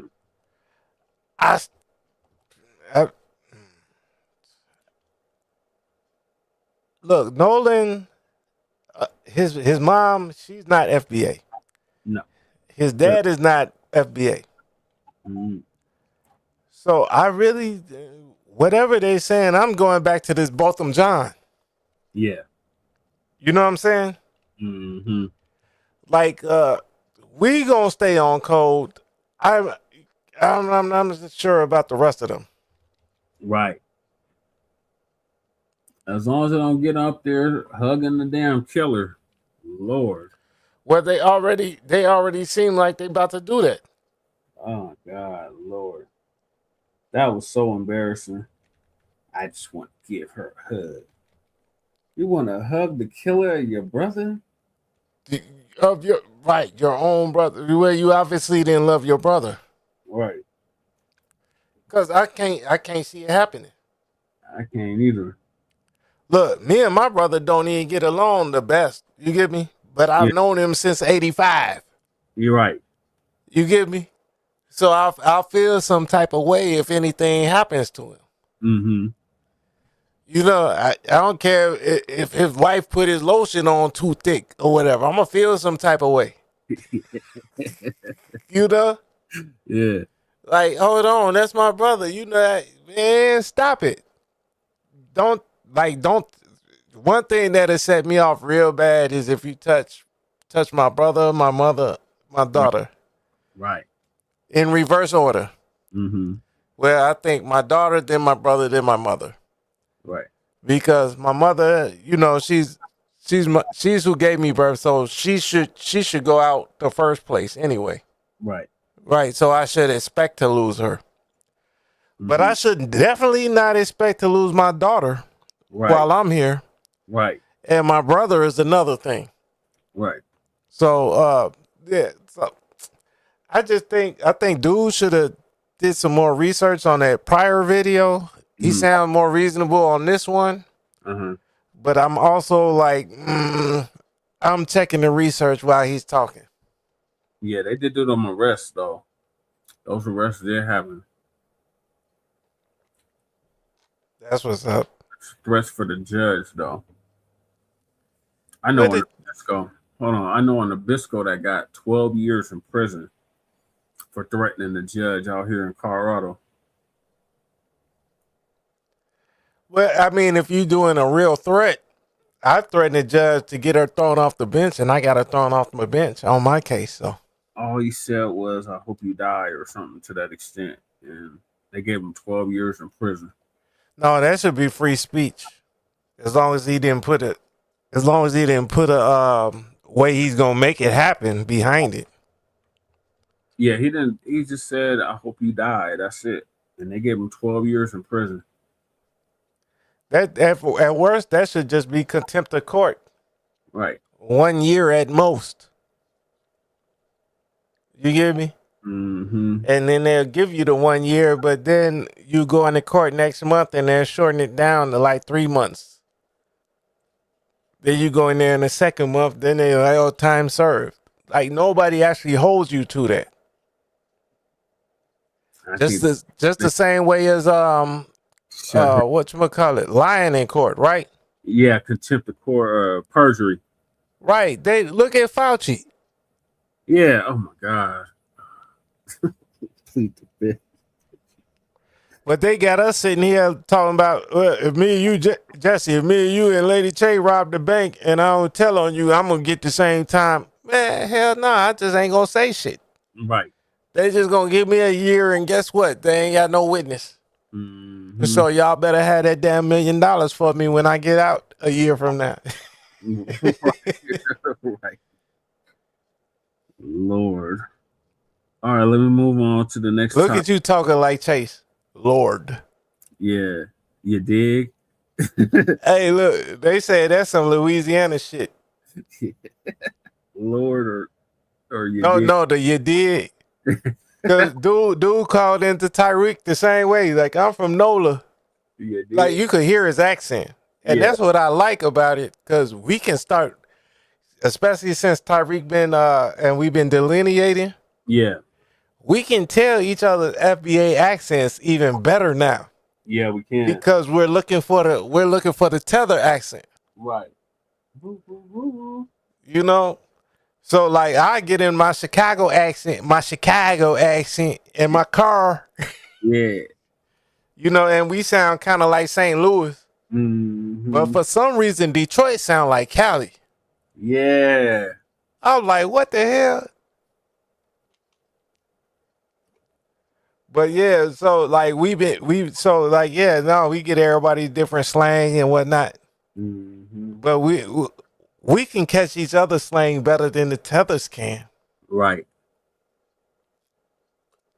Because some tether talk about, they from the Carolinas. Well, I went to school in Carolina. Right. In North Carolina, right? Mm-hmm. So I can hear a South Carolina accent. Basically, a South Carolina girl just does something to me, and there's no way I can't bag her. Yeah. Like, I ain't got no game. I ain't in the best shape or whatever, but hey, look, I'll bag me a South Carolina girl all day. Right. All right, let me move on to the next topic, and that is suspicious man tries to sabotage Black-owned beauty supply store. Lord. So Torian gonna give us an update on that. Oh, the Crips are fighting outside. Is that our twin or a different twin? A different twin. Okay. And where's our twin been? Probably at work or something. Oh, he's on the road, crew. He came through on Grand Rising. He said he was in Wyoming. Oh Lord, he almost out there by you. Yeah, I said if you come through Colorado, let me know. He gonna come on horseback riding down your mountain. I used to it. Well, let me not say it like that. Pause, because Roland might get excited. Oh Lord. Brokeback Mountain. Are you gonna ride down my mountain too? Oh, man. No. All right, so Torian will give us an update on this suspicious man that tried to sabotage a Black-owned beauty supply store. All right, y'all. So today at the head district, we got paid a little visit from this cat right here. He told me his name was Mike, and he was the owner of Beauty Palace in the East on Diamond Road. So I thought that was a little funny because we way on the west side and we deep off from Aurora, and he supposedly came here for one bottle of Camille Rose. But I was in the back, and the girl started paging me saying that we had somebody here walking up and down each aisle on FaceTime talking about all our prices. I said, on That's FaceTime, you show? So yeah, show as shit stink. The boy was walking around here on FaceTime showing all our prices and stuff like that. So of course I come out the back, I approach him and I ask him if he need help with anything. Immediately he jumps into, hey, Did the vendors in this area open these accounts for you, or are you getting this shipped from your friends that you know?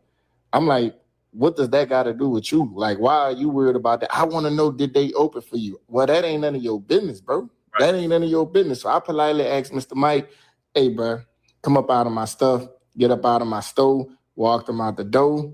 So if y'all do me a favor and tell Mr. Mike, leave our vendors alone in this area and leave us alone, Mr. Mike. It was already hard enough as it is to get these vendors and get these accounts open. Y'all wonder why it ain't got no Black-owned hair stores out here, man. Yeah. Before I really get off into the commentary, I have to give a shout out to Nikki the God, because she's the one that posted the video up on her Twitter account. She actually got it on her TikTok account, and it also led me to finding the actual real account to where this video originally actually did come from, which was from this place called the Hair District, which is the actual name of the business. I'll insert it right here so you can see for yourself. There's the information right there. It's in a place called Marrero, Louisiana, and it has all their information, like their address, their store operations, their TikTok. Well, I'm sure they probably have a TikTok. If not, they have their Threads, and they also have their Instagram account as well. Black owned, as you can see. If you live down in the Marrero area or some, in Marrero, you can go right ahead and get your beauty supply products from there. Now, let's get back into the main part. So you have this guy right here who walked into their store, who goes by the name of Mike, and that just sounds like a fake name. I highly doubt that their name is Mike. That's probably just a fake name that they threw out there because, it's just a typical name. No one's going to think much of it. They don't know him, and he doesn't know them, or they don't know him. And he goes in there and he has his phone out and he talks to one of the people working in the front, one of the women working in the front. And he starts like acting kind of suspicious. And thank God that this woman used her intuition and got her manager or her boss, who was the guy who owns the shop. And he comes out and he talks to the guy. And the first thing that he knows is that this guy has his phone out and it's on FaceTime. That right there would have been an immediate red flag. The only time really people probably will talk to somebody on FaceTime is if they're getting something from someone and they need to know exactly what it is they're looking for so the person can get a visual of what it is. But this guy was on FaceTime for a whole different purpose. It's like he was trying, basically, it's almost like he was sent there or went there to be a spy. The other red flag was when the owner said that we're all the way in Marrero, which is on the west side, and this guy said that his shop was on the east side, and he said that's kind of a drive that this guy had to take in order to go from his shop to their shop. It's not like they were right down the street where he could walk there. It doesn't sound like it was walking distance. It sounded like he had to take a bit of a drive there. Now, what I tried to do was figure out where this beauty palace was. I did find out, of course, the Hair District, because I ended up putting their information in. So I thought that was very interesting. I'm sure now that his business, that this Mike guy, his business has been put on blast, he's probably trying to get his social media stuff kind of, I guess you could say, buried or made invisible or private, because now the name is out there and people are probably going to try to look for it, maybe give it a bad review on Yelp or something along those lines. And then after all of that happened, he was asking him about, where do you get your supplies from? Like, what vendors are you using? Is it people that you know, or is it like where are you getting it from? And then that's when the dude said, hold on. This dude, every red flag has gone up to the point where it's not just red flags anymore. It's like a whole banner. It's a flag. It's a giant sign that's saying, okay, this dude is not here as a customer. He's trying to get information for a multitude of reasons. It's a multitude of reasons, but two of them come to mind. One, he's trying to stop whatever vendors or wherever he's getting this supplies from. It's almost like he's trying to block it from happening because he sees him as competition. The other one is so he could try to divert the vendors to his business so he can thrive. It's one of those two things. Either one would work out for him, but he would probably rather it be blocked. And now the owner is realizing, okay, this dude is very suspicious. Let me get him up out of the store. And I'm glad that the owner nor the person that was working at the front gave this man any information that he could have took back to his shop and used for his shop and against this Black-owned business right here that could have ran them into the ground. It's none of his business where they get their supplies from. Just know that they're getting it and it's legal. Now, the crazy part about it is And I'm glad that I got him with his walk of shame, because that's exactly what he took on his way out the door, was that walk of shame. I wouldn't be surprised if they decide to say, send another person to that store, someone different, as another quote unquote spy, and try to do this again. Maybe they'll luck up on a day when the owner is not there, because who knows what would have happened if he would have talked to anybody else that would not have quickly dismissed them. Someone could have slipped up and said something that they weren't supposed to. Or who knows if they're going to send someone back and try to get them shut down any other way. I don't know for any of y'all who have seen the movie Beauty Shop, the one with Queen Latifah, which is basically the spinoff of the Barbershop series. But in that movie, her character kind of went through the same thing when she opened up her own shop after she quit working for the Jorge character played by Kevin Bacon, because he was basically treating her like crap.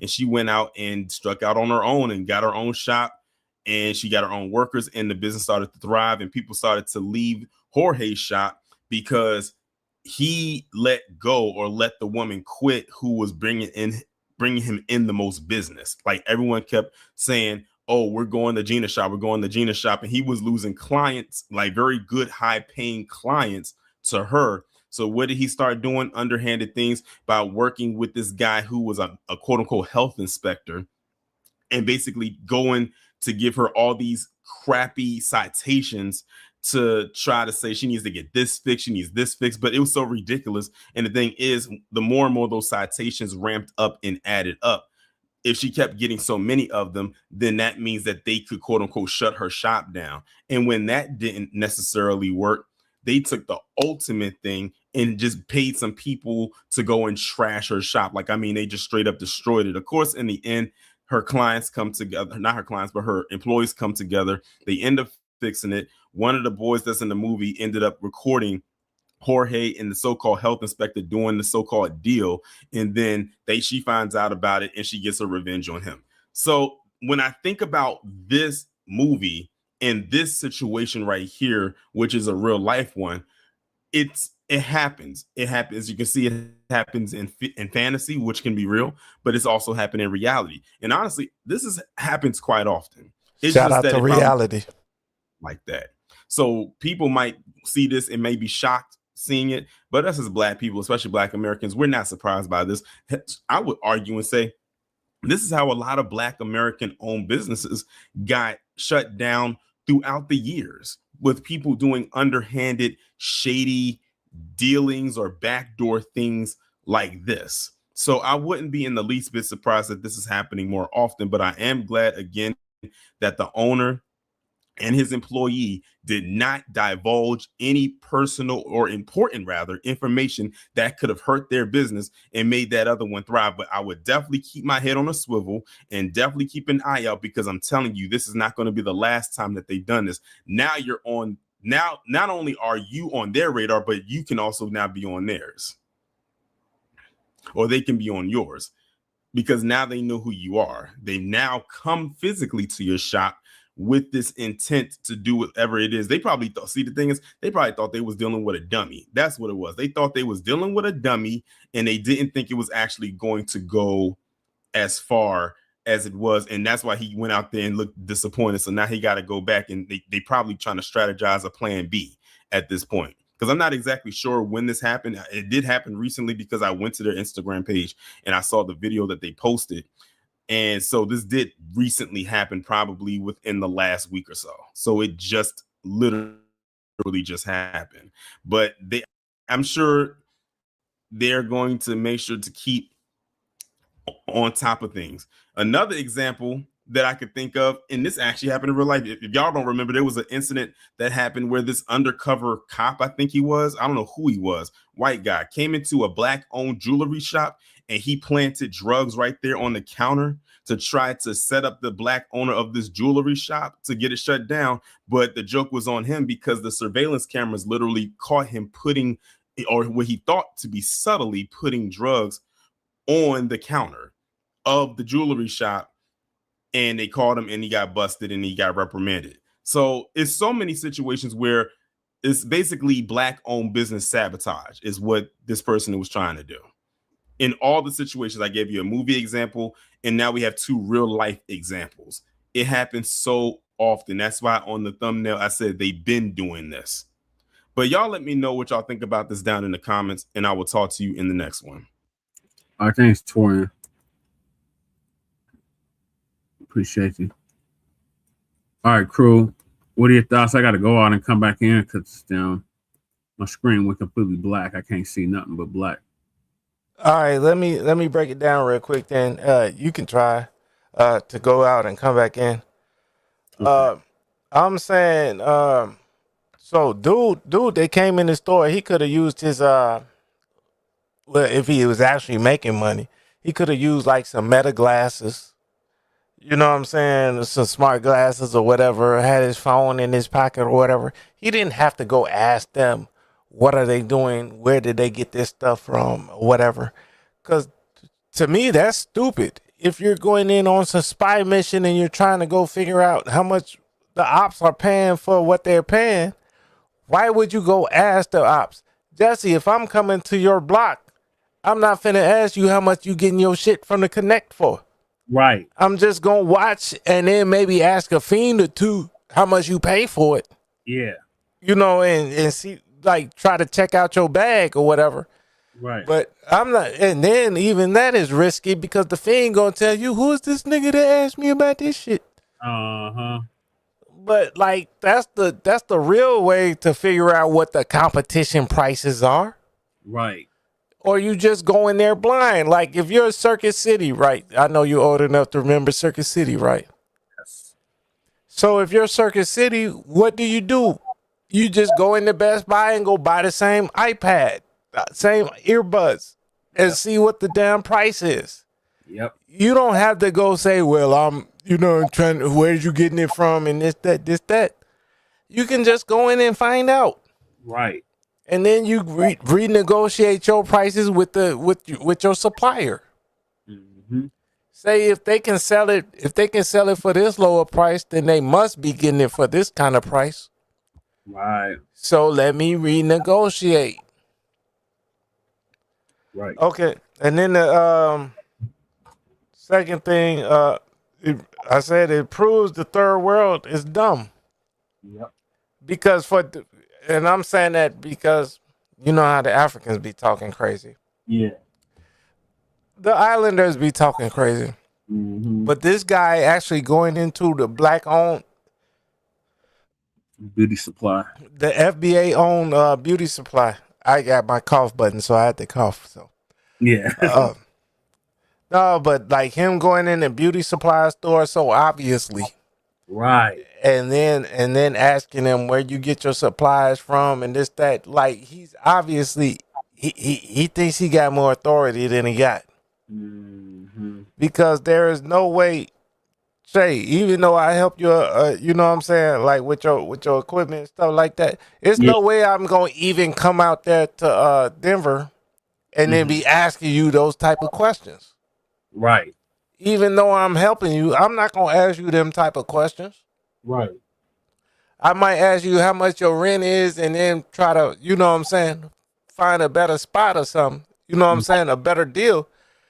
But I'm not doing that to try to like, so I'm gonna be your landlord or something. Right. Like what the hell is that? Sloppy detective work. Very sloppy. Not no Easy Rollins type shit. Mm-mm. I don't know if you ever read Easy Rollins. Oh yeah. Yeah, you know that's that's who Denzel played. Mm-hmm. In that movie. Yeah. But yeah, we ain't going for that, Jesse. Nope, not having it. Last thing, I was even telling Groke, like my best friend who I went to go see the Spidey with yesterday. Yeah. And then his son got the Glock 30. I'm like, man, I prefer 19 because 10 rounds of 45 versus 15 rounds of 9. Give me the 15 rounds of 9 all day.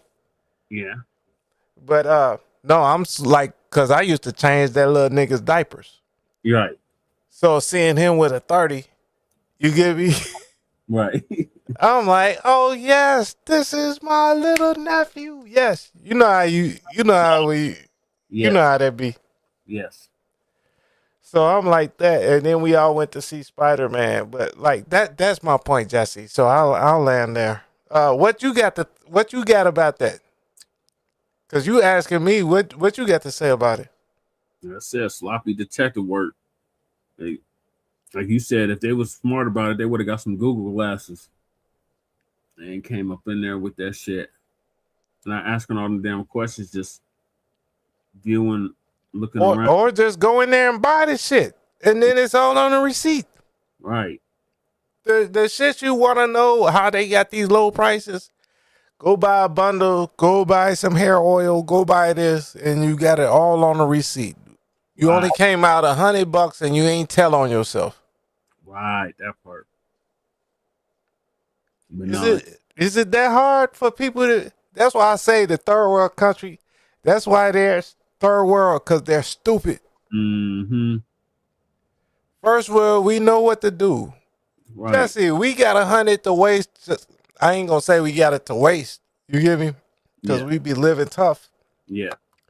But we got 100 to spend on this shit to find out the information we need to find out, to where we save 300 in the next month. Right.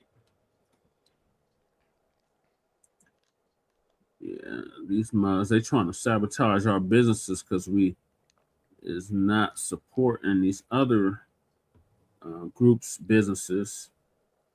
So I think somebody sent them in there to try to sabotage that Black-owned beauty supply.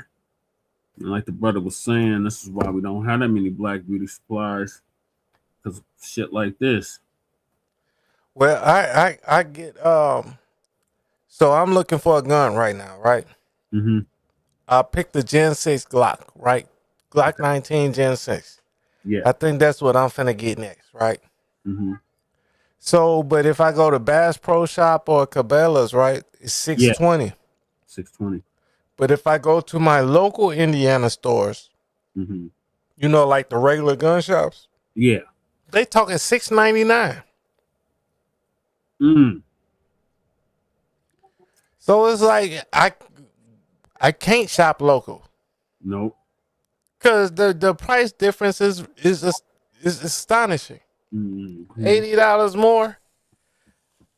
You get me? Like you be like, I don't want to go to Walmart or Target, but if that bitch is $80 less, I might have to. I mean, you know what I'm saying? Mm-hmm. Unless you giving me benefits for going to your store.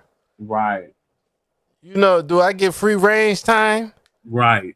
Do I get free transfers if I order online? You know what I'm saying? Like, but if you charge me, if I could drive with $700 in my pocket,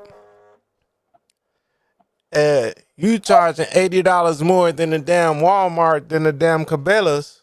What do you want me to do? Right. You're gonna have to go to Cabela's.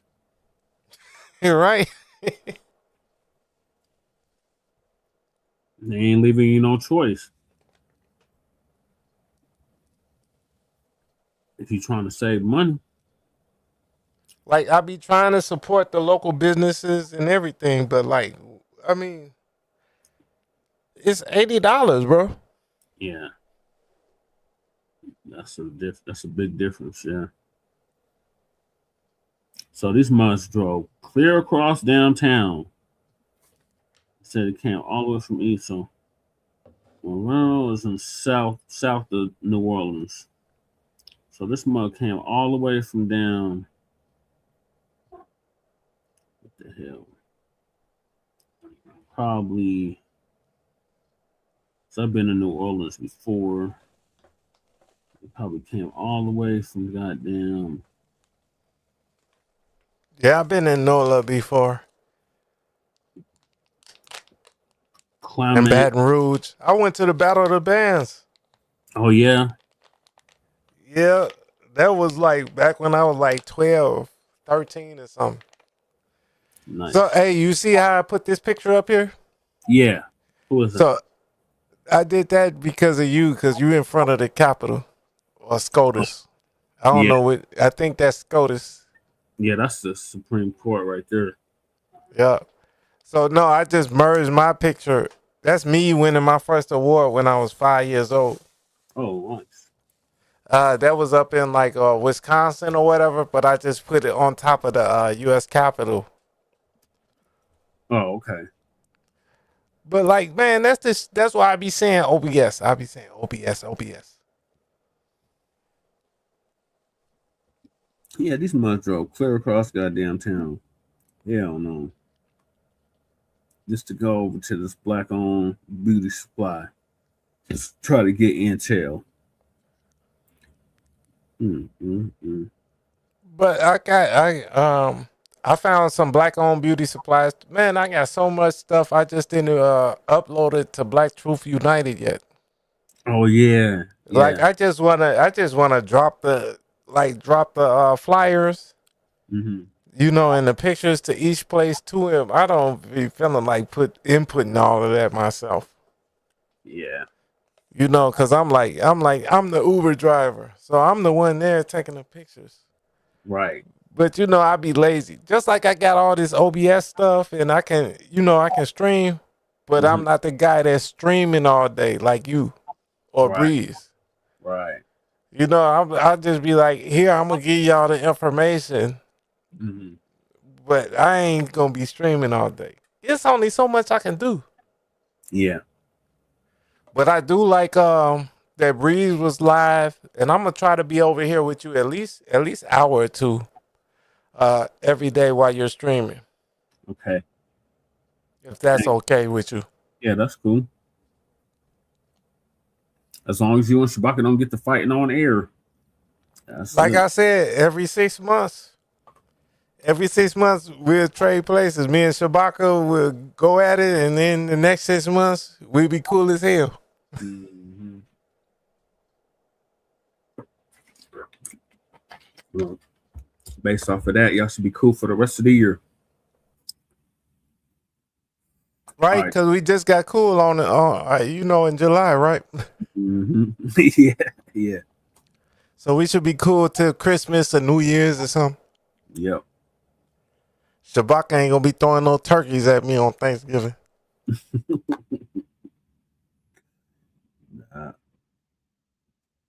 All right, so in response to this, the boycott's in full effect. The blackout, the wealth transfer is growing. So Water God TV gonna give us an update on that. I ain't had my eyebrows done in I don't know how long. Because I am not going to spend my money with no Asians. I won't even go to the corner store. Because I meant that shit. Y'all sit up here and y'all think that our little Black boys' lives are not worth anything. Guess what? You won't get my $45 for a full set. And guess what? We doing it. Black women are doing that. I have seen so many Black nail shops open in Houston. I am so proud. I am so proud. I think that I'm just kind of, my patience has run out. I've run thin. Are certain Black-owned businesses weaponizing that title, that status against Black customers in order to persuade or guilt me into lowering my expectations as a paying customer? Might have to drop a dime on them. Sure. You know what I'm saying? You gotta stop. I don't like that shit. For sure, bro. I don't like that shit. I like Water God's intro though. That's a dope intro.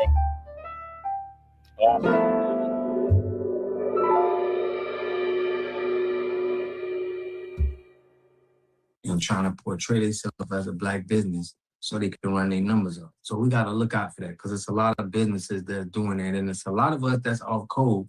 We're selling our business to these immigrants. And we're not disclosing that to the people because we get, they're getting the money from the immigrants and they want people to still feel like it's Black owned. I'm going to play this clip of this brother with Roscoe's Chicken.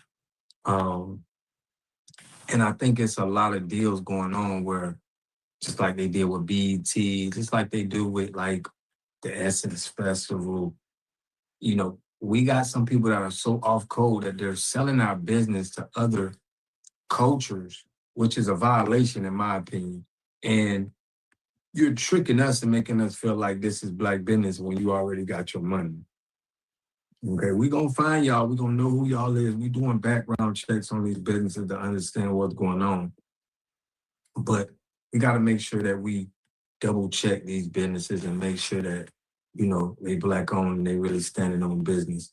So we're gonna go over a few stories here about black business and making y'all know I do water treatment. We've been doing water treatment for 6 years here locally, but I've been over 14 years. I've been doing water treatment, and I got the link in the number in the description, man. And you can see all our jobs. We do residential and commercial. And we're gonna be spotlighting a lot of black businesses this month that we wanna give some exposure to. We think everybody should know about and they should be shopping with because they're a big part of our community, what we trying to grow. So make sure y'all look out for that. But make sure y'all subscribe to the channel, hit that like button, push on the algorithm. I greatly appreciate that. My Water Gang members, all the people who've been supporting the channel, Bruce Warren, Shabazz, Yaya Kids, Fresh Always. I appreciate y'all so much. Shout out to Without Fresh. further ado, y'all, let's get it.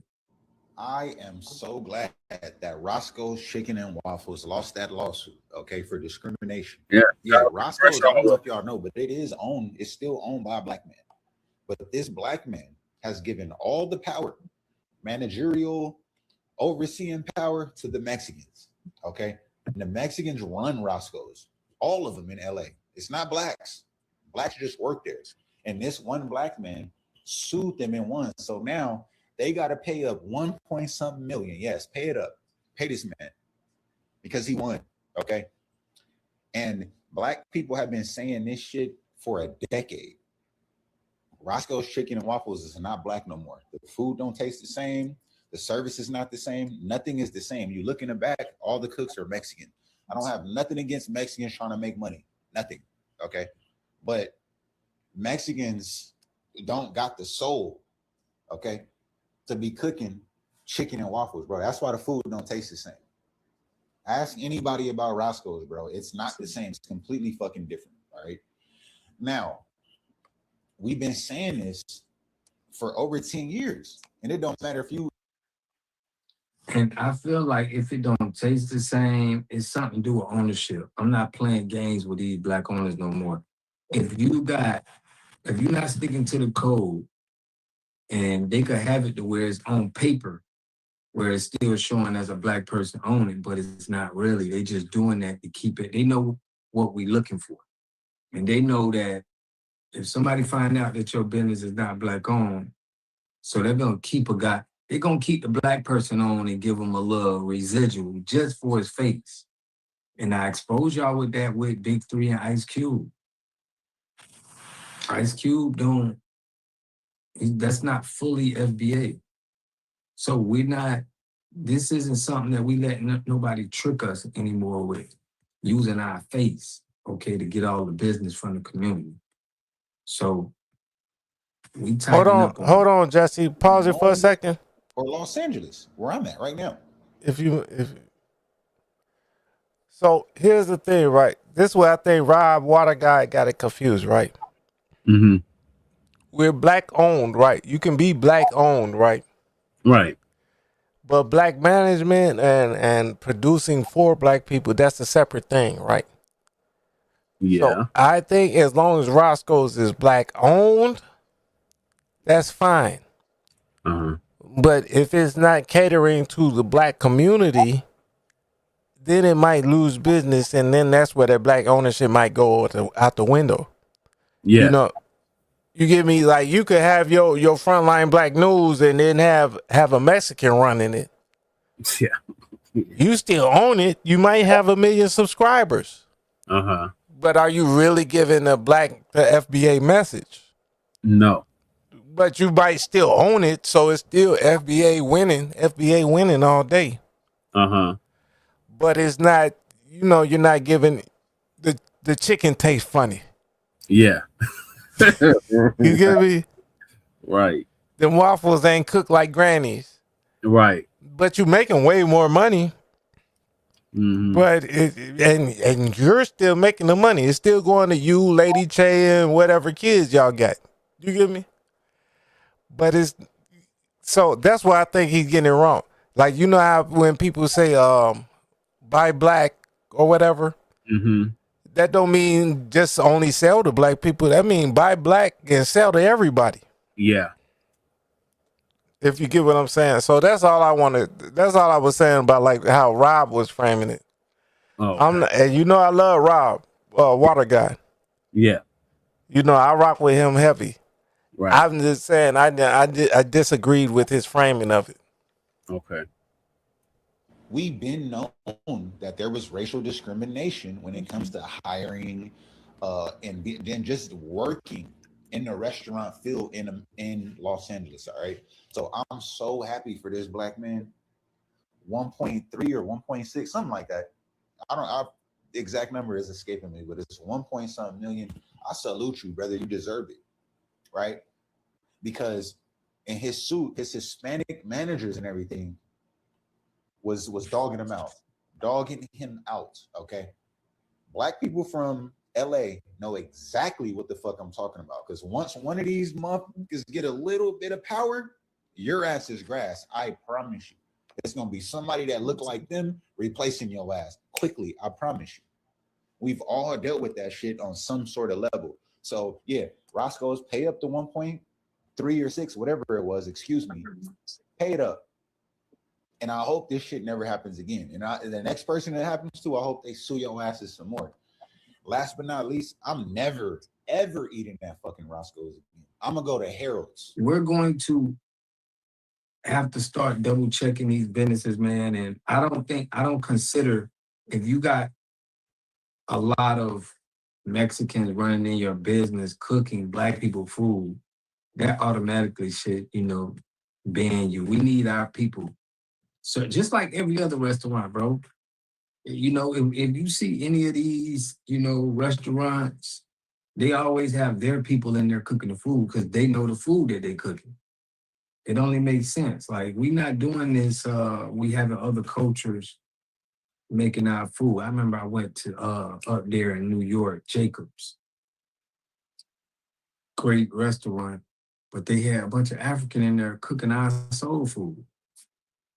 And it was sold to some Africans. So what I'm saying, y'all, is a lot of people are buying into our businesses, and we just got to look out for it. We can't just get food like that. Hey, look, we can go all work at White Castle. We don't need no more boutiques. We don't need no more clothing brands. Okay, it's time for y'all bitches to start thinking big. We need grocery stores. We need tech startups. We need data centers. We need real estate developers. We need more black professionals. Wearing a bonnet? I understand what. It's hard for me to listen to a grown man with a bonnet on. With a cap on like that, fam. Right. It's certain on things camera. You gotta get to the code. I seen another brother on TikTok, bro, and they want to dye their hair blonde, males. Like, we gotta establish a code of representation of us. It's just right.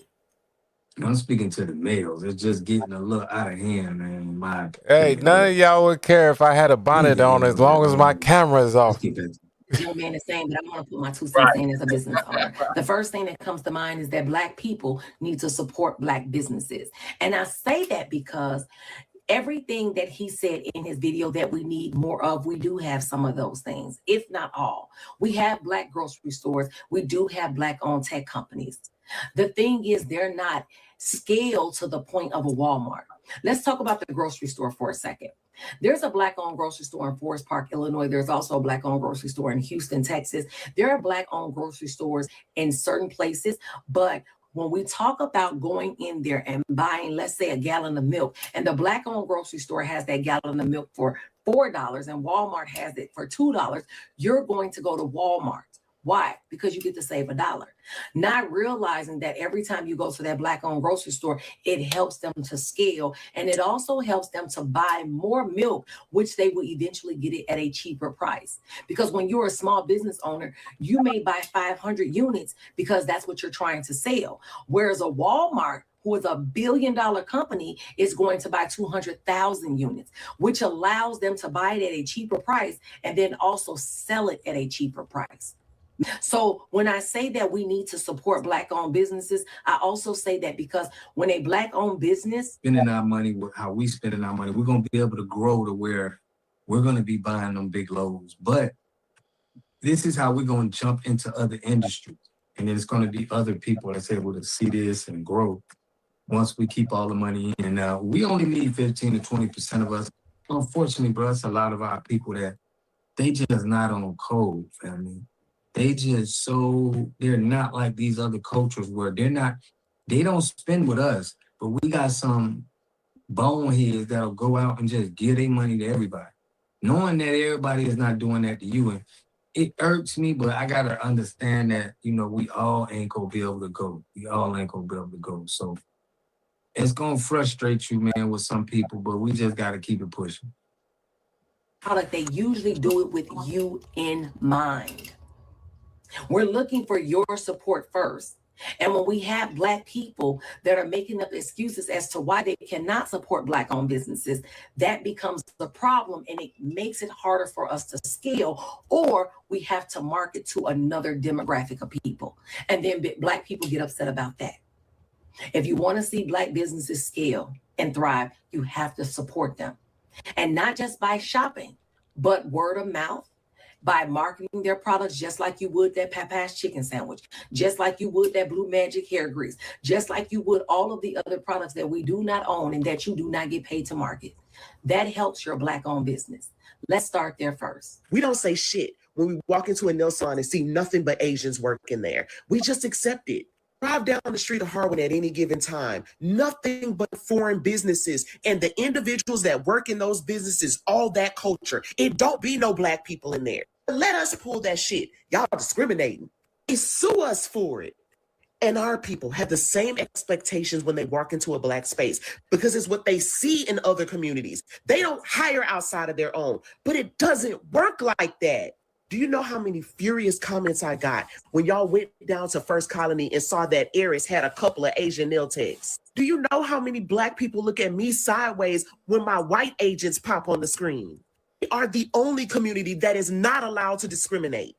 But you as a Black person don't know no better. So instead of trusting the Black business that you're supporting, you just stop shopping with us and you leave us to die. Focus on the issue at hand, and that is to start shopping Black. Don't question why it looks the way it does, because if it looks that way, it's for a reason. We don't say shit when we walk into a nail salon. Now, I'm with on that because it's a lot of people. I'm going to play y'all this next clip with this lady, right? It's a lot of people that they over-exaggerate their experience at Black businesses. You would think Black businesses is just, it's bad customer service. How some of these people talk about when they go to Black businesses. And this is all off code. I think it's more by design for them trying to, tap into us going outside of businesses. This is why I think a lot of people say this, because it really don't make sense. And I haven't seen this much bad businesses or Black businesses that people be talking about online. It's like an over-exaggerating, in my opinion. Y'all let me know if it's different from y'all, but check out this lady. I think I've gotten really comfortable with doing as I'm getting older, and I really, really love this about getting older, is getting more comfortable with advocating for myself when it comes to services that I pay for or products that I pay for. She looks African. The way they're supposed to, as a paying customer, upholding the expectations that I have and the entitlement that I do have as a paying customer. And something that I'm just kind of... And she sounds African. Are certain Black-owned businesses weaponizing that title, Black-owned businesses, Black, persuade or guilt me into lowering my expectations as a paying customer. Now, she's not going to say a business. She's going to put this out in blast. This is why I don't like when people do this, because she's just going to say Black business. She's not gonna, she don't really even know if it's a black business or not. It's a lot of businesses that don't even be black businesses. I just went over a video of y'all with a Mexican company running black businesses. It's a lot of businesses that's not even black. So for you not to be specific on what happens and not even associating it with a black business, period, just associate it with that business. But when it comes time that you want to spend your money with your community and your lineage, like what other people do, they are spending it with their community. So whatever you saying still doesn't make no sense, because it just seems like she's not being specific for a reason, because she's not. Because she's African. Hey, pause it, Jesse. I can tell you, I can prove she's African. What it is, or we can make sure the business is on point. They don't care nothing about that. I'm just over it. My patience. I can prove she African. You know how you can prove it? Say. That forehead. Not just the forehead, right? Like you can tell by the whole facial features and all of that, right? Mm-hmm. But look, Black American women don't put that type of bullshit frizzle and shit on the walls. Right. And be sitting in a robe that matches their nightgown and shit. Right. Our FBA women put on a robe, or they just be wearing their shit. Mm-hmm. Man, the fuck, I'm on a couch finna go to bed. Here I go. I'm not dressing. I don't have a fancy robe like I'm I'm Queen Nzinga. Right. Just sit on the couch. I don't have an outfit to where I just get dressed and just to lounge around. Right. You get me? You ever seen Lady Che do that? No. If Lady Che want to watch TV, she just gonna watch TV like Lady Che is. She don't have a whole home outfit. Right. Just to be luxury just inside the house. Right. And all that shit on the back wall and everything. Yeah. And how you got a robe on and earrings and a chain on. Right. But you just relaxing in a house robe. No, that's some extra African shit that I noticed when I was living in Africa. Yeah. Like, that's some shit they do. We don't put, like, dog, we'll put curtains up and shit. Yeah. We don't have curtains on the wall. Right. You know what I'm saying? Yeah. We might have a robe, but we got that robe that look like granddaddy robe. Right. Just so we can walk from the shower back to the room. Mm-hmm. And everybody in the house don't go, looking at us crazy. Right. Because otherwise, we'll just walk to the room, to the shower in our drawers. Right. And the women too. Yep. So, like, that's why I'm saying, that's how I know she's African. Right. You can tell the accent too. Yeah, you heard her say something, and it was like, hey, like the way she said her O or something. It was like, yeah, you're African. Right. I will always support Black-owned businesses, right? My understanding on I will always support Black-owned businesses. You heard how she said that? Systematic I will always barriers to support success that stops Black businesses from having the same amount businesses. of opportunities and success from other people. What is not systematic to me, though, and what I don't feel should be on the customers, obviously things like, especially in this day and age of 2026, things. Again, she's not speaking to the specific business.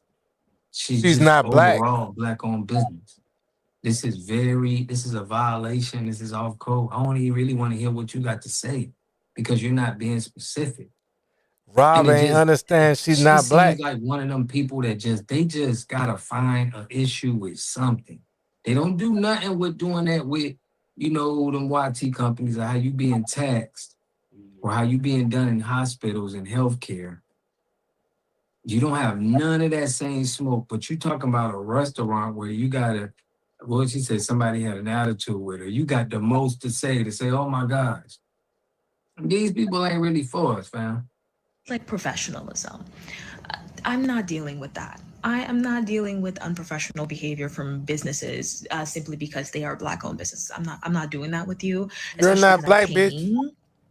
to get the services or whatever it may be. I'm not dealing with that.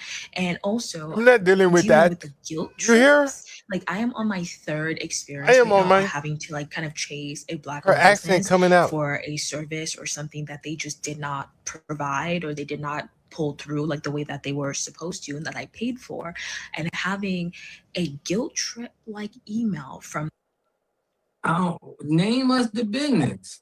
Because now you just throwing this at all Black business. Tell us what happened so we can really see and hear the other person's side. This is how people talk about You see how Black you paused businesses, it? y'all, like on social media. Well, you see how Every water got day, it paused. seems like this could just be, you know, an Asian kid. You know, it's not something that you're really trying to correct. It's That's like water this guy is just so sound. big, and I think to me, y'all, I think it's a whole bunch of over exaggeration. But you see how the pause? We got You see how she looking at him? reviews. We make sure we get reviews from all our customers. Like she Anybody that's mad at not him for pausing it that satisfied, way. we make sure they satisfied. And it's a lot of business that's like us. A lot of businesses go out and they make sure that they please their cut. This is business. At the end of the day, to stay in business, you're gonna have to treat your people right. And that means the employees, the customers, everything. And I'm pretty sure a lot of businesses know this. And I don't think you can just run around here and you're just seeing a lot of bad business practice. That's just my opinion. I don't think so. I think you can find some incidents that happen. And like I said, it's probably going to come from people that they're troublemakers too. It's like they already is just toxic people, you know? Not all of them, but this is what I'm getting from all of these people always talking about our business. I don't even want to hear no more what Shorty got to say, but I want to know what y'all think in the comment section. We supporting Black businesses this month. We need y'all to be definitely tapped in to the community. Watching the Rumble in the Jungle, Shabbat. We definitely going live tonight. I was supposed to go live yesterday, but we had some businesses to take care of. But we're going live tonight. We gonna be pushing out a lot of, you know, giving Black businesses they props. So I want y'all to definitely support. And let's try to make an impact this month for the Black businesses, man. I love and appreciate y'all. I'll catch y'all in the next video. Peace and love. Yeah, right on time for Black. A community must have three things to have a community in it. You must have a wholly independent economic structure that can provide goods, service, products, and things for your own people, and jobs and tax bases for your own people. You should at least control 4 basic things. You should be trying to control water, food, medicine, and energy to be able to survive and compete. Here we got Mr. Pollock. He had a cornfield. He took advantage of a free water test from us, and this is what we found in this water. We found sulfur, we found hardness, and we solved these problems with an easy fix of 2 tanks. So get your free water test today. Stay blessed. Click the link below. All right, Crow, what's your thoughts on that? Well, you know, I agree with what Water Guy was saying, but you know, when you I disagree on the parts where where I said I didn't, where I interrupted. Right. So I generally disagree. I generally agree with Water Guide. I just disagree with that thing on Big Head Girl. Oh yeah. She kind of cute, but you know that's how I think you can tell the difference between us and Africans, right? Yeah. Because even like if you see my little kid picture, right? Yeah. If you go from my ear to my hairline is above my eyes. Right. Like straight above my eyes. Right. Africans' hairline is above their ears. Like about 4 inches back. Lord. Yeah. Shabaka says, support all Black businesses. We must be producers, not consumers. This is resurrection of the mental dead. Yeah. Are Africans considered Black businesses? I'm just asking for a friend. He said, "Crew, not Rambo, Bombo in the jungle." And some chick named Star is cracking up.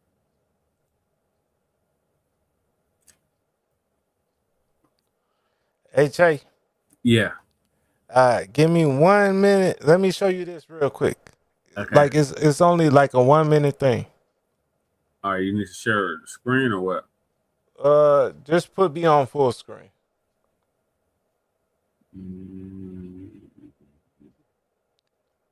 How do I do that? Like if you could put my camera on full screen.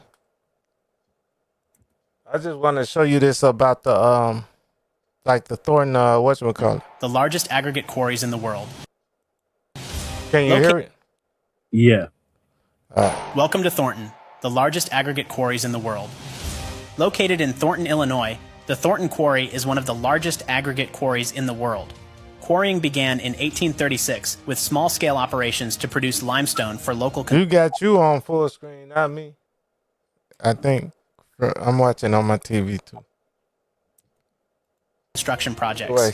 1.5 miles long, half a mile wide, and more than 400 feet deep, the Thornton Quarry plays a crucial role in both the region's infrastructure and flood management system, since the operation also doubles as a stormwater reservoir, able to hold up to 7.9 billion gallons of stormwater and sewage overflow. Owned by Hansen Material Service, the gigantic quarry produces an average of 7 million tons of rock every year, all visible from the interstate that runs over the operation. It offers a dramatic view into the pit, resembling a giant crater when dry. As of 2025, an estimated 500 million tons of rock have been extracted from Thornton Quarry. Active operations are expected to continue well into the 2030s or even 2040s. Now that's a magnificent feat of mining, isn't it? Welcome to Thornton. Yeah, but that's what I was telling you about. Oh, I watched it. I watched it when you shared it. Okay. Yeah, no, that's all I was trying to show you. Oh, okay. My bad. I know it's off topic, but remember we was talking about like I don't know if you can see like how far the Sears Tower is behind the Thornton Quarry. Yeah. Like I can see it from out here when I start driving from Halsted. And still be 30 miles away and looking straight at the Sears Tower, but still have to drive through the Thornton Quarry. You still call it the Sears Tower. That's how you know you a Chicago native. Man, which I'm finna call it the Willis Tower? Yeah. Yeah. No, it's the Sears Tower. Oh, Shabaka want me to drop the link. Okay. All right, we're about to get on that OnlyFans model.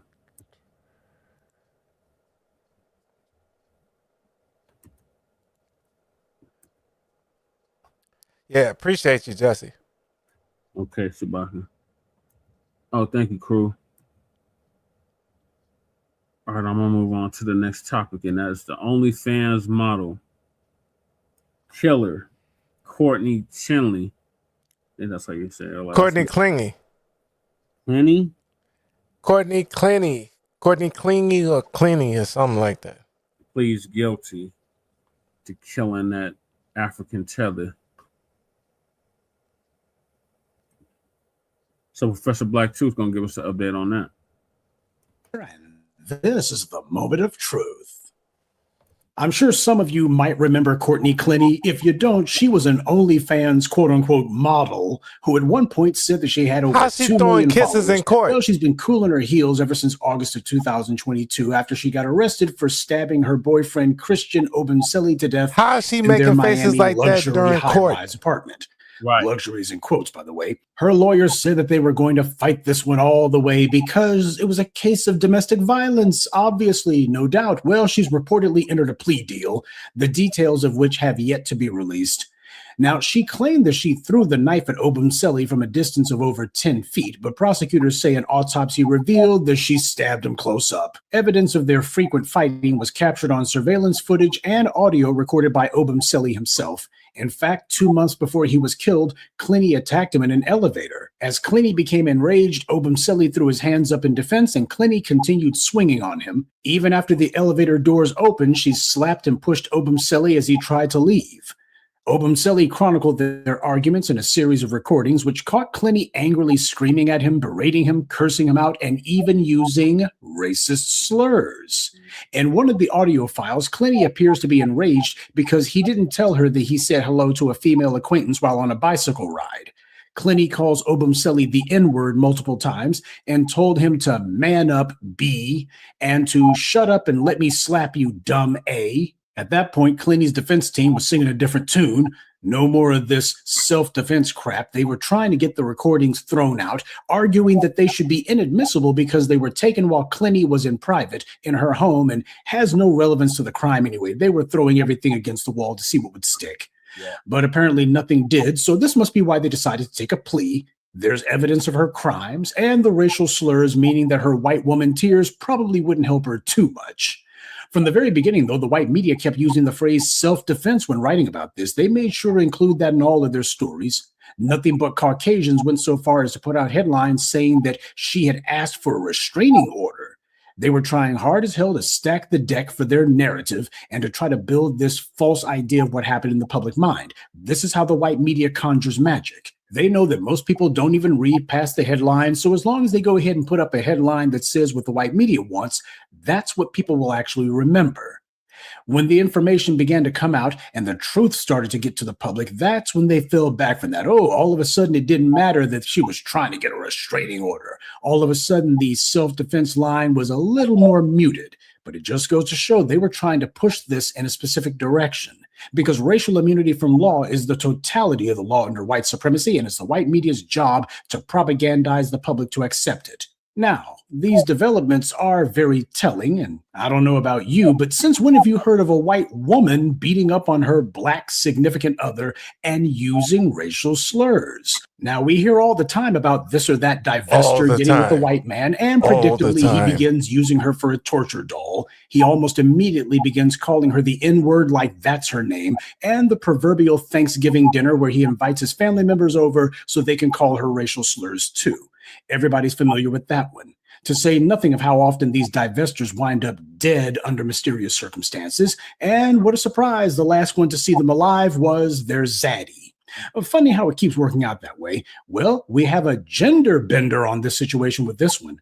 I can't think of any black man worthy of the name who would let any woman call them out of their name, much less let some white woman call him the N-word. And she's also slapping him and hitting him and calling him all kinds of names.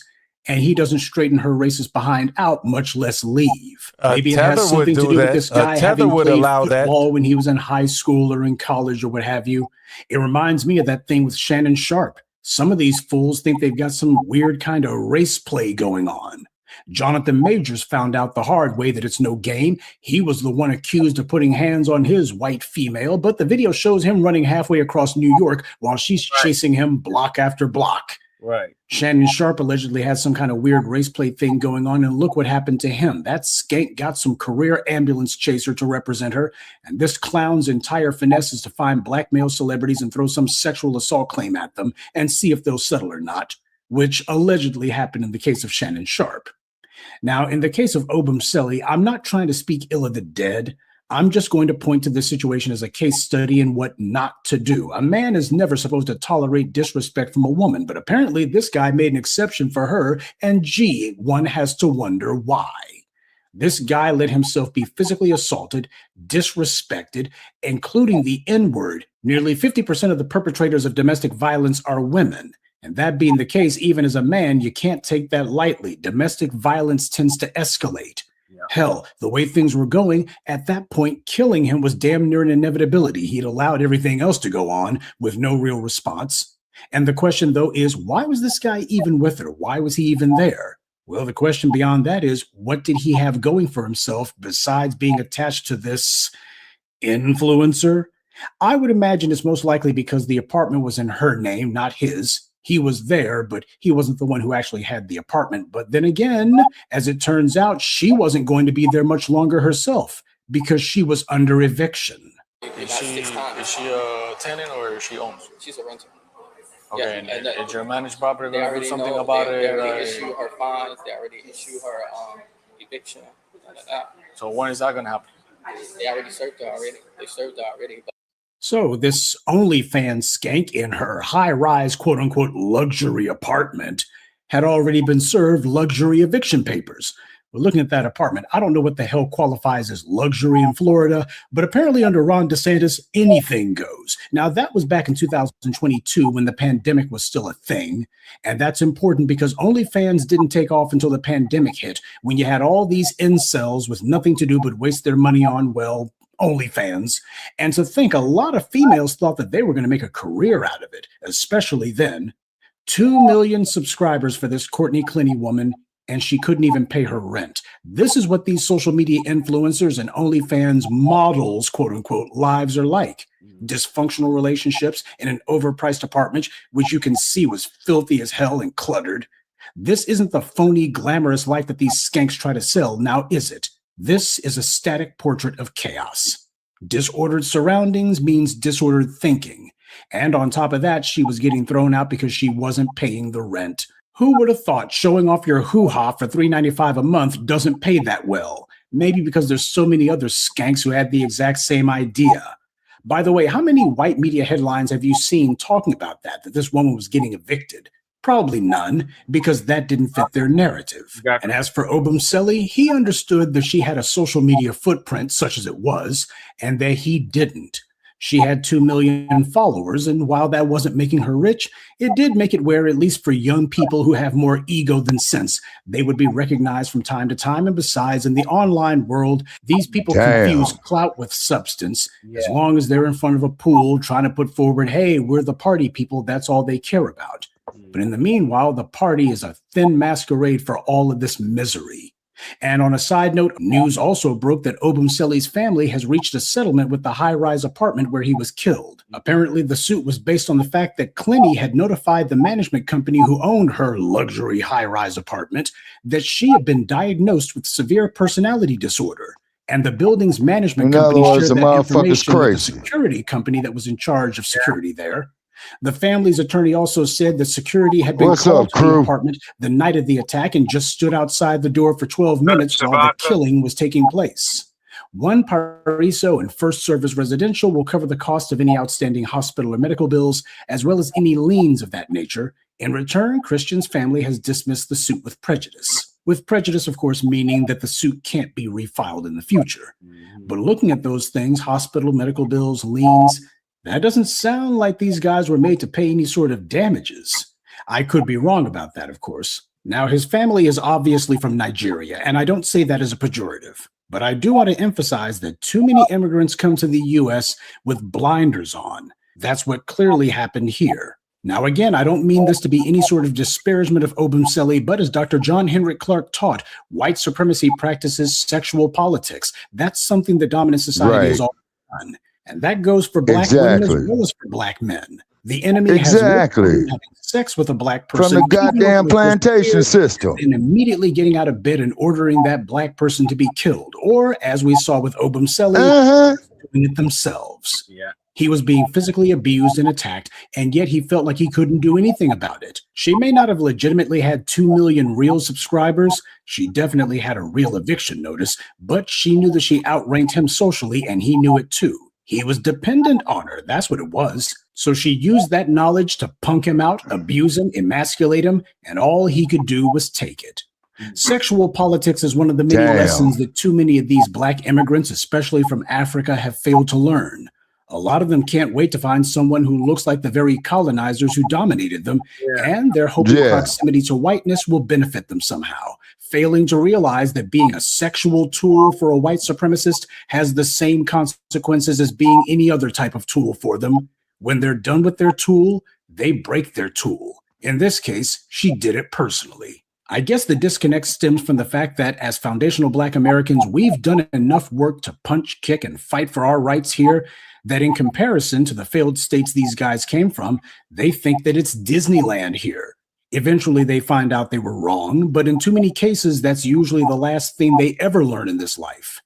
It took 4 months before charges were brought against that woman for killing Obumseli, and by then she was in Hawaii, and it's taken another 4 years to get to this point. Well, his family should be grateful. Ashley Janae was killed back in April in Africa, and not only was her zaddy not arrested, the African authorities cleared him of all wrongdoing, and he's since returned to the United States. But let's be honest, if Clenney had killed Obumseli in his native Nigeria, I doubt there would have even been an investigation. Again, we don't know what the plea deal terms are, but if I was a betting man, I wouldn't be surprised at all if the phrases probation and time served are prominently featured. And the pretext that they'll use is that, hey, she said she was crazy. I can hear that one coming. As Paul Mooney said, they don't let black people get away with BS. Crazy white man, why did you wake up and kill everybody on your block? I'm 12 different personalities. 12 different people? How unusual. We'll have to study this. Crazy nigga, why did you wake up and kill everybody at BET on your job? Because I'm 12 different personalities. Oh, really, nigga? Well, pick who you want to be, because some niggas going to jail. Bob, Fred, we don't give a damn. A nigga's going to jail today. Yeah, talk about multiple count convicted felons, huh? In Moron DeSantis' Florida, second-degree murder is supposed to carry a mandatory 16-year sentence to a maximum of life in prison. Keep in mind, you had the case of Carmelo Anthony, which was an actual case of self-defense. He was actually attacked, not lying or trying to see if white privilege would nullify the law for him, and yet he was railroaded and given a 35-year sentence for defending himself against a violent attacker. Even with the mountain of evidence against her, showing that Clenney is a violent racist scumbag and that she pursued her victim to murder him, does anyone think that she's going to get 35 years? And make no mistake, whatever slap on the wrist sentence she receives, it's going to be due to her racial immunity from law, then she's a member of the dominant society. Her gender will have very little to do with it, because if Courtney Clenney was black and Obumseli was white, she would have been arrested the night of the murder, and it would be first-degree murder she'd be charged with, and there wouldn't be any plea deals. I just hope that this incident serves as a lesson to black people, male and female, who want to pursue relationships outside the community, individuals who are clearly codependent in some form or another, and they're pursuing relationships for the wrong reasons. Courtney Clenney wasn't crazy when she killed Obumseli. She knew exactly what she was doing.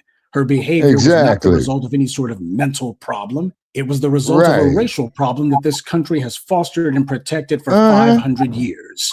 Of course she was going to kill that man like a savage. Just goes to show, you can take the Neanderthal out of the cave, but you can't take the cave out of the Neanderthal.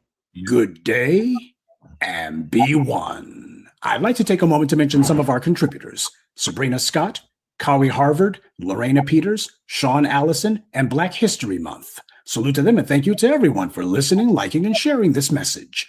Black empowerment only exists because of you. Man, where do I begin?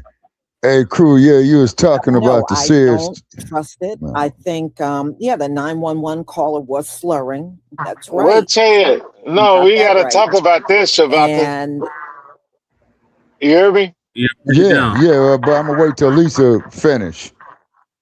No, we got to stay on this topic. Lisa, a separate topic, right? Yeah. Okay. So what was you saying, Shabaka? Okay, yeah, I was just saying, man, is this, man. See, that's that white privilege, man. They can go out there and kill a black motherfucker all they want to, again and again and again and again and again. But what they tell you? Oh, race has nothing to do with it. But let a black motherfucker go out there, man, and take out one of them. Oh, we got to give his ass, man, 25 death penalties again and again and again. You see what I mean? Yeah, because Mello, he got 35 years for self-defense. Right. Yeah. That's my point. Right there. That is precisely my point, crew. Move to the head of the class. And then also, too, on your comment about seeing the Sears Tower everywhere, you also get to see the Jan Hancock Insurance Building, too, that kind of looks similar like to a pyramid. Yeah, it looked like the Sears Tower, but it's shorter. John Hancock exactly like the Sears. Okay, but what's the taller between the two, crew? Yeah, I'm finna get back into my office, but what I was gonna say about like this Courtney and Clenney case, Jay, Yeah. like before my case happened up in Fargo, right? Yeah. I had this dang on white girl. Right. I showed her the GBS and everything. GBS was like, yeah, that's I'm like, she cute. Everybody else be like, she cute as hell, right? Problem was, sometimes she'll get too heavy handed with me. You get me? Yeah. And how you gonna get heavy handed with me, a Chicago nigga, knowing I be cussing out old niggas like Shabaka? You get me? No diss to you, Shabaka. Well, say No that diss to again. you. So the white girl, she used to get heavy handed with me. My white girl I had up in North Dakota in Fargo. Right. All right, I'm switching back to the mic. Okay. All right. So, but like, if she get heavy handed with me up in Fargo, right? Shabaka, you know, since I be cussing out old niggas like you and young niggas like Jesse, right? Who the hell is a white girl to put her hands on me? Man, that's my point, crew. See, this is what I mean by this white privilege. See, they can come up there, put their hands on us. And what's that there, Che? You said that disease for a slave wanted to be free was a sign of mental disorder. Same shit here. Same bullshit. Yeah, same bullshit right here. That's all what the shit is, man. You know, just like the goddamn O.J. Simpson case. You know how I solved this, Shabaka? How's that? You know, Jesse know my friend Gerard, who I had to save. Yeah. Okay. Right, but he had him a girl from Iowa. It's a black girl, right? But kind of like a Shabuzi type. She's really FBA, but she was raised in Iowa. You know how them girls be. Yeah. You get me? But yeah, when that white girl put hands on me, the black girl from Iowa took up for me. Because, you know, I ain't got no sisters. So she just took the place of my sister. Yeah. Okay. And the white girl started crying and she started calling her mama. And the black girl called the police first. And said that white girl hit me. Who the police She said haul off to jail? She said the white girl hit me and then she was protecting her brother. Okay. I'm like, that's on code. That's on code for a black Iowa girl. Right. Okay. Okay, now did the girl go to jail? Did she get handcuffed or what? No, of course not. You know the police ain't arresting no white girl. Right. No. I'm talking about the black girl that whooped her ass. Oh, no, she got up out the joint. She got up out of there. She called the police and everything and got up out of there. Oh, okay. Like, I'm talking about like real on code type shit. Okay. All right. And left the white girl leaking a little bit. As well as she should have. You know what I'm saying? But how you gonna touch me? Yeah, exactly. And then on top of it, y'all, just like I was saying in a chat, not getting off code, not getting off point. But I was up here watching the rumble in the jungle, man. You know what I'm saying?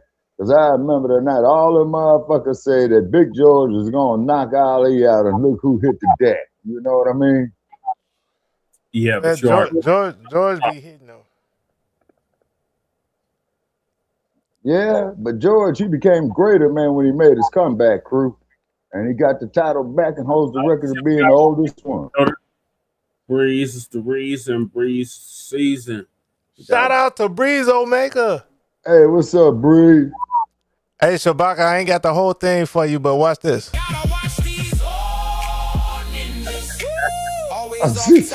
Drunken hostile, yeah. Lord. Yeah, you do got to watch these old motherfuckers. That's why I don't drink. You know what I'm saying? You know, I didn't mean to play the whole. I just wanted to have the. Always off top, drunken. Gotta watch this.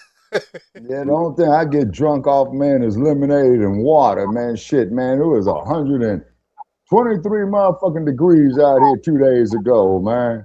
Oh, man, you need to dig a hole and build a house in a hole. No, yeah, man. The only way I build a house out here, crew, is that you got to go to that land and dig that shit up, man. A minimum of 13 feet to make sure you ain't got no goddamn rattlesnake dens in that motherfucker. They'll be coming up through your toilet and shit, biting you in the ass.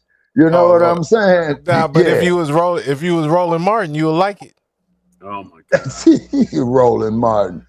Yeah, old roly-poly Martin, my God, man, that motherfucker's a mess. Don't let a snake dig up your ass while you on the toilet. Oh no, man. Roland would be like, ooh, I like that. That's what I hear be happening down there in Florida and shit after they have them hurricanes and shit. Damn snakes coming out the damn toilet to bite your ass. You know what I mean? But you heard what happened with Roland, right? What's that? A girl be wearing a strap-on on his ass. Oh Lord, man. You What the fuck is this? What is this, Los Angeles or San Francisco? Like Roland be laying on his deviant. Damn. Roland be laying on his stomach as a power bottom. Oh, Lord, Lord, Lord, Lord, Lord. And then they be talking about they ain't gay. Mm-hmm. Because it's a girl did it to me. Yeah. Damn. I'm like, hey, Shabaka, I told Breeze earlier on the stream yesterday. I'm like, I don't even like girls grabbing my ass. Yeah, that shit ain't cool. I mean, you can cuff it a little bit to make me like pump you harder. But don't let your fingers get nowhere close to my crack or nothing. Hey, she can go on and grab this Johnson, you know what I'm saying? But a girl put her finger inside of me, like you know, men, we're exit only. Right. Exactly. We're not going for none of that. We don't enter. Nothing enters us. Right. We enter everything else. Exactly. You see we're what invaders. Invaders. Like we're invaders. Like we go poke open every hole, but no hole get poked open on us at all. No, brother, no. I ain't even with that shit. Not in the least. Get it? I don't even like a girl putting her finger in my mouth. Yeah, none of that shit. You know what I'm saying? That's that Eurocentric shit. You know what I'm saying? Motherfuckers who be up into that shit to be up in a place called San Francisco and all that bullshit. You know what I'm saying? Then you gotta. Hey, that's what I'm telling you, cat. You know what I'm saying? That's what I'm telling you. You know what I mean? Then the motherfucker had a 6-hour standoff with the sheriff's deputies in Florida, huh? Damn. And they didn't dump on his ass like they would do a black motherfucker, huh? Nope. Shit, that shit is crazy, man. Y'all saw that one where dude chased down the cop. Wait a minute, Like crew. the I cop think yeah, and whooped the cop's ass too, right? No, like the second cop had to come and save him. Oh, okay. Like they ran like 5 cars down and everything. Damn. He was trying to tase him. He missed the taser, and then the dude ran down the cop, and the cop tripped. And the only reason the cop got saved was because his partner was right there. Yeah. Damn. And it's like, bro, what the hell is this? But this is what I was telling Breeze the other day, right? Yesterday, right? Yeah. I'm like, so I roll around. I stay strapped, right? Mm-hmm. I'm not the best hand-to-hand fighter. My friends around me, they can fight like a motherfucker. Right. You get me? But I make sure they don't have to fight because I got my gun on me. Right. So everybody just leave us all alone. Exactly. And if you're going to come try to take my gun, you got to go through my people. All right. Right. And then if you go in there, my people, I'm liable to shoot you while you trying to fuck with my people. Right. Okay. So you're never going to get to my gun. Like, you know, Shabaka, like an aircraft carrier, and it's got his, it's got his destroyers and his subs around it. Yeah. But the Exactly. aircraft carrier is the shit. Right. I'll be like, I'm the aircraft carrier. Okay. And speaking of the Air Force, man, they had these big ass jumbo jets, man, out the Air Force out there at the damn airport, man. Yesterday, as a matter of fact, you know, because you remember, Jesse, did I send you the video that I made early in the morning, man, about 3 days ago? Yes. Yeah, and crew, and it was already like 90 degrees at that time. You know what I'm saying? Good Lord. Yeah, it's hot in the motherfucker right now, man, and I ain't got the damn air conditioning on. You know what I mean? That's what I was talking about. Like, even on the aircraft carriers, right? Because you know where most of them is in Iraq. Iraq. In Iraq, Okay. Iran. Oh yeah. The combat zone. On the equator, right? Yeah. So imagine being on an aircraft carrier on the equator in the middle of a steel boat. Yeah. Breeze, I'm sure you understand that. You're Army, but you understand what it would be like that. Like in the military on a fucking metal boat in the middle of the fucking equator. Yeah. Hot as hell. Yep. Hot. I'm talking about hot as hell on the middle of the ocean. Yeah. And you see all that water and you can't drink none of that water. Exactly. You will die. Yeah, you Jump would, in that but water, you're going to die. Yep. Drink that water, you're going to die. Everything. Oh, yeah, that water ain't nothing but death, man. You The know? water is like the desert. Ain't it, Shabaka? Pretty much. If You you're on an ain't aircraft carrier, like in Africa, Iran, or whatever, right? You might as well be in Arizona desert. Yeah, because you can't drink the water around you, man. That shit will kill you. Yeah. Salt water will make you vomit. Because coming up as a kid, man, when I was going out there swimming at the beach, man, over there off of Venice Beach, so out there, you know how you swim, man, then the current will come up there and kick you in the face, man, you know what I mean? And then you said, let me get my ass back to shore because this look like some shit Jaws might be coming in there to chomp on your ass. You know what I mean? I do like salt water for a reason, though, Shabaka. What's that? Because it clears your nose and your ears. Is that right? Yeah, like okay. Like you ain't never put the salt water in your nose, like poured it through one nostril and out the other. No. Yeah, like those Flonase devices. Yeah. So I'm from Chicago, so I only got lake water, river water. Yeah, you got that ice cold water, man. You ain't got no sharks in that motherfucker, man, because the time I went into Lake Michigan, I'm seeing motherfuckers out there 2 and 3 miles off the shoreline. And they come back, man, come in, the water's fine. I went in there, that water was cold as hell. But you know, Lake Michigan got the roughest seas out of any ocean. Is that right? Yeah, man, you go in the middle of Lake Michigan, you're gonna die. Okay. Like I'm telling you, you really gonna die. But what I'm saying is, right, seawater is different. Like when I was in Ghana, yeah, or when I went to like the Bahamas or to Mexico, right, and actually seen ocean water, or even when I was in South Carolina for the bike rally, back in like 2001 or whatever. What was that? Like was you in Charleston? Myrtle Beach. Oh, okay. Yeah. Okay. But like when you actually in ocean water, yeah, it's different.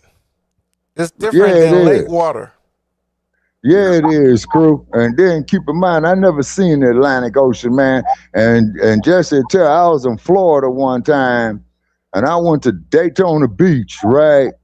And I said, yeah, I want to get up here because I want to see the Atlantic. I want to see the sun rise over the Atlantic. I've seen it rise over Lake Michigan quite a few times, but I said, I want to see this motherfucker rise over the ocean because the majority of my life, I always seen it set in the Pacific from San Fran to LA. You know what I mean?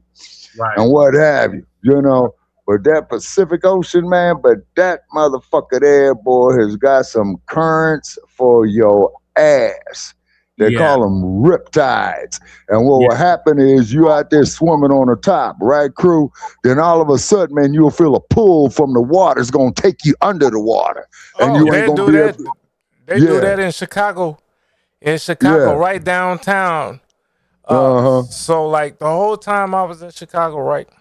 Yeah. You know, man, I'm 45, so I've been raised in Chicago my whole life. I've been out, I've been back in. You get me? Right. But like summer school, like if you see my picture right here, like that I got, from 6 years old to 12 years old, I was going to the Museum of Science and Industry all summer, right? Yeah, in Chicago, Right. So like that's why I'm saying I know science and all of this. Like I've been doing DNA, studying dinosaurs and all of that. Right. But they told us like, cause you know, like 1 or 2 days out the week, cause the Museum of Science and Industry is right there on the beach. Oh, okay. Right there on 53rd or something. Okay. Like, like it's right there on the beach in Chicago. So like 2 days out the week, they'll take us to the beach. We'll go swimming. Yeah. So I'm like 10 years old, and this 12-year-old chick, thick as hell, used to just bother me. I'm like, ooh, I was assaulted. Damn, man. But Anything 12 years old, I'm running from. I'm talking about she was doing me some kind of crazy way. Oh, okay. But anyway, no, I'm talking, but I liked it, but you know, I didn't know I was being abused back then. Right. All right, Okay. So, but like we'll go to the beach. Yeah. Right. And it's like the water tastes different than know, like like you Shabaka, like you'll go in the ocean like when you was in Cali. Right. Exactly. But it tastes different than your bath water. Exactly. It's different than your shower or your swimming pool water. Swimming pool water. Yeah, you're absolutely correct. Now, the thing is, man, is that the Los Angeles Department of Water and Power that controls Jesse's water or they snow caps, man, to get us water out here, they got tubes that go like 12 miles out for the sewage. You see what I'm saying? But off in the Great Lakes, Chicago, Cleveland, Milwaukee, they using that there to drain their sewage right there, and it really ain't got no great big place to go. You see, like what the ocean does. But that's where we got the Great Lakes. The Great Lakes go into the ocean. Wait a minute, let me see. Through the St. Lawrence River, if memory serves me correct when I look at a map. Exactly, through Canada. Okay, right, okay, because the St. Lawrence River separates Canada from the U.S. at a place called Niagara Falls, I believe. Yeah, and I've been to Niagara Falls before. Okay, and then up there too, where Jay Dizzle is, Jesse, you know, that Puget Sound, man, yeah, that's a spectacular sight because what the Puget Sound is, it's kind of like a loop that's going on inside of Washington. But then when you go up there, you can see the strait that takes you straight out there into the Pacific. Because I hopped one of them boats one time going to a place called, wait a minute, Oak something in Washington, but you had to get on a ferry boat to ride it there, right? So I'm looking to the west, man, and I'm at that point, man, where the river, wait a minute, what the name is that damn river? But you know, Jesse, you seen a map of Washington where that river goes out there into the Pacific. You see what I mean? And the air was fresh, man. The air was fresh. And it wasn't like that shit they got in Los Angeles, man. You know what I'm saying? But that's the first time, man, in quite a few years that I smelled fresh air. You see what I mean? But that's why, that's how come, like, you know, Shabaka, when you get more towards the West Coast. Right. Like, say you driving from where you at in Arizona right now, right? No, I'm in Las Vegas. Yeah. Right. So say you start driving west to Cali, right? With your windows down or whatever. You get me? Right. You got a good car, you driving good speed, right? Right. But you know that because you're going to smell the salt from the ocean when you get close.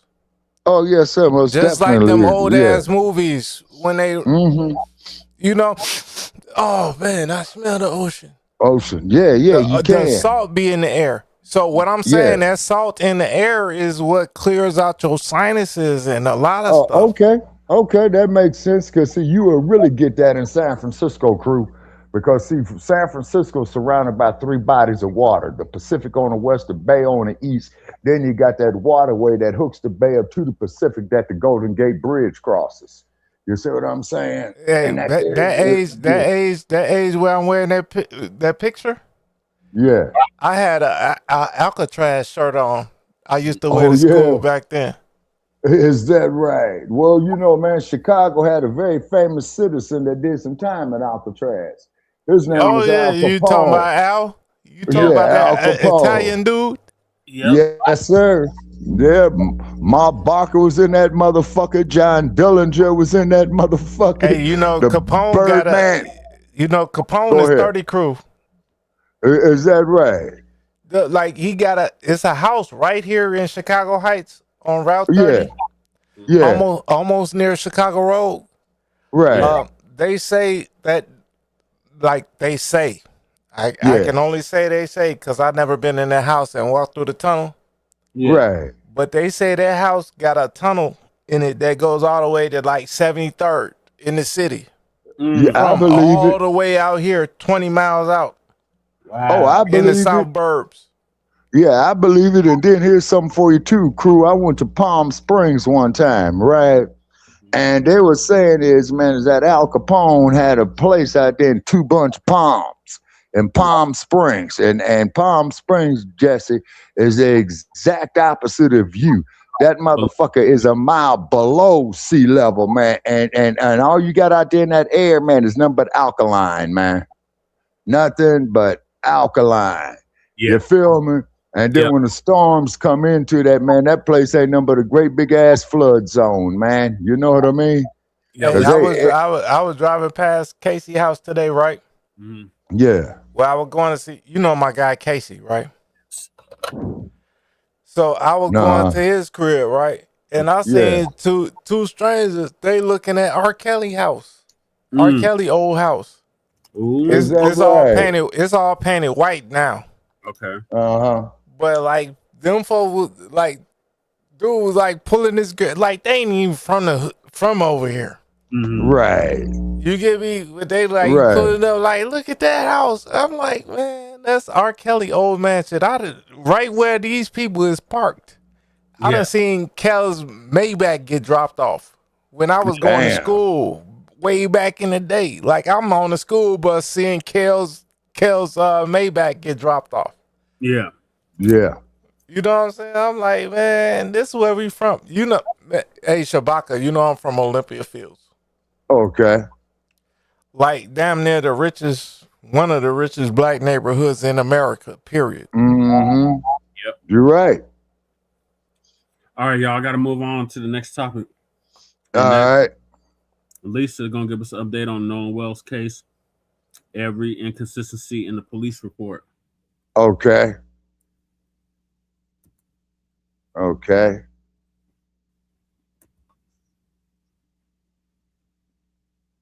Yeah, that case is tended to high hill. Shalom, family. Good to see you all. Hope you're doing well. What we're going to be covering today is the Nolan Wells case. And this is the police report. And people online, of course, are picking up the inconsistencies that are there from what the teens initially said, and things are not matching up. So, hey, it is what it is, but I'm not surprised. They have told so many different stories, but I noticed one thing. Is one of the most over the idiotic things. 3 weeks, they've been going hard on Nolan was drunk. Nolan was drunk. And there were people, there were some adults on that island too. And one was a coach he had. And that coach is saying Nolan did not appear drunk. But according to his friends on the boat, Nolan was drunk. And I said, I think they're trying to come up with an alibi. What does drunk have to do with it? Nolan drowned. so they're trying to run with this Nolan was drunk. Exactly. And they're trying I'm to get sure their lives Nolan straight, was crew. not drunk all by himself. How many of them were drinking? Shabaka, You know what I you could mean? be How drunk, many I of could them be drunk. not? Does that mean you get left on a boat on an island? So no, I don't Hell trust it. no. I think yeah, the 911 caller was slurring. That's right. You got that right. And Nolan, I tell you what, if he was drunk, he was not drunk alone. I would assume everybody on that boat probably was. That part, everybody drunk. Exactly. So anyway, y'all, we're going to listen to what some of the people read and what seems to be inconsistent. And if everybody drunk, do that mean I can't bring you back to Jesse, Shabaka? Grand jury. Exactly. You know, because exactly they want to save these boys that were on that boat. That's all it's about. You know, I'm not seeing any great concern for Nolan from any of the people that were on that boat or their parents. All I see is them concerned for themselves. You know, it's a shame he did not realize these were not his friends. They were not friends at all. And now the girl Katie and her sister were there. And they said, you know, they spoke to Nolan, but it was real brief and they just kind of kept it moving. They make it seem like Nolan and Katie were just around, they were just with each other the whole time. And, you know, those girls are saying no. You know, it was just them running into them and they just briefly spoke and that was it. So the girls are lying too. You know, come on, we're talking about Mississippi. All they're focused on. See, when this thing goes to the grand jury, they're trying to free those white teens that were on the boat. Right. That's what the grand jury is for. Jury is not for, yeah. Anything else. Exactly. So she's right about let that. me share my screen. You need to get the fuck away from me right now. Please That's how I'm on some Homelander shit. You need to get the fuck away from me right now.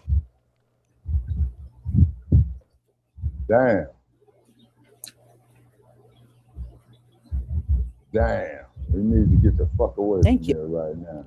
Right, So I'm on some Homelander shit. Like, man. You need to get the fuck away from me right now. Because you're lying to me. Yep. Hey, Nolan Wells deniers.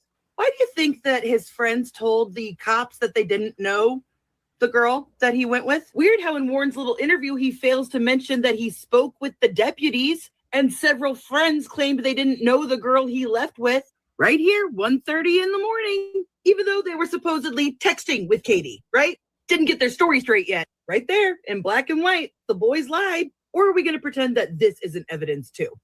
Oh, we have the Nolan Wells police report, and the friends have a little explaining to do. Just a heads up, this is just part one. This is a 15-page police report. You got some explaining to do. MDMR Marine Patrol police report. You can see the incident report directly up there. It is public record, so you guys can look it up. I want to point your attention to two specific areas of this report, starting right here. And here is the first discrepancy right here. Dispatch said that her 18-year-old son rode to Horn Island on a vessel with friends. He was last seen around 1,500 hours. Here's the discrepancy. His phone was in a friend's truck. I'm sorry, I thought all the friends said that the phone was still in the boat. And the second discrepancy is right here. Lieutenant Khan said that his deputies had spoke with several friends that traveled to the island on the vessel with Nolan, and they said that he left with the company of an unknown female. I'm sorry, what do you mean an unknown female? You all knew who Katie McCormick was and is. What do you mean an unknown female? You all knew exactly who he was on the island with. They were very clear about that. They knew who he was on the island with. But here they're saying, we don't know who she was. We know it was a girl, but we don't know who she was. All of a sudden, she went from having a name of Katie McCormick with all the recent media, covers that we've been seeing. But in the original police report, it was an unknown female. Remember, this is just part one. There's a lot more. This is Nolan Wells police report, all 15 pages. Now, I am going to do a whole thorough recap of this, but it's two things I just want to point out just from my initial observation and just starting to read this. They got Bart's boat and then Jerry's boat. Jerry's the granddad of Warren, right? it's so interesting that they kept referring to only the boat that Nolan was initially on, this boat, right? They don't even be saying that this boat was also on the initial report. So both boats immediately were, involved. The second thing I want to point out is this is a summary of what happened, right? Okay, blah, blah, blah. This is when they left, he was in the company of an unknown female. They said this on July 5th at 1:38 a.m. So that means they had talked to somebody to have told that piece of information, more than likely Bart or Jerry. And how the fuck y'all didn't know it was Katie, but all of a sudden it was Katie, it was Katie, it was Katie. Yeah, I that's feel like what's y'all crazy. didn't know that. Okay, cool. If you pause it, So I Justin. seen the new information on this Nolan Wells situation. It is what? 10 p.m. right now. It might be 11 when this is uploaded. This was supposed to been dropped, but I couldn't make the video because I was going to say some shit that I can't take back. So let's get this. Can't keep pausing it, crew. What do you want to say? All right, so say I come out there with you, right? Yeah. And then I gotta just drop Lady Che at home because I got a car or whatever, right? Uh-huh. And then they say, oh, well, Ray left Jesse's house with some unknown female. Yeah, What the hell is that? Knowing I'm dropping off Lady Che at the crib. Right. No, man, This is the bullshit. That's all I was saying positive about. My bad. Oh, okay. Great. 4 people go to an island. 3 people come back. 1 person ends up dead is what I initially thought. No. It was 3 boats and 30 niggas. 3 to 4 boats deep, 20 to 30 people, and only 1 person ends up dead. And nobody knows what the fuck happened. According to a bitch ass nigga, Officer Tate, he had an interview with Warren and the other dude that had another interview with ABC saying he didn't want to show his face, but then hopped on camera in front of millions of people. Officer Tate. According to Warren in this video, it was a convoy of 3 to 4 boats, maximum 20 to 30 people. And nobody knows what the fuck happened to Nolan. Do you see why this is bullshit? His explanation of Nolan, I need y'all to listen to this. The phone situation. I want to, because the way you articulate it, I just walked in the water with my pants. They're wet. And you can tell right away that if you're hanging out in the water, it doesn't appear, in my opinion, that you would have your phone on you. Is that typical for people to have their phones or? No, I mean, people come out We here. got Galaxies. On the 4th and, Waterproof, Memorial Day, nigga. days like that. They come out here to celebrate and people get on the water to be off their phones, first off. Second off, somebody in the chat said, and all my friends are, everybody's leaving their phone on a boat. And no one's getting out of the water with their phone in their hand, unless, it's to take a quick picture.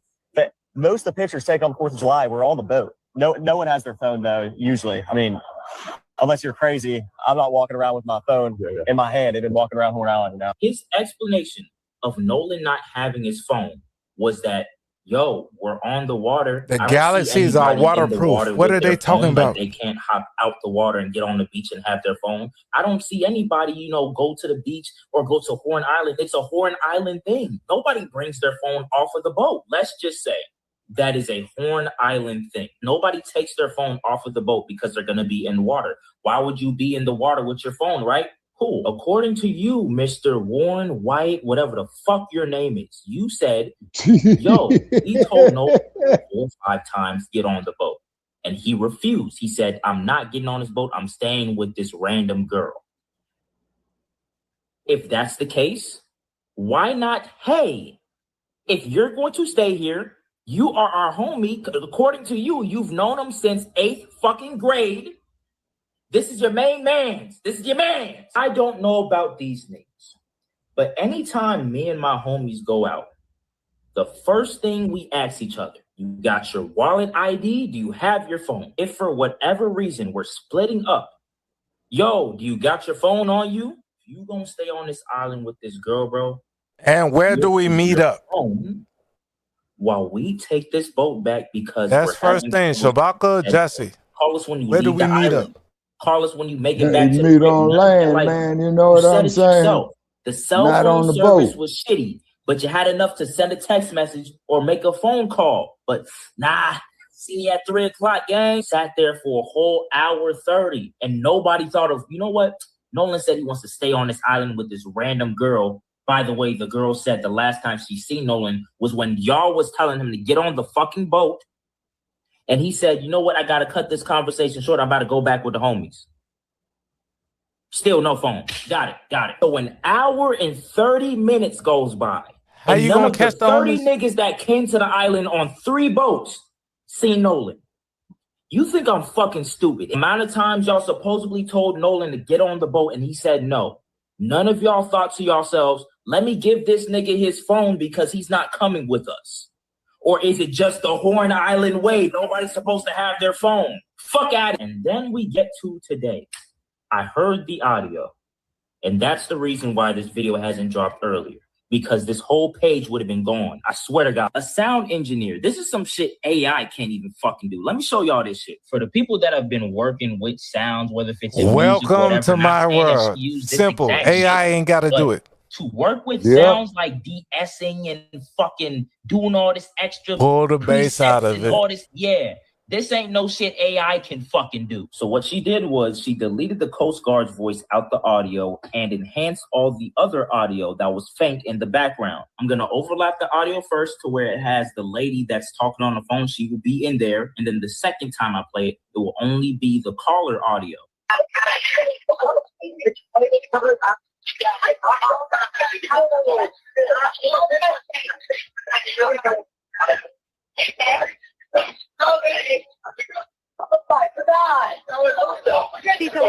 Vicky speaking. How can I help you? Hey, we're at the west tip of Horn, and our bilge pump stopped working. We're sinking. Can y'all please come? We have a membership. All right, of course. How far is the water coming up, sir? Can you give me a description? Ankles? Hello? There's nobody arrested. Niggas talking about, let's let it die down. Let's all just mourn.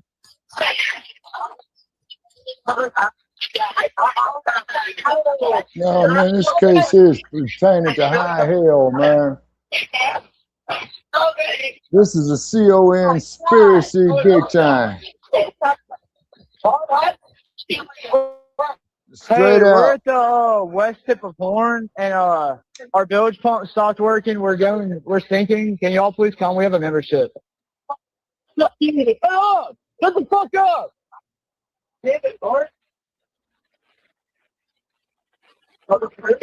There will be maximum pressure until the whole truth comes out. This will not be one of those, I guess it's another black kid dead, man. Let's scroll. Let's go. No, nigga, no. I'm gonna get mad, but I really don't give a damn. Get him. Governor of Mississippi, since we calling people out, let's call everybody out. Get him. Why the fuck aren't you calling these kids out when there are discrepancies in their stories? Get him. Why aren't you calling that man out for going on Nancy Grace and allegedly not standing on what he previously said? Get him. Why aren't Because you that's calling too out the much Mississippi like Ray. Police Department for the way this investigation has been handled? Get him. Why aren't you calling out the people responsible for keeping the public in an uproar? Because we still don't have any clear answers. The police report just came out in the Nolan Wells case, and people all over the internet already starting to poke holes through the whole thing. They saying it's lies throughout the whole police report. Also, there's more video of Nolan Wells in the water, but it's a little snippet. I guess when you were in the water, you just pan your camera around, get your footage, and put your phone back up. But there is a little snippet of Nolan Wells in the water. I don't know what time of the day it was, but you know the other side going to say it was way past when his friends had left. But we don't know what time of the day it was. But let's get into these videos, y'all. Check it out. Hey, Nolan Wells deniers. Why do you think that his friends told the cops that they didn't know the girl that he went with? Weird how in Warren's little interview, he fails to mention that he spoke with the deputies and several friends claimed they didn't know the girl he left with. Right here, 1:30 in the morning, even though they were supposedly texting with Katie, right? Didn't get their story straight yet. Right there in black and white, the boys lied. Or are we going to pretend that this isn't evidence too? In the Bible, it says their pride has deceived them. And we all know pride comes before the fall. They are so used to getting away with certain things in their little city. They think that the world is going to go for it. And this is why he think he could go on these interviews like these people are going to believe me. No, these people are going to expose your ass. This doesn't say anything, and I'm going to show y'all where they pointing at. We don't know the time this was, but that does look like Nolan Wells down here in the water. Right here, y'all. That looks like him. But that isn't saying anything. I don't know who this came from, but I'm sure Tatum is going to take this and say, see? Look, this video is from after the friends had left. Then they're going to allegedly probably send it to TMZ. TMZ going to come out with their little articles and shit and try to spin the whole narrative. But like I said, God has the last word, y'all. Oh, we have the Nolan Wells police report, and the friends have a little explaining to do. Just a heads up, this is just part one. This is a 15-page police report.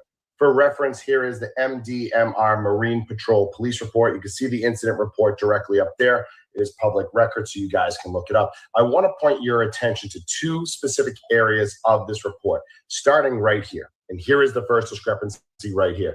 Dispatch said that her 18-year-old son rode to Horn Island on a vessel with friends. He was last seen around 1,500 hours. Here's the discrepancy. His phone was in a friend's truck. I'm sorry, I thought all the friends said that the phone was still in the boat. And the second discrepancy is right here. Lieutenant Karen said that his deputies had spoke with several friends that traveled to the island on the vessel with Nolan, and they said that he left with the company of an unknown female.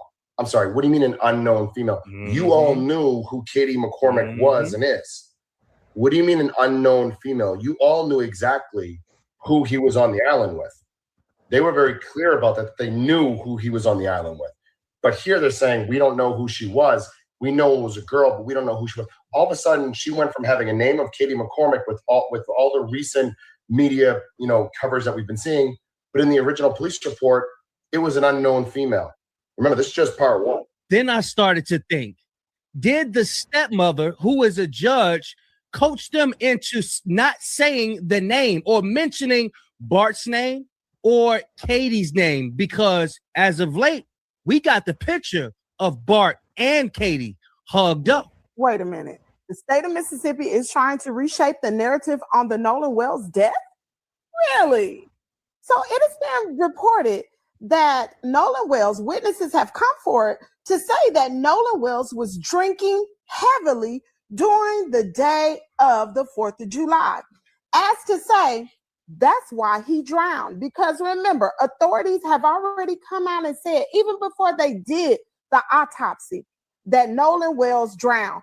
And his mother, Christine Wansley, said that was not good enough for her. That she needed a medical explanation as to what led up to those events of him. If they say he drowned, right?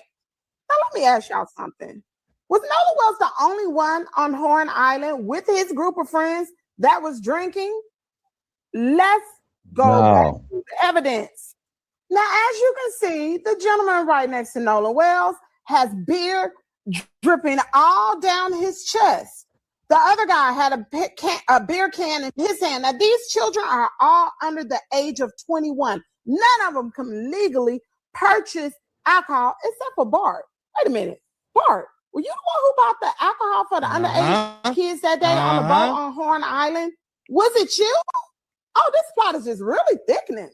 Not to mention, if Nolan was drinking, if the toxicology come back and he did have alcohol, that doesn't negate the fact that something nefarious happened on that island.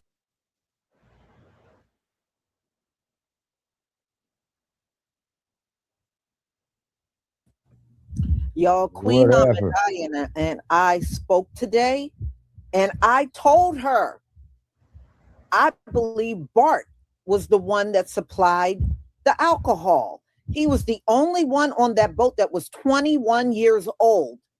Everybody else was under 21, including Nolan. None of that matters. Who cares if they drunk? Be able to go get alcohol and bring it on that boat out of that whole group. And I really, truly believe that's the one that got the alcohol. And we were talking about this earlier today.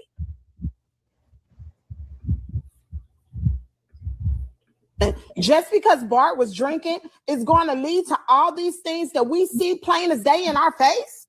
We're just going to bypass this, right? We also are going to forget the fact that allegedly they deleted everything off of their social media accounts. We're going to not think about, Nolan was drinking, so now they got to, if Nolan was drinking, why everybody got to lawyer up? Why everybody got I'm saying, who cares if they drunk? If Nolan What's that got to do with the murder? On the 4th of July, Exactly. we just gotta forget the fact that the telephone. Okay, Shabaka, I'm drunk out in there, Arizona with you. Instead of going to the does that mean I did or did not murder you? Yeah, all these things. No, that don't mean shit. You know what I'm saying? I might have been sober murdering you. I might have been coming out drunk murdering you. Yeah, and you probably had your preconceived in your mind to do it, so you say, well, let me get a little drunk. Really? You see what I'm saying? To carry this mission out. But what's that got to do with me being drunk?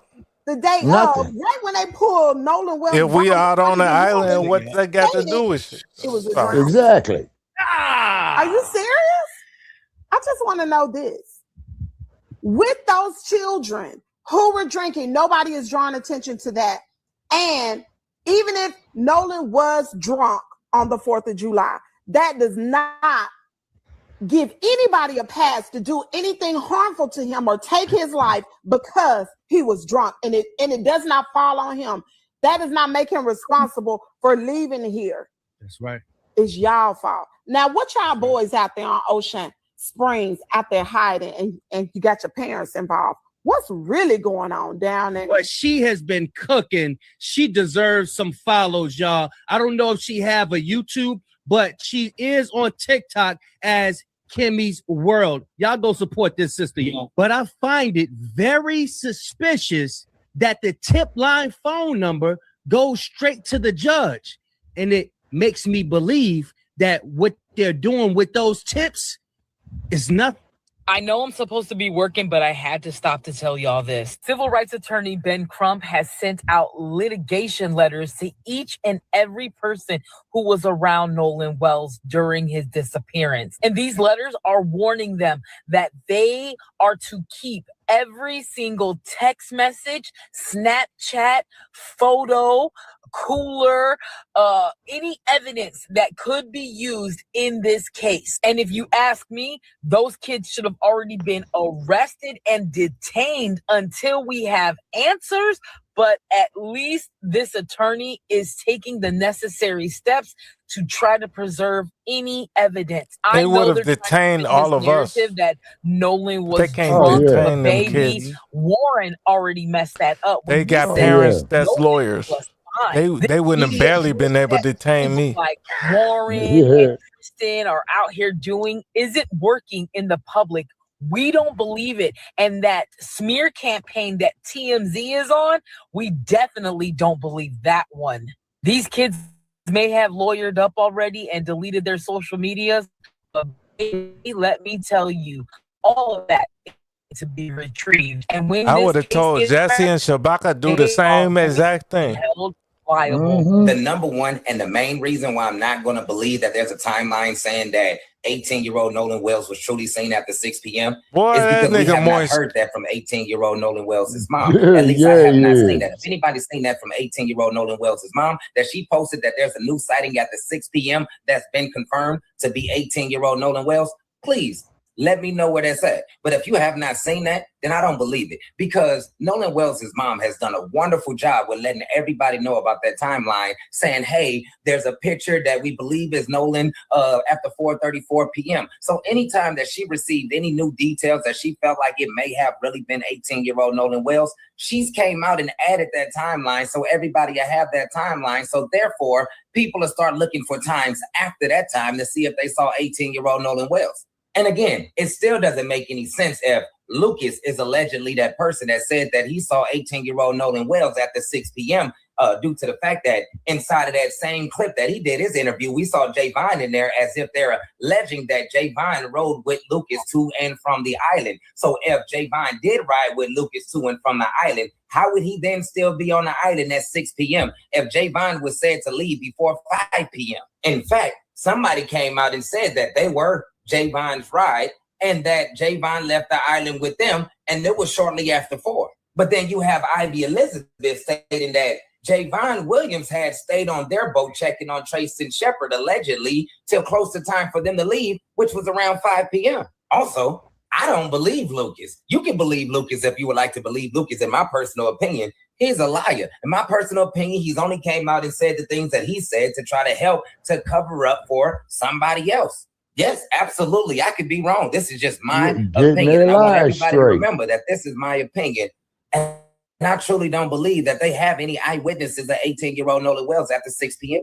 From the very first moment that the search for Nolan Wells began and everyone was looking for answers, why in the hell these two people allegedly are the witnesses wait 20-something days later to say that they saw Nolan Wells after 6 p.m.?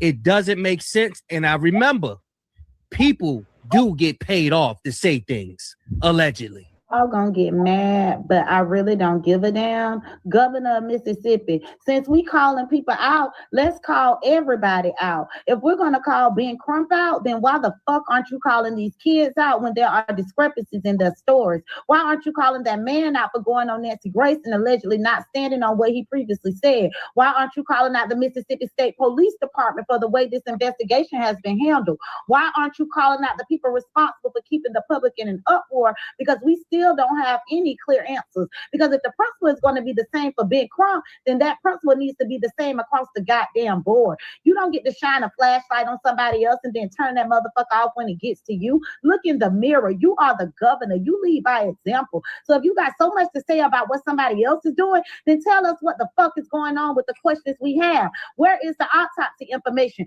What happened to the throat tissue? What information can you give this family about the findings? Why was the public not giving clear explanations about these issues sooner? And why the hell are we listening to an audio recording where people are allegedly calling for help, but the audio is so unclear that we're still sitting here trying to figure out what the fuck was happening? Make that shit make sense, because you can't demand accountability person while everybody else gets the goddamn pass. That's not accountability. That's selective accountability. And until I hear answers to the questions that this family and this public have been asking, I don't want to hear shit about Ben Crump. At least he's over there trying to get answers for this family. So, Governor, if you want to call somebody out, call everybody out. Call your own people out. Call the agencies out. Call the people whose stories don't line up out. And then come back and tell us what the fuck happened to Nolan Wells, because that's what the hell we want to know. For the weapons of our warfare are not carnal, but mighty through God to the pulling down of strongholds. The news just came out and try to back up everything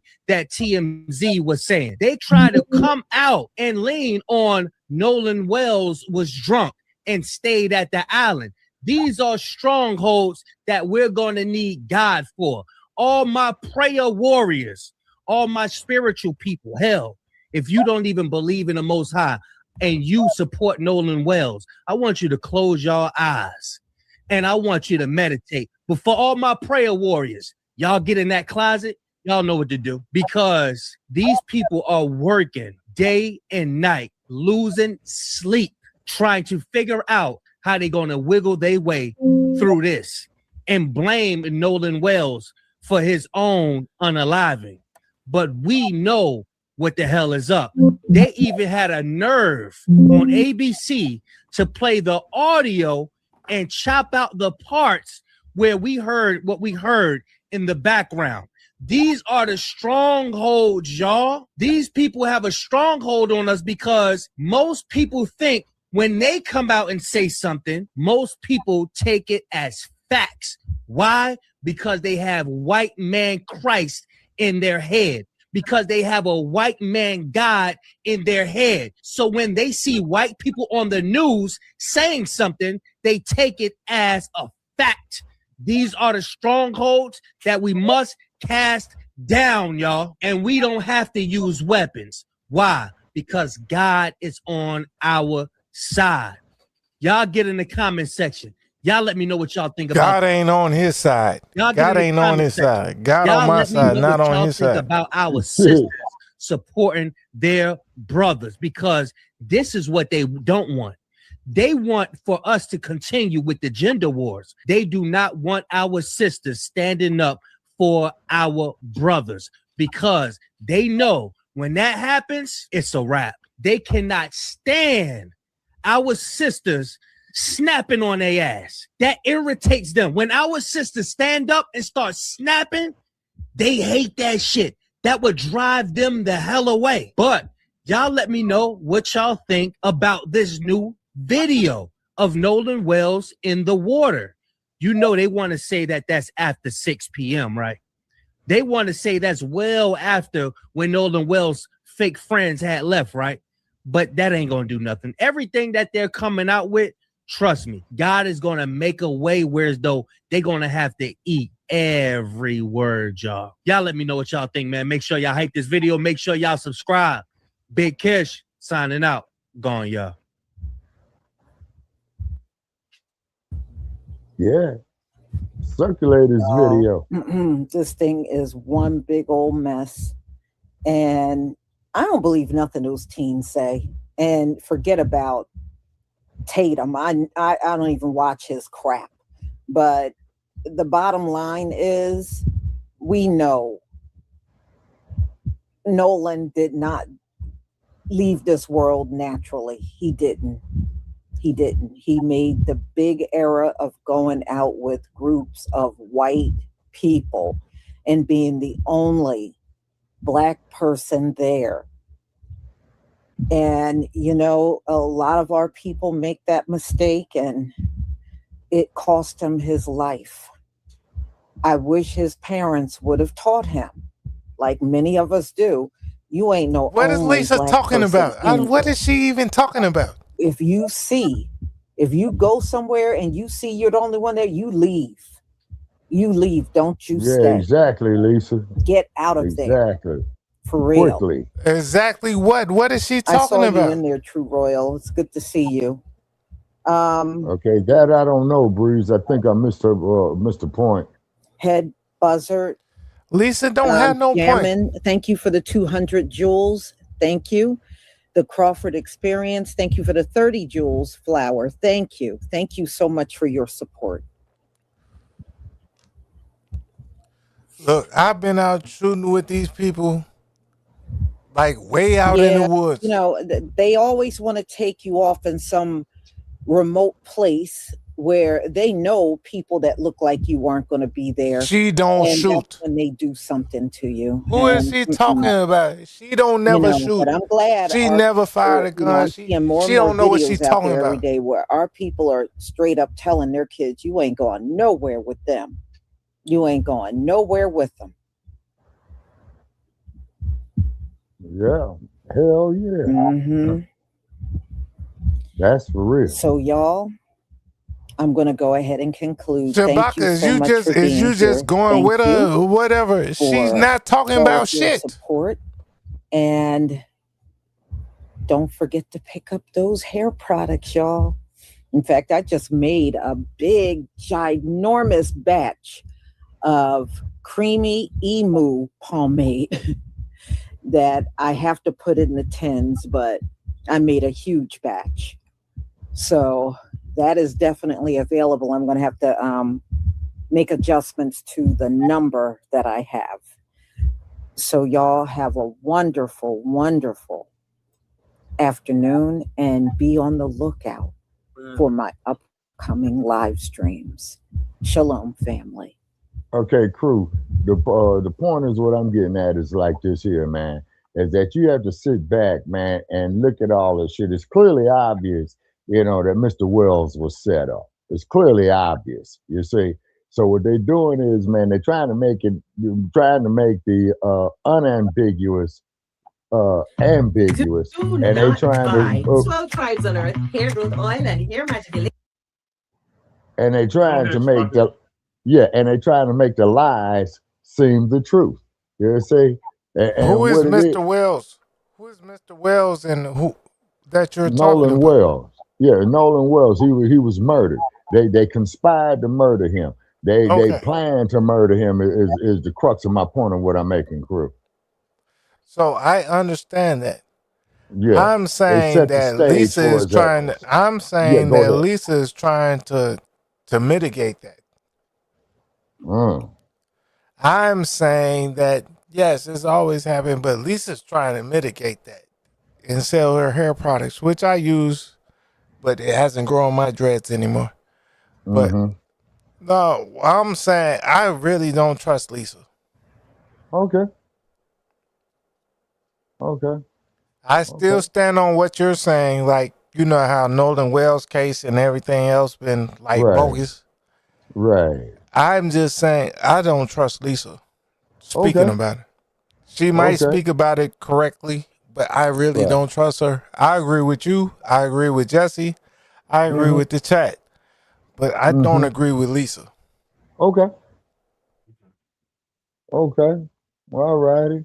But the only thing I know about this case here, crew, and can't nobody tell me no different. That man, Mr. Wells, was set up and he was murdered, and now they trying to cover the shit up.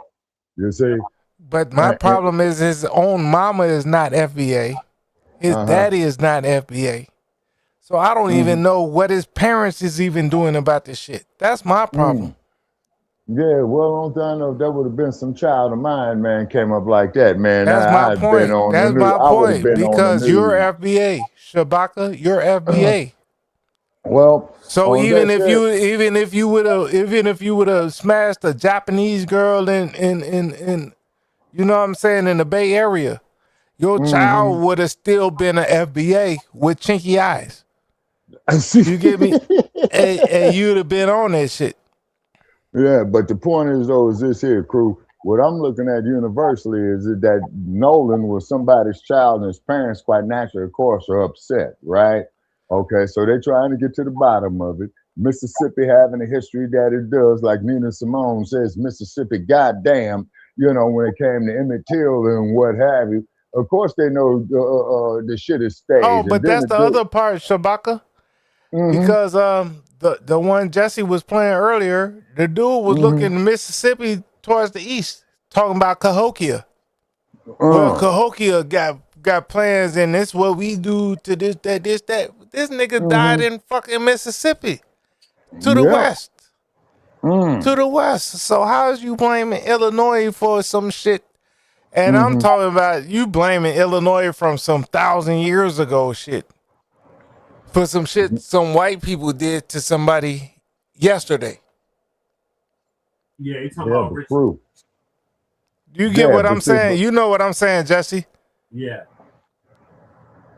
Well, they have certain traditions down there. It ain't no place for a black person. No, but they're not our FBA traditions. That's my point.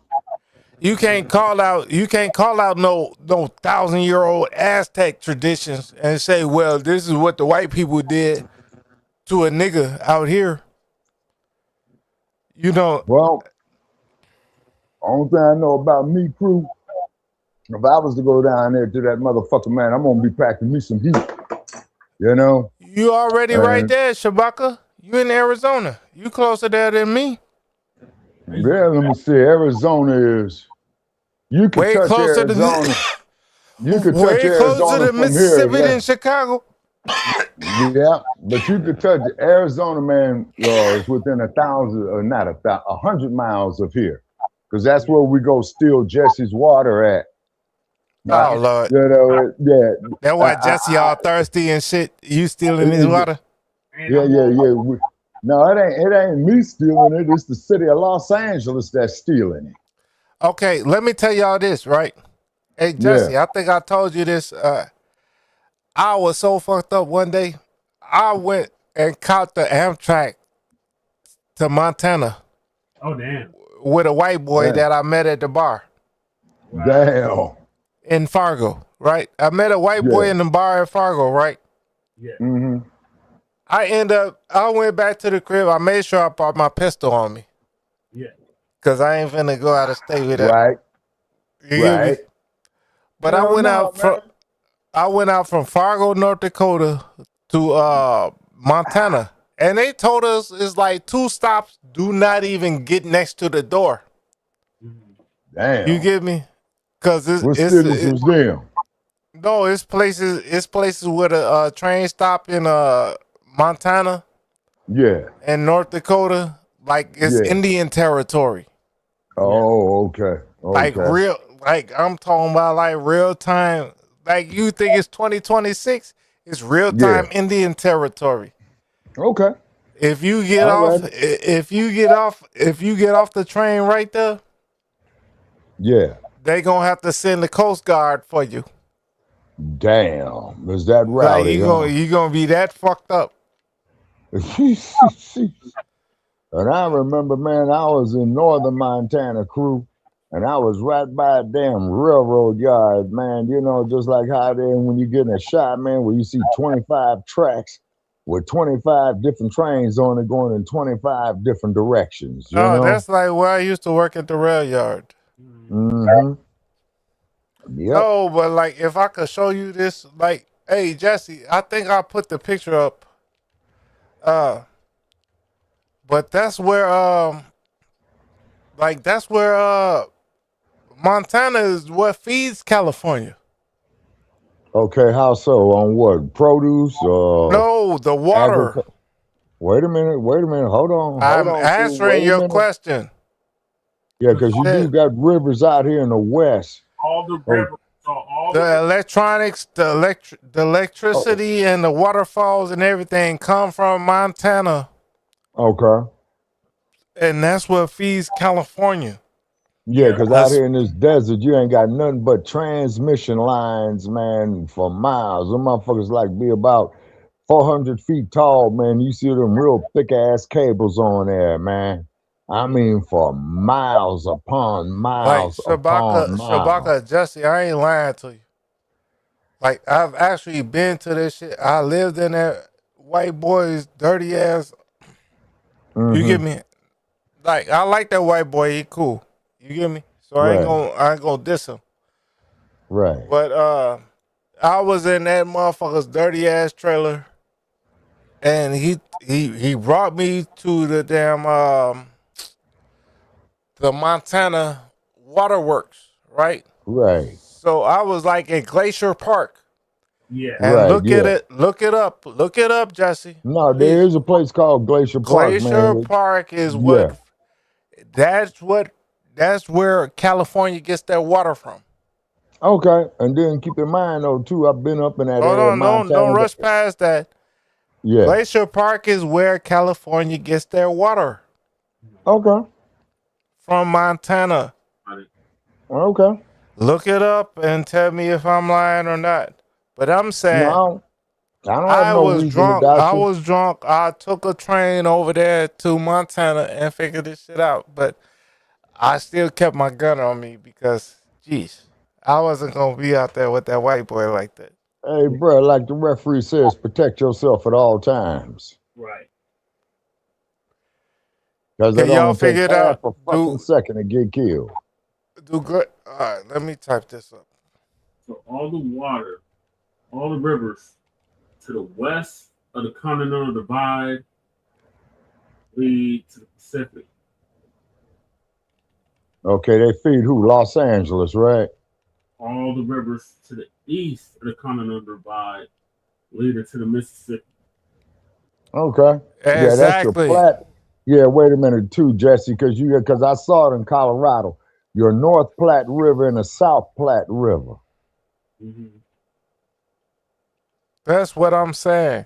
Glacier National Park. I swear to God, that funds most of Northern California. Mm-hmm. But Like, are you talking about water-wise. Glacier National? Okay, but hold on, crew. You talking about Glacier National Park in Montana, right? Yes. Okay. All righty. Okay. And then between that, okay, now let me get back some memory here. Montana crosses Idaho, okay, but Idaho, that motherfucker is built real weird because you got, okay, what's the city, man, that motherfucker Mark Furman went up there and died in Idaho, Jesse? Boise. Yeah.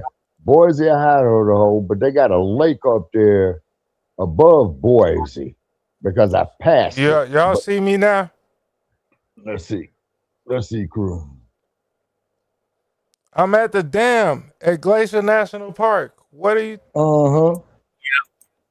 Yeah, cause see, I ain't doing this on my with my laptop real too. tree and my real tree X270 Air Max is on. Okay. Cause I I'm can't allow it. I'm at the dam. I could just fire the dam up and flood Shabaka and Jesse out. Oh yeah, that's some water we need up here down here real bad. No, but Oh can yeah. y'all see? Y'all can see where I'm at, right?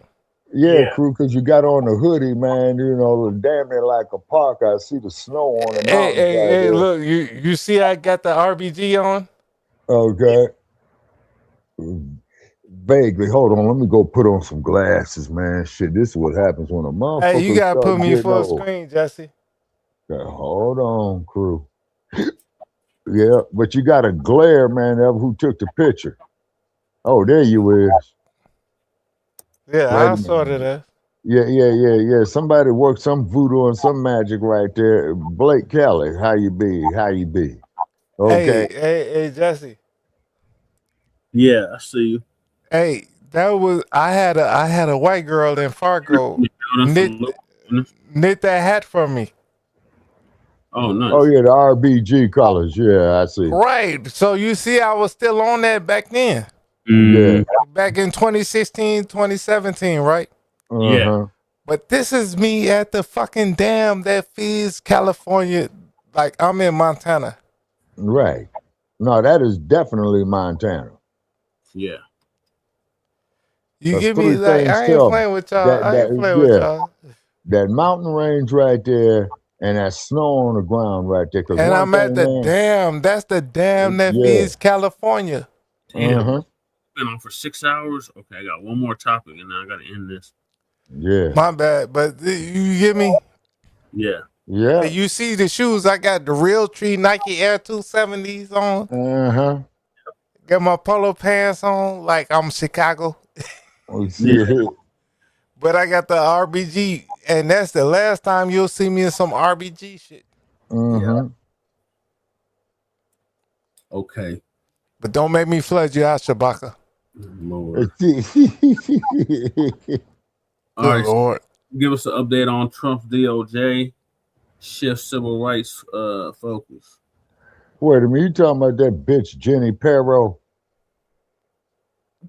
Janine Perro.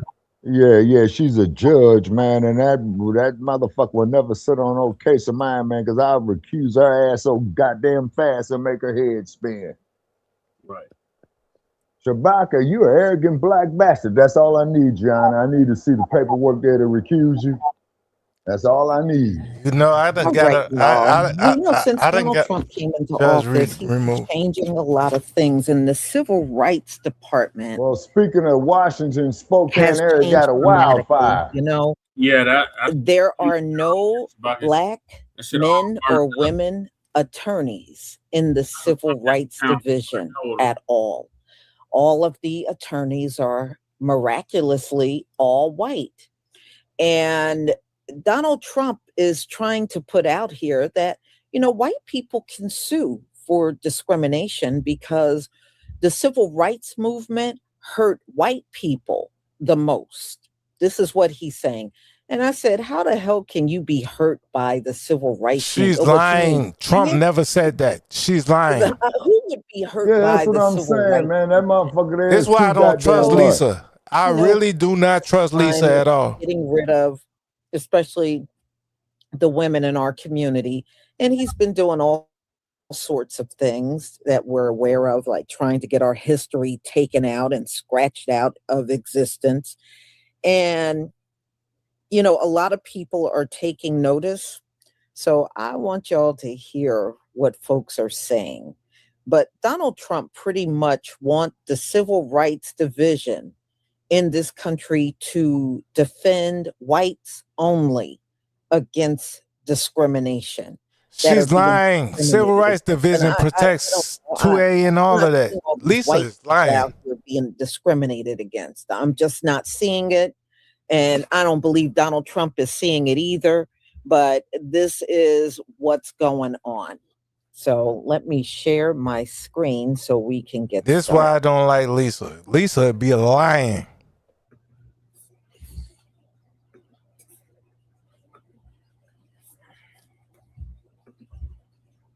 Please give me a 1 if you can see my screen.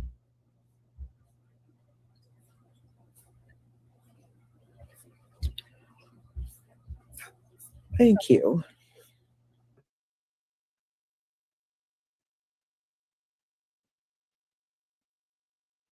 Has just effectively legalized segregation for federal contractors by signing an executive order to remove a civil rights era ban on segregated areas like drinking fountains, transportation, and housing.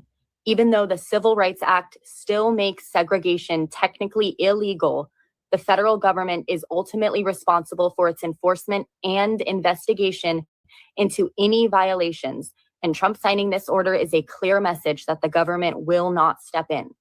A spokesperson for the General Services Administration was quoted referring to the prior ban on segregation as a, quote, damaging policy of the past administration. Several federal agencies have already begun recognizing these changes, including the Department of Homeland Security and the National Institute of Health, both of which have issued notices advising employees not to consider the prior segregation ban going forward. This is proof that Donald Trump and this administration are just racist. The president of the United States, in an interview, said that he believed that civil rights era protections resulted in white people being very badly treated. That is his strongest indication that the concept of reverse discrimination is driving his aggressively crusade against diversity policies. He said this to the New York Times in an interview on Wednesday, and he echoed grievances amplified by the Vice President of the United States, J.D. Vance, and other top officials who in recent weeks have urged white men to file federal complaints with the Equal Opportunity Commission. Now, get this, okay? When asked whether protections that began in the 1960s, spurred by the passage of the Civil Rights Act, had resulted in discrimination against white men, Mr. Trump said he believed a lot of people, this is a quote from him, a lot of people were very badly treated. Another quote, white people were very badly treated, where they did extremely well and they were not invited to go into university to college, he said, an apparent reference to affirmative action in college admissions. So I would say, his quote again, in that way, I think it was unfair in certain cases. Donald Trump, not even whispering anymore, not even saying the quiet part out loud. He is screaming the quiet part out loud. This is a racist administration. Donald Trump continues to prove that he is a pathetic, mediocre, dementia-having racist that's robbing America blind. This diaper-wearing degenerate said something so asinine I had to address it. Catering to his white nationalist base, he said that civil rights led to white people being very badly treated. Let's see if I really understand this. So by giving other people opportunities to live and get crumbs, it hurt white people. It hurt the people who raped, murdered, and cannibalized Africans. It hurt the people who put blankets on Native Americans and gave them smallpox. It hurt people who gave Black men syphilis. It hurt people who got over 200 years of free labor and millions of acres of free land. It hurt people who hold 85% of CEO positions. It hurt people who commit the most crimes but are convicted the least. It hurt people who wear sheets and terrorize Black people just for minding their own business and trying to live. It hurt people who burned down towns and lynched people for no reason. It hurt pedophiles who traffic children all over the world to have sex with billionaires and politicians. That's who civil rights allegedly hurt, huh? So now let's talk about what it actually did, okay? Because civil rights didn't give Black people an advantage. It removed some barriers. It didn't take anything away from white people. It stopped exclusive access to certain things. Affirmative action didn't hand out success. It was supposed to crack open doors that were legally and violently shut. And DEI was supposed to be about acknowledging that talent exists everywhere. But ironically, the group that benefited the most was not Black men, not Black women, white women. Yet here we are, watching mediocre white men rage at the idea that the playing field is no longer tilted entirely in their favor. They are so fragile, so entitled that equality feels like oppression. Fairness feels like loss. Sharing crumbs feels like theft. These people have not been harmed. What has changed is that mediocrity is no longer enough to automatically shut other people out. Whiteness is no longer a guaranteed access pass to every room they feel entitled to. And that loss of automatic privilege, it feels like oppression. History never lied, but America does. Now drop a Black fist in the comments and share this with someone who needs to hear this Black History gem. So, Donald Trump. Oh my God, you got this nigga on here. I really want to slap the shit out this nigga. And their twisted mind, civil rights. This nigga you got on the screen right now, I really do not like him. I've been going against him since I met you, Jesse. It's a very important article. I encourage you all to read. He's a fake lawyer. Well, he's a lawyer, but he don't do shit. Led to white people. I swear to God. Very badly. I encourage you to read that article. Hey, Jesse. In that article, it talks about how Jesse, Donald would you pause him for a second? Whether or not certain Damn it, crew. protections that have been in place. Is that the defiant lawyer? Who was that? I don't know what lawyer he is, but he all right. So look how he got his hand on his chin like Joy Reid always do. Yeah. Another Democratic. Right, he's a Democratic shield. And I've been going on him since damn near since I met you and called you the Wolverine. You get me? Yeah. The saber-tooth Coloradoan. You get me? Like I've been going in on him since like 2017. Wow. Like he's so bad. He's worse than Willie D, or he's on par with Willie D? No, he's a whole Democrat shield. So is Willie D. No, I'm talking about Willie D. Willie D would have dinner with him. Oh. Like this dude is worse than Willie D. Damn. Like I'm talking about like Roland Martin would love. Oh my God. Okay. Like I've really been going in on this guy particular. Mm-hmm. Bro, since me, you, and Cerulean.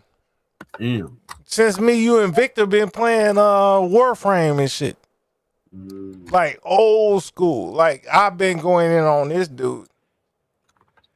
I really don't trust him. Just like Lawyer Bay. He came out the same time as Lawyer Bay.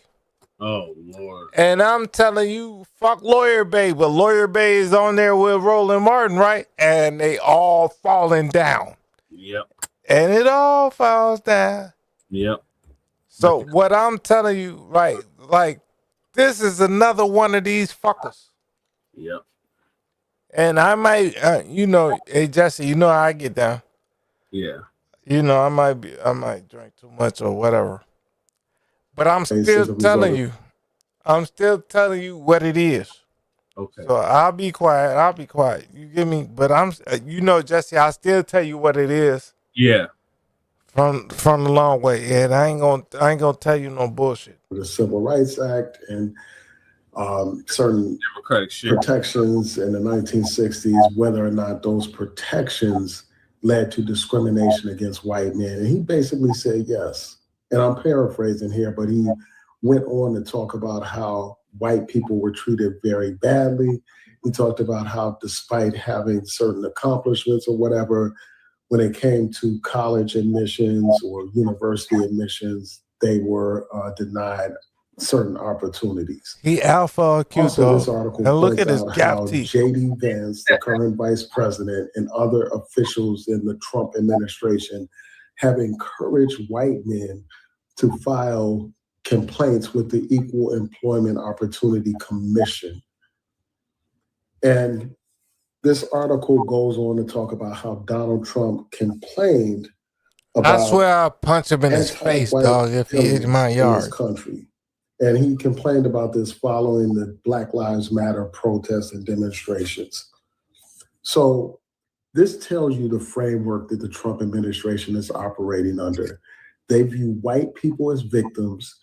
They view. Why you only worry about Trump?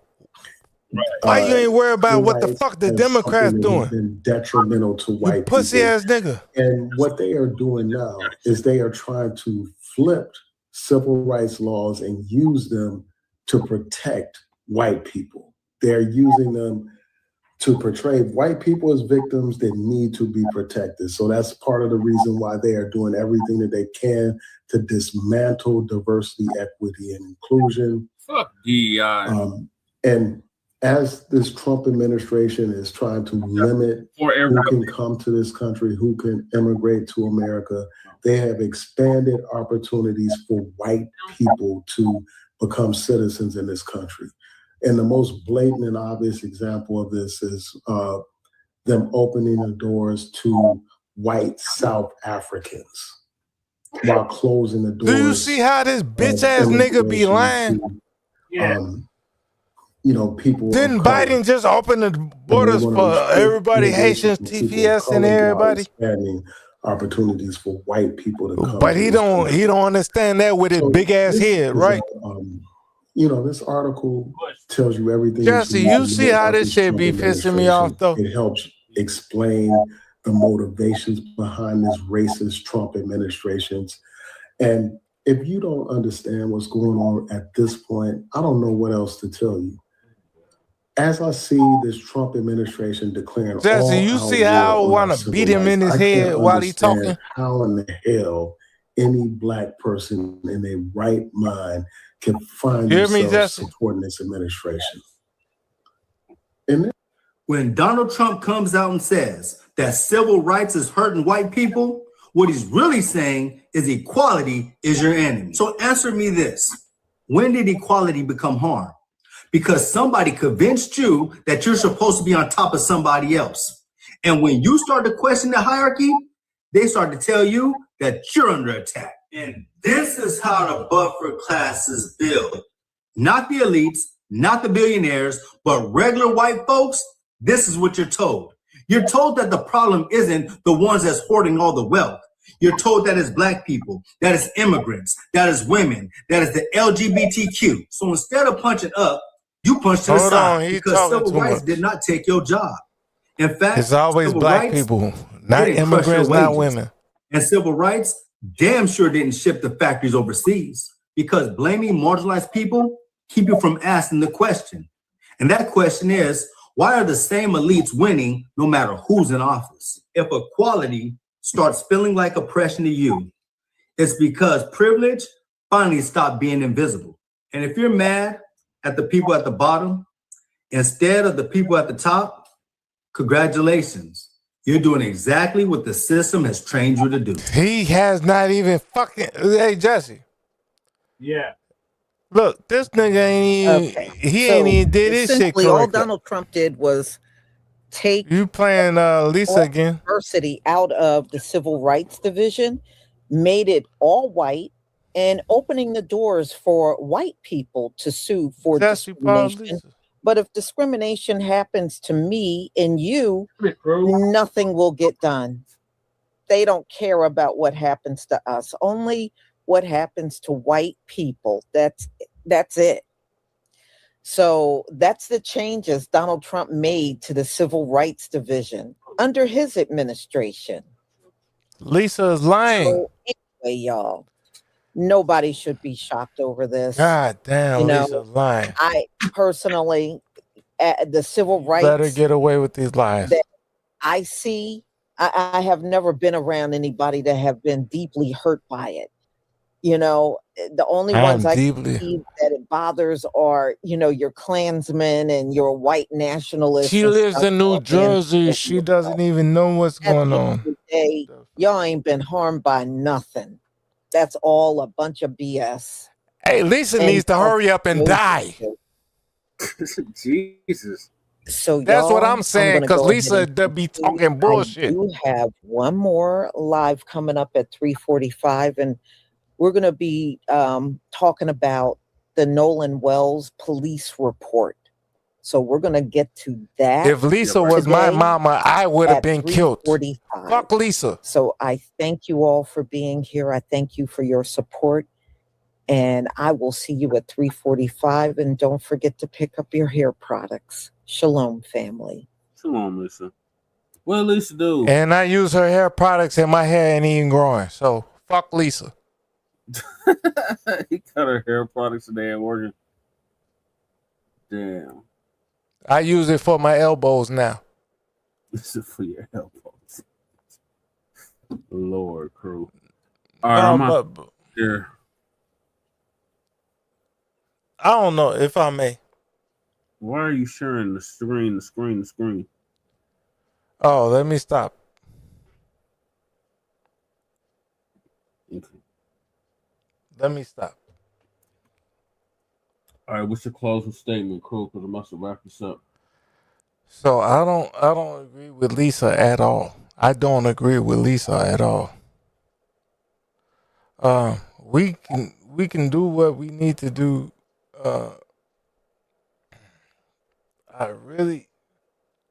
Lisa just pissed me off.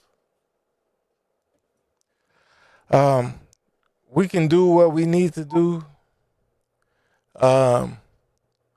We can perform what we need to perform.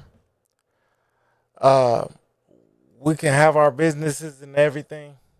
And it don't need to be like that. Like I don't know what Lisa was saying, but it don't need to be like that. Like just like you in front of the you see I just went back to my Killmonger.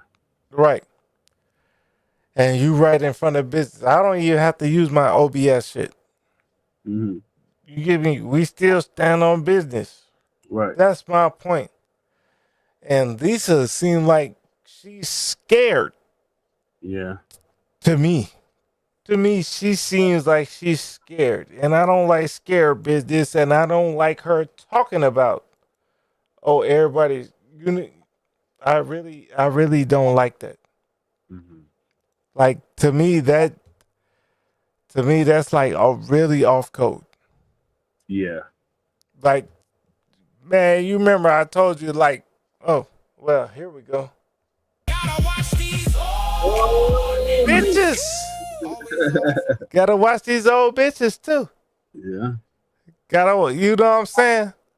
Like, I'm not, but I don't trust Lisa. I don't trust, you get me? Mm-hmm. If that's all I can say. You can probably clean it up for me, Jesse. But bitches. I'm on that shit. So yeah. What you think, Jesse? Yeah, I think she's on some Democratic shieldness. You talking about Lisa? Yeah. I don't think she is. I just think I don't.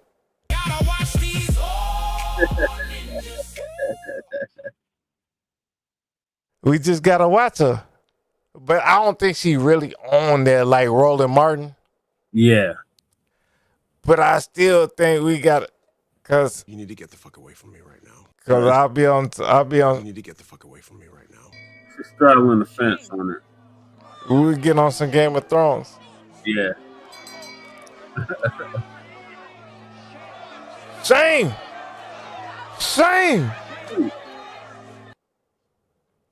More. You get me? Yeah. What you just said is one of the most insanely idiotic things I have ever heard. At no point that's what Lisa in your said. Rambling, incoherent response were you even close to anything that could be considered a rational thought. Everyone in this room is now dumber for having listened to it.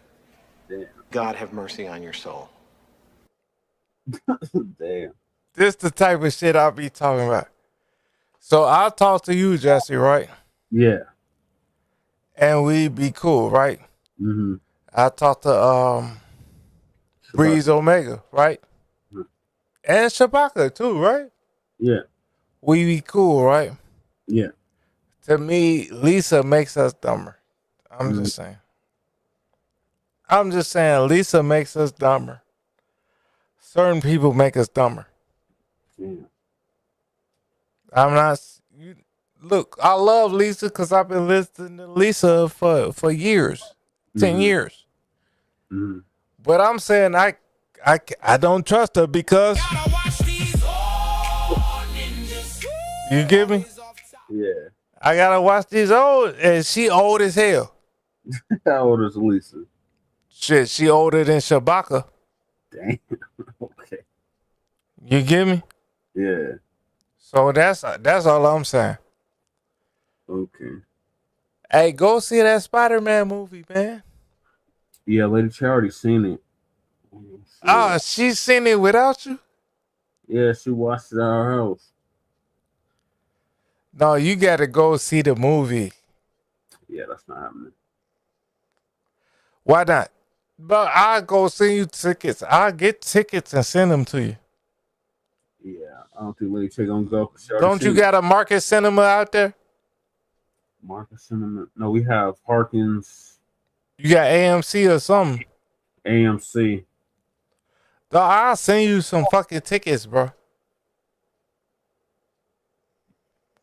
Go see that movie. Damn, you said Lady Ch already seen it, so she ain't gonna probably want to see it with you. She gonna spidey web you. Yeah. But go see the movie, Jesse. Yeah, I'm gonna see it sometime this week.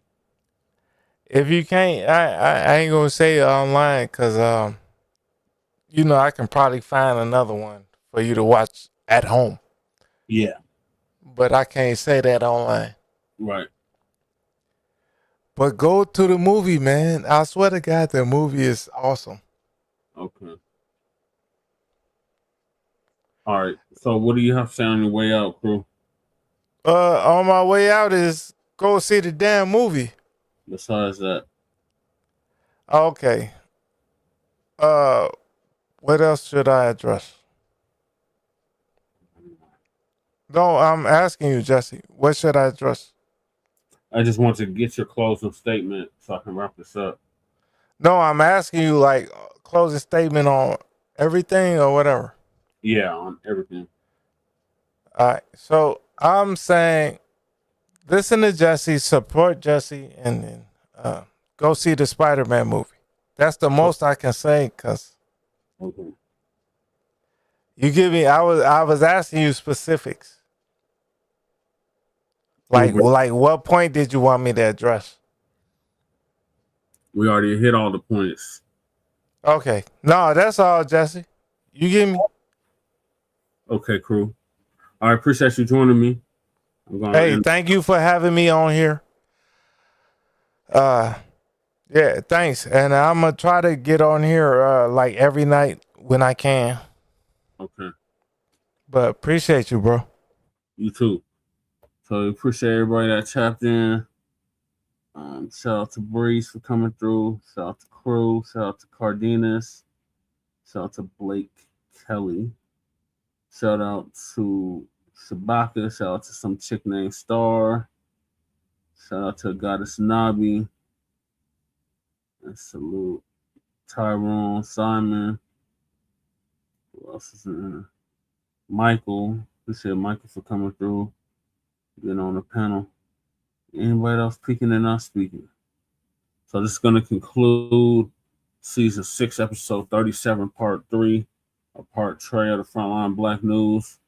Join us later on today after Shabaka's Black Experience Enhanced for continuation because I still didn't get to the Unhoused Neighbor News, the illegal migrant news, and the local Denver and Aurora news. So we'll be covering that after Shabaka's Black Experience Enhanced tomorrow or today now. So peace, love, light, reparations, and separations, and Black empowerment. Chan Krumah signing off from the Mile High Income and Illegal Migrant Flooded City. We'll see y'all later on this evening after Shabaka's Black Experience Enhanced for part 2 continuation or part 3 continuation. So we'll see y'all then. So peace, love, light, reparations, separations, and delineations, and Black empowerment. I'll see y'all tomorrow or later on today. I keep saying tomorrow, but it's early in the damn morning. We'll see y'all this evening for Shabaka's Black Experience Enhanced, and then a new version of Frontline Black News. Peace.